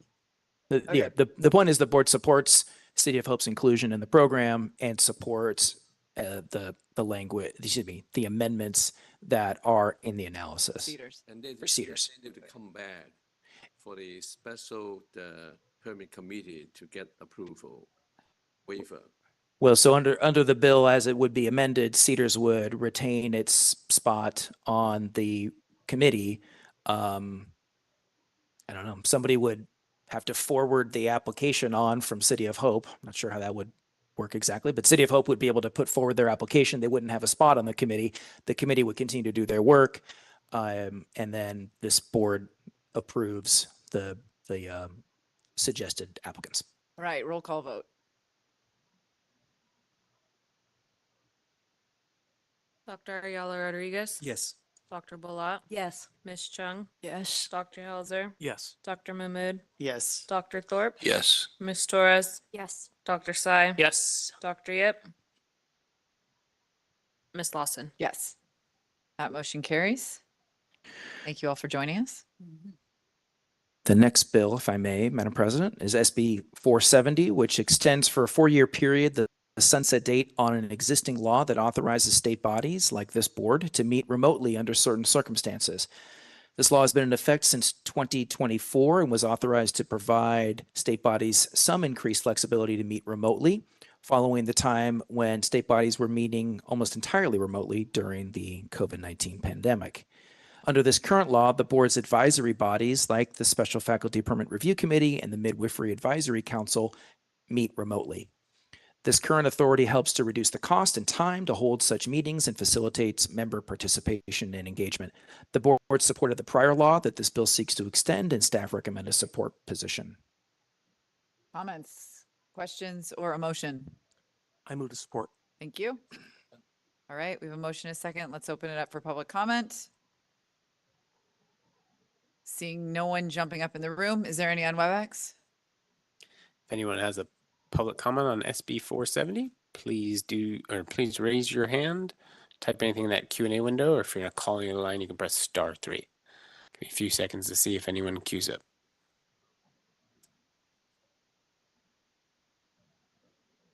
Not seeing any requests at this time. All right, we'll bring it back to the board. Any comments or questions? All right, Ms. Struther, will you perform the roll call vote, please? Dr. Ayala Rodriguez? Yes. Dr. Bullock? Yes. Ms. Chung? Yes. Dr. Helzer? Yes. Dr. Mahmood? Yes. Dr. Thorpe? Yes. Ms. Torres? Yes. Dr. Sy? Yes. Dr. Yip? Yes. Ms. Lawson? Yes. All right, that motion carries. Next is SB 508, which modestly expands an existing licensure exemption that allows out-of-state physicians to treat patients via telehealth who have an immediately life-threatening disease or condition. If a physician does not need a license to practice medicine in California, unfortunately, then the board would be unable to take disciplinary action against them if they act in an unprofessional manner. Under SB 508, the patient would continue to have authority to see the same physician even if their disease or condition is in remission. The board opposed the prior bill from 2023 and recommended an opposed position on this bill as licensure exemptions increase the risk that patients will not be treated within the standard of care. And we're happy to answer any questions. Comments or questions? Dr. Thorpe? I just don't see any reason why we would change our position on this bill. I mean, yeah. On the policy in general. On the policy Yeah. in general. Is that a motion, Dr. Thorpe? I move to oppose. Second. I mean, I'll second on that. I move to take an opposed position on this legislation. All right. Dr. Helzer seconded. Others tried to as well. Okay, let's open it up for public comment.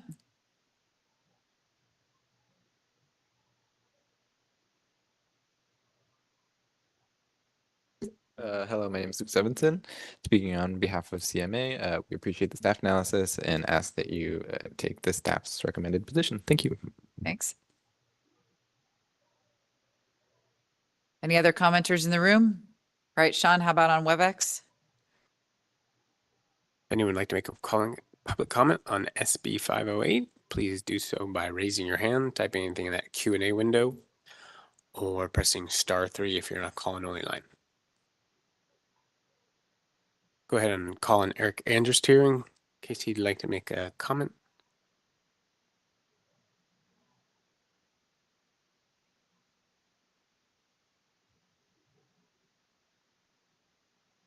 Okay, I'm not seeing him accepting that request, so I don't see any requests this time.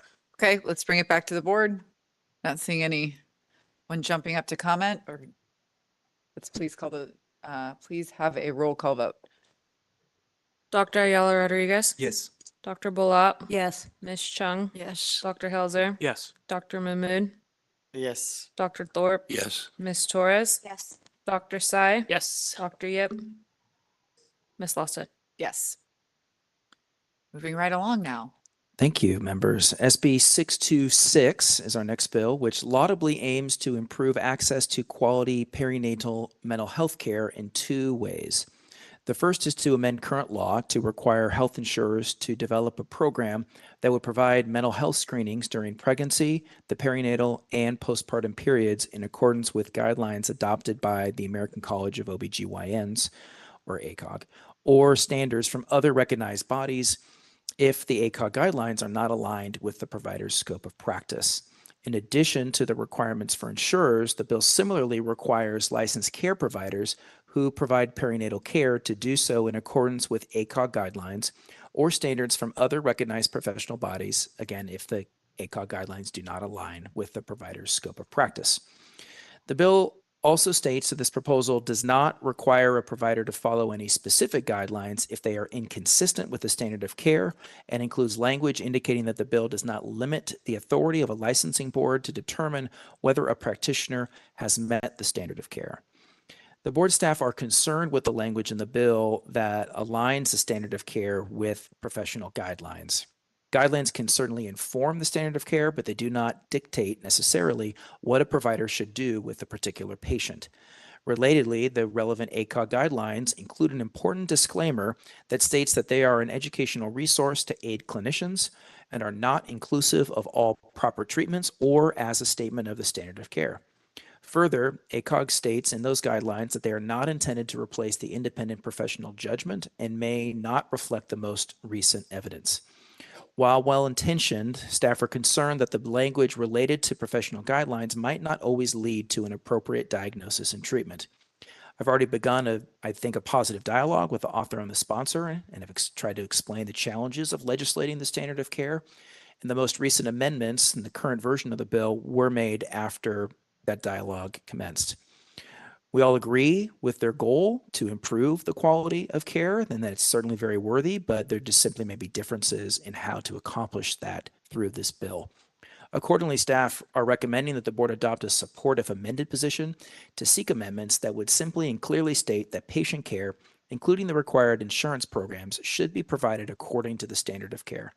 This may require ongoing dialogue with the author and sponsors. Therefore, staff recommend delegating authority to the president and the vice president to work with staff to determine appropriate amendments that would address the board's concerns. We're happy to answer any questions. Comments or questions? But definitely very much needed. This is really a need of the hour. Everybody needs to go through this thing. And I think the staff recommendations are very appropriate. We should have some kind of guidelines, but this is really needed. Okay. Are you making a motion to move staff's recommended position? Yes. Okay. All right, we have a motion and a second there. Let's open it up for public comment. I don't see anyone jumping up in the room. How about online? If anyone like to make a public comment on this agenda item, please do so by raising your hand, typing anything into that Q&A box, or if you're on a call-only line, you can press *3. First up here, we have Casey. Casey, you should be receiving that prompt. Can you hear me okay? It's a little muffled, Casey, but we can hear you. Okay, thank you. Sorry, I'm with my kids in the car here. Thank you. Good afternoon. I'm Patsy Gardner-Manjikian. I'm a mom of 3, a board member of Maternal Mental Health Now, a volunteer co-founder of the California Coalition for Perinatal Mental Health and Justice, and a proud co-sponsor of SB 626. I want to thank Erin Bone and the board for engaging thoughtfully with us on SB 626. This bill was born out of lived experience and collective frustration with the gaps in California's perinatal mental health care system. In 2016, I had what many would consider a perfect pregnancy: private insurance, a public health degree from UCLA, a strong support system, and I'm white.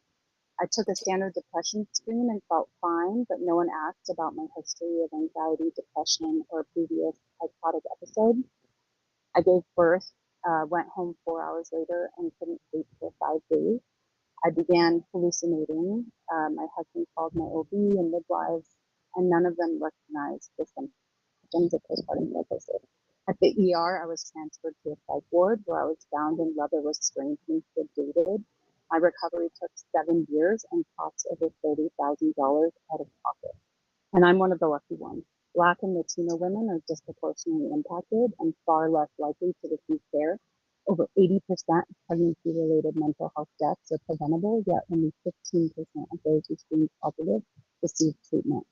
SB 626 is our coalition's response to these gaps.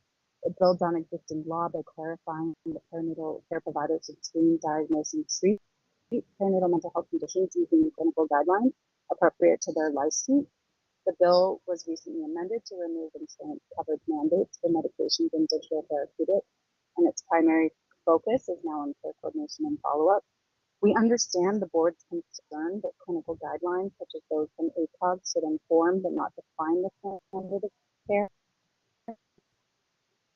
Does not mandate ACOG adherence. Rather, it allows for any applicable evidence-based guidelines relevant to the provider's license. ACOG's guidelines are widely used and often co-endorsed by organizations like PMPCC, APA, and SAMHSA. Our goal is not to lock in one pathway, but to support provider decision while ensuring that someone follows up and that ACOG guidelines are looked to as best clinical practice that not equity support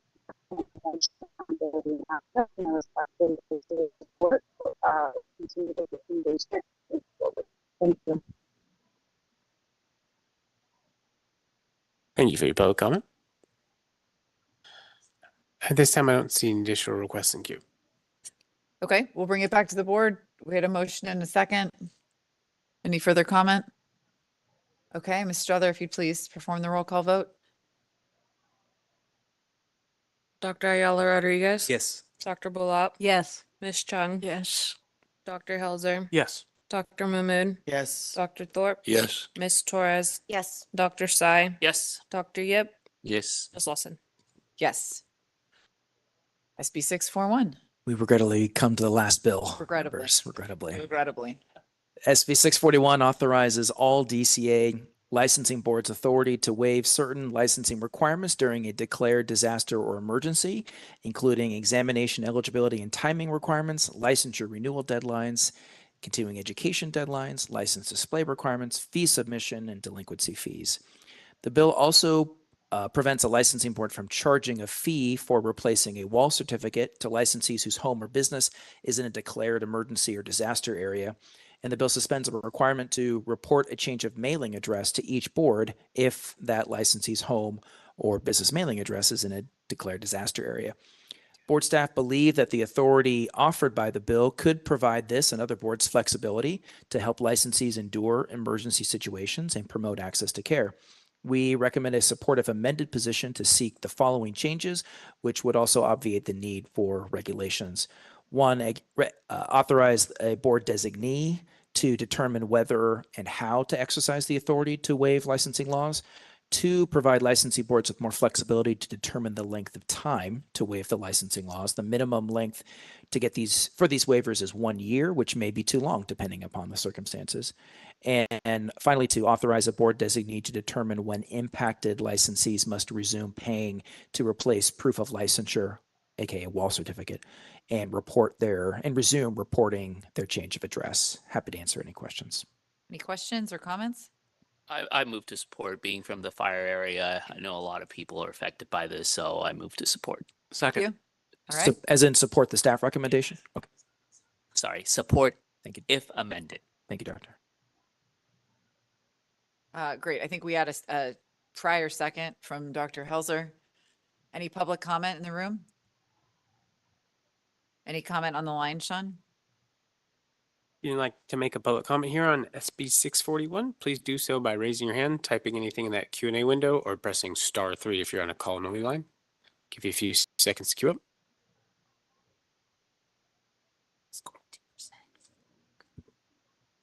Okay. I don't see any requests. Great.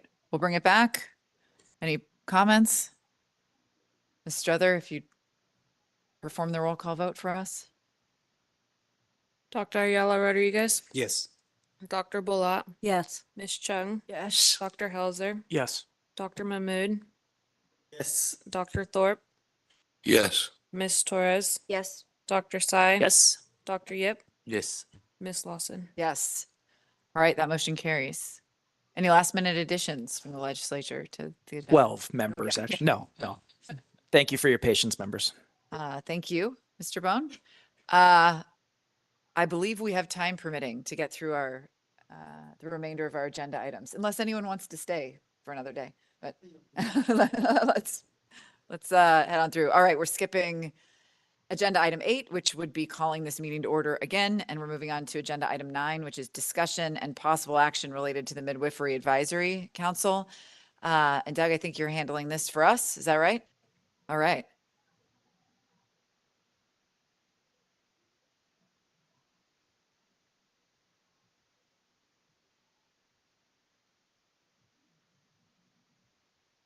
Unfortunately, Madam Weisner is unable to attend. Unable to attend due to a medical emergency, so I'm going to present on their behalf as best as I can.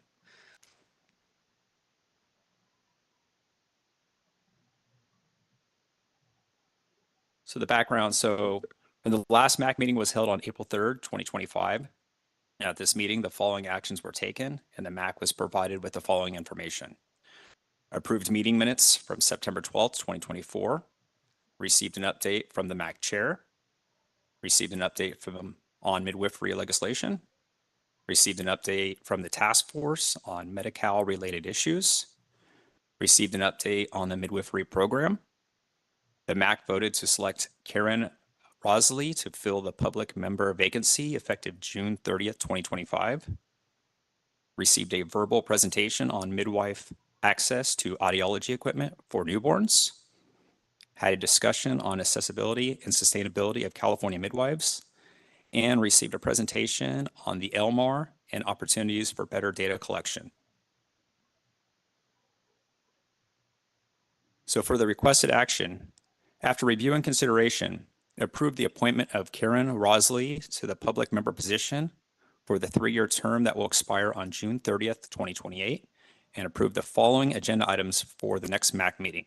which will be held September 11th, 2025. Approval of the minutes from the April 3rd, 2025 MAC meeting. Report from the MAC chair. Report from the task force on Medi-Cal related issues. Update on midwifery related legislation, if applicable. Update on the midwifery program and the 2024 licensed midwife annual report, the LMAR.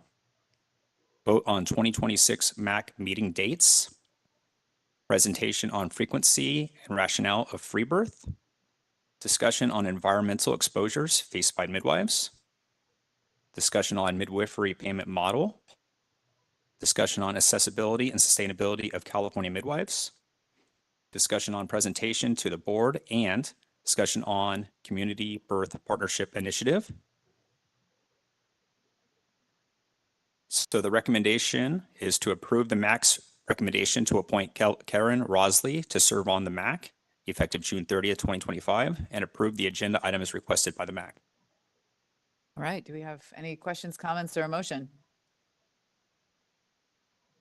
All right. Move to approve staff's recommendation by Dr. Thorpe. Do we have a second? A second by Dr. Mahmood. Let's open it up for public comment. Not seeing any here. How about on the line, Sean?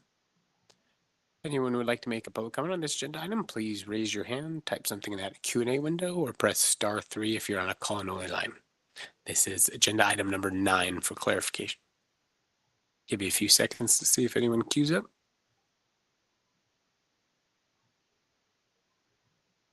Not seeing any requests at this time.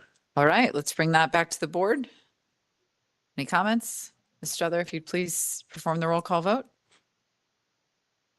Dr. Ayala Rodriguez. Yes. Dr. Bolat. Yes. Ms. Chung. Yes. Dr. Helzer. Yes. Dr. Mahmood. Yes. Dr. Thorpe. Yes. Ms. Torres. Yes. Dr. Tsai. Yes. Dr. Yip. Yes. Ms. Lawson. Yes.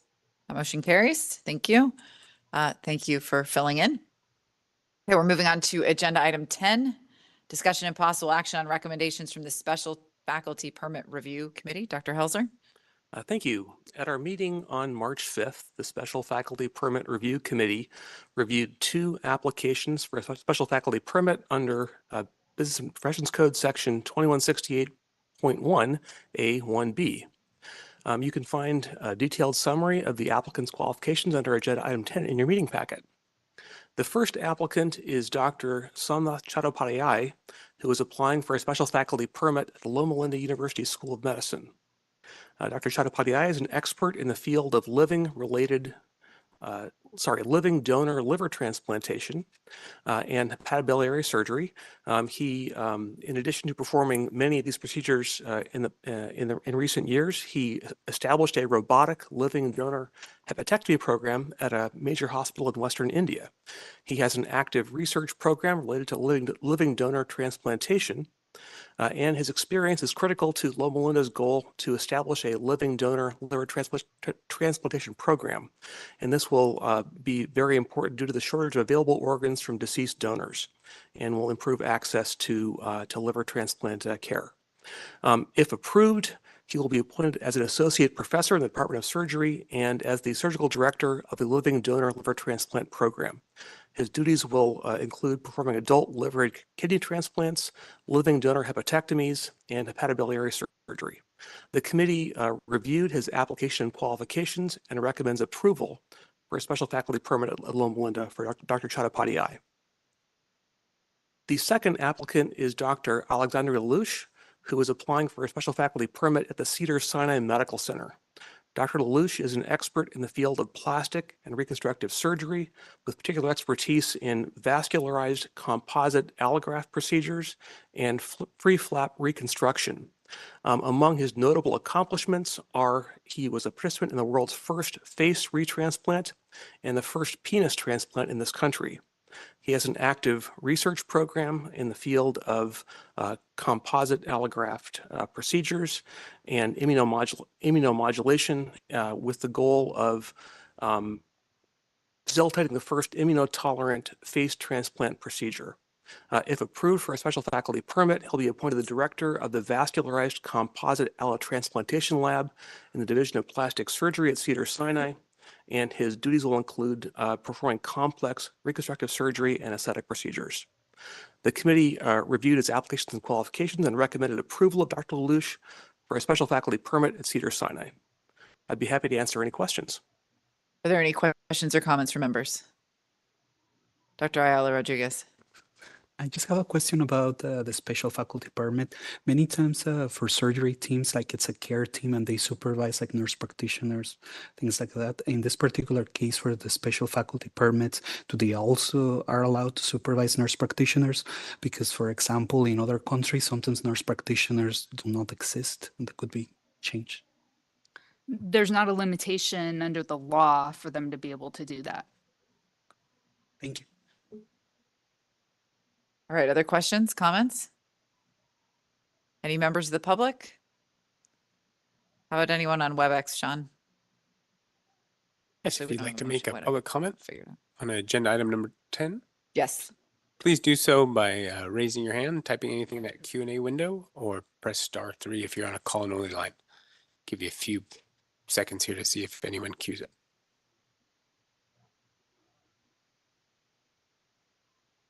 Not seeing any requests at this time.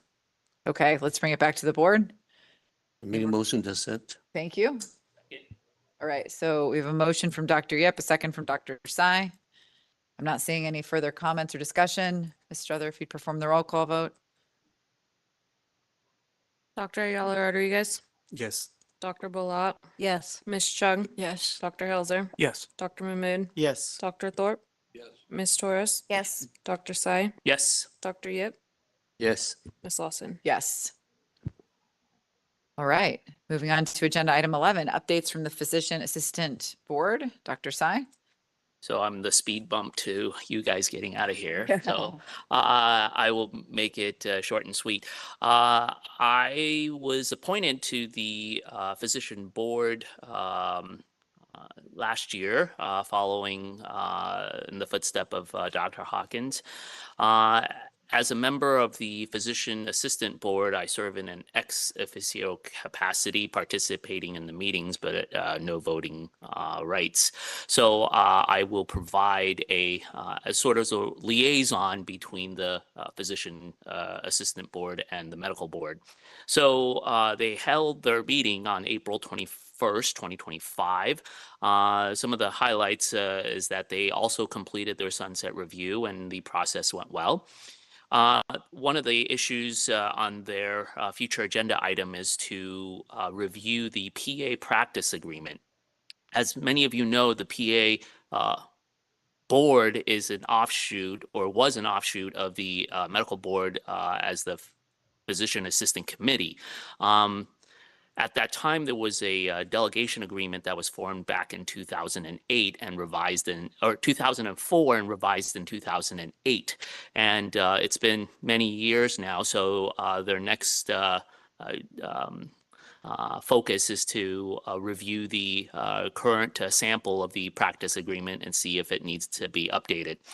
The next thing is that they also hold quarterly meetings 4 times a year. However, due to budget constraints and the amount of agenda items, they're planning to change the number of meetings to 3 times a year.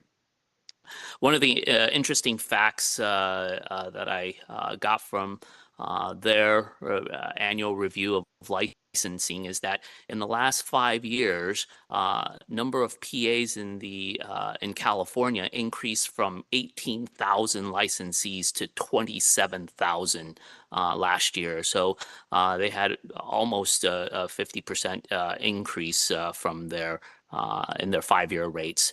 And so I think, you know, one of the interesting things will be to see how that is in comparison to other states. I think the need for ancillary care providers to provide more care to patients in a timely manner is a real critical focus. Lastly, interesting to note, as I mentioned previously, the PA board does have a diversion program, and they renewed their contract with Premier Health Group based in Newport Beach.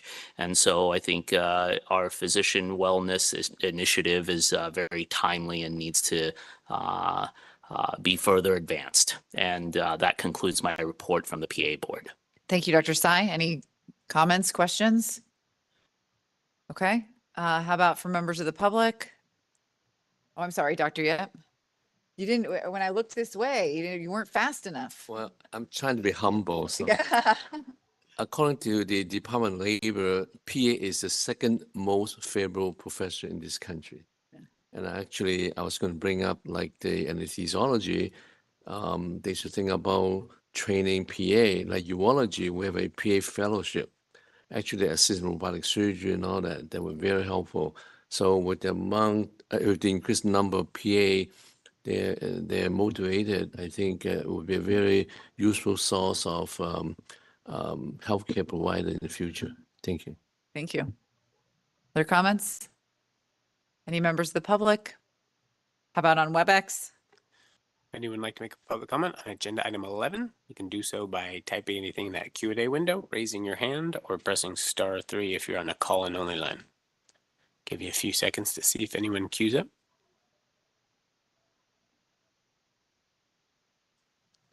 Not seeing any requests this time.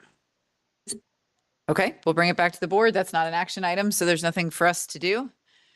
And so the only thing standing between us and adjournment is my favorite agenda item, future agenda items. Agenda item 12.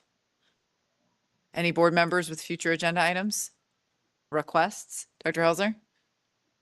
I'd like to give credit for this to Dr. Bolot. Based on our discussion at the panel meeting yesterday, we discussed the possibility of having a presentation to the board by the PACE program. We often send physicians to PACE for a clinical competence evaluation, and it'd be very helpful to learn more about that. Thank you. Thank you. Any other requests? Any requests from folks in the room? Sorry, Dr. Thorpe. Again, I have to credit my colleague, our president. Yesterday in the panel meeting, it comes up frequently, and I don't know if you guys experience this as well, but there are system problems that that get identified because a physician is part of the system that creates that there is an adverse event, a death, a severe disruption in a patient's life, whatever, and frequently it's the result of the system, not just the clinician, or it's more than one clinician that are involved in making a decision. And I don't know quite how to phrase this, but I would like to have some kind of recognition, or at least some presentation on the problem of the systems of healthcare that appear to be falling apart in California. Yeah, I agree with you. I mean, we talked about that briefly. I don't know how to. I don't know how. It may be too big. We should. Well, no. I mean, perhaps Dr. Helzer and I can work with staff on developing, some sort of presentation or something for us to think about in terms of.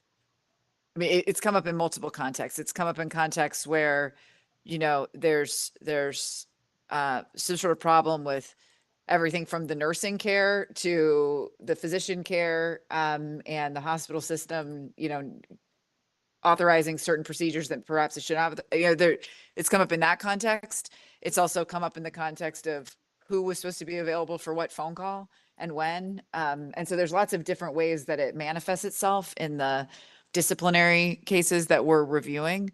But it puts us in a real tricky position when our authority as the medical board is to discipline an individual physician who may have only been perhaps a minor part of a massive systems failure. And what do you do in those circumstances?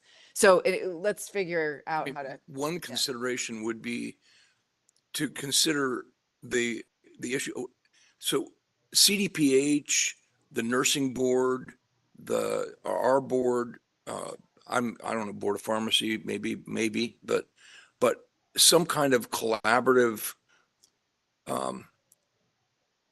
process where we look at how could we, if we reported to each other, or if there was some kind of built-in, I don't exactly know. I'm sorry. I'm very fuzzy about this, but But it does concern me because I feel like we're really looking at, we see one aspect of the problem, and the problem is much bigger than that. And we are not, and we're going to end up disciplining a doctor who, like you say, may have only had a small part to play in that. And it seems inappropriate. Right. Dr. Yip. Yeah, after the panel meeting, I was thinking, actually talking to Reggie. I know Reggie has done a lot of outreaching, and as a matter of fact, we have him come to Los Angeles to talk to maybe 50 to 80 medical staff. But one of the thought I have last night is actually have Reggie maybe invite JCO to give a presentation. They're the one that credential hospital. So we can hear what criteria they use, and then they can hear from us what challenge we have. So maybe we can feedback to them when they survey hospital, what are the things, the guidelines and credential and all that. So maybe Reggie can talk to JCO and start a conversation, and maybe they can come to present a talk on how they survey hospital, and do they miss anything? What are the milestones? Have they achieved anything? Any improvements, patient safety? Yeah, thank you. Thank you. All right, Dr. Ayala Rodriguez. Thank you so much. I would say that to me, something that would be important to eventually bring to the table is like what happened to AB 890, like the nurse practitioners 103, 104, because they started receiving the 103 certifications like in 2023. Right now, we're the systems, like we're starting to see more and more 103 MPs, but there's a lot of systems that they still haven't updated their policies and procedures. They are still requesting supervising physicians, so they're still involving us to a certain degree. And as there's more independence towards the 103 MP, like the system still requires for physicians to sign forms, but they're no longer the supervising physician and things like that. So as that continues to evolve, the 103, and then next year, I believe the 104, I think that we have to circle back on that one. Great. I'm Dr. going to bring this back again.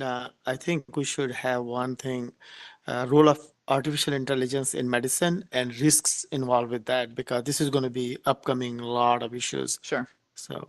Great. Okay. Any future agenda items in the room?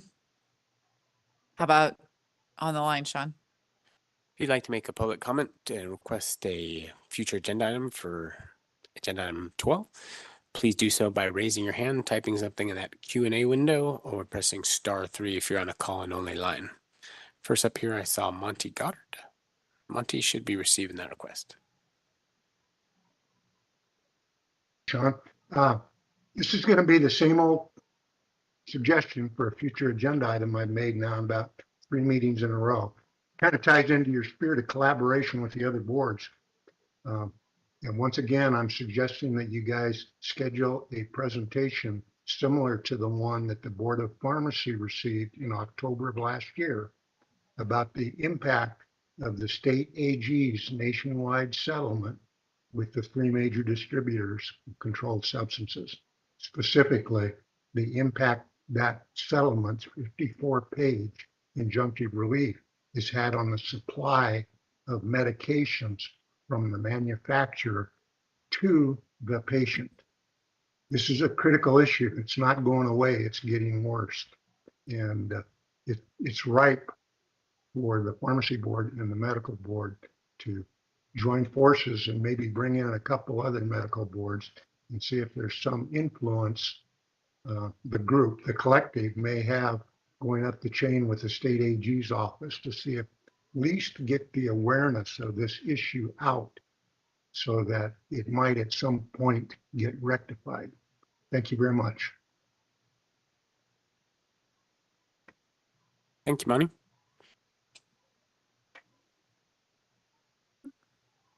At this time, I'm not seeing any additional requests in queue.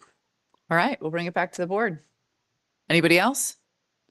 Okay. Well, just to say, I mean, I know that Reggie and is working on some of these issues that Mr. Goddard is concerned about. We're trying to do our best to try to get this collaboration together. It is in the process, but it's not easy to get the Board of Pharmacy, the PA board, the Board of Nursing together in one place to actually have a conversation. And whether it's on WebEx or whatever, just getting everybody's schedules organized. So we are working on trying to, I say we, Reggie's working on it. I'm just going along for the ride. Great. All right. Thank you. Madam Chair, Yes. I can fill in the gaps on that one. Yes, we are working on it and we have made considerable progress. We're working with the DO board, pharmacy board, medical board, and we have invited 2 other prescribing boards.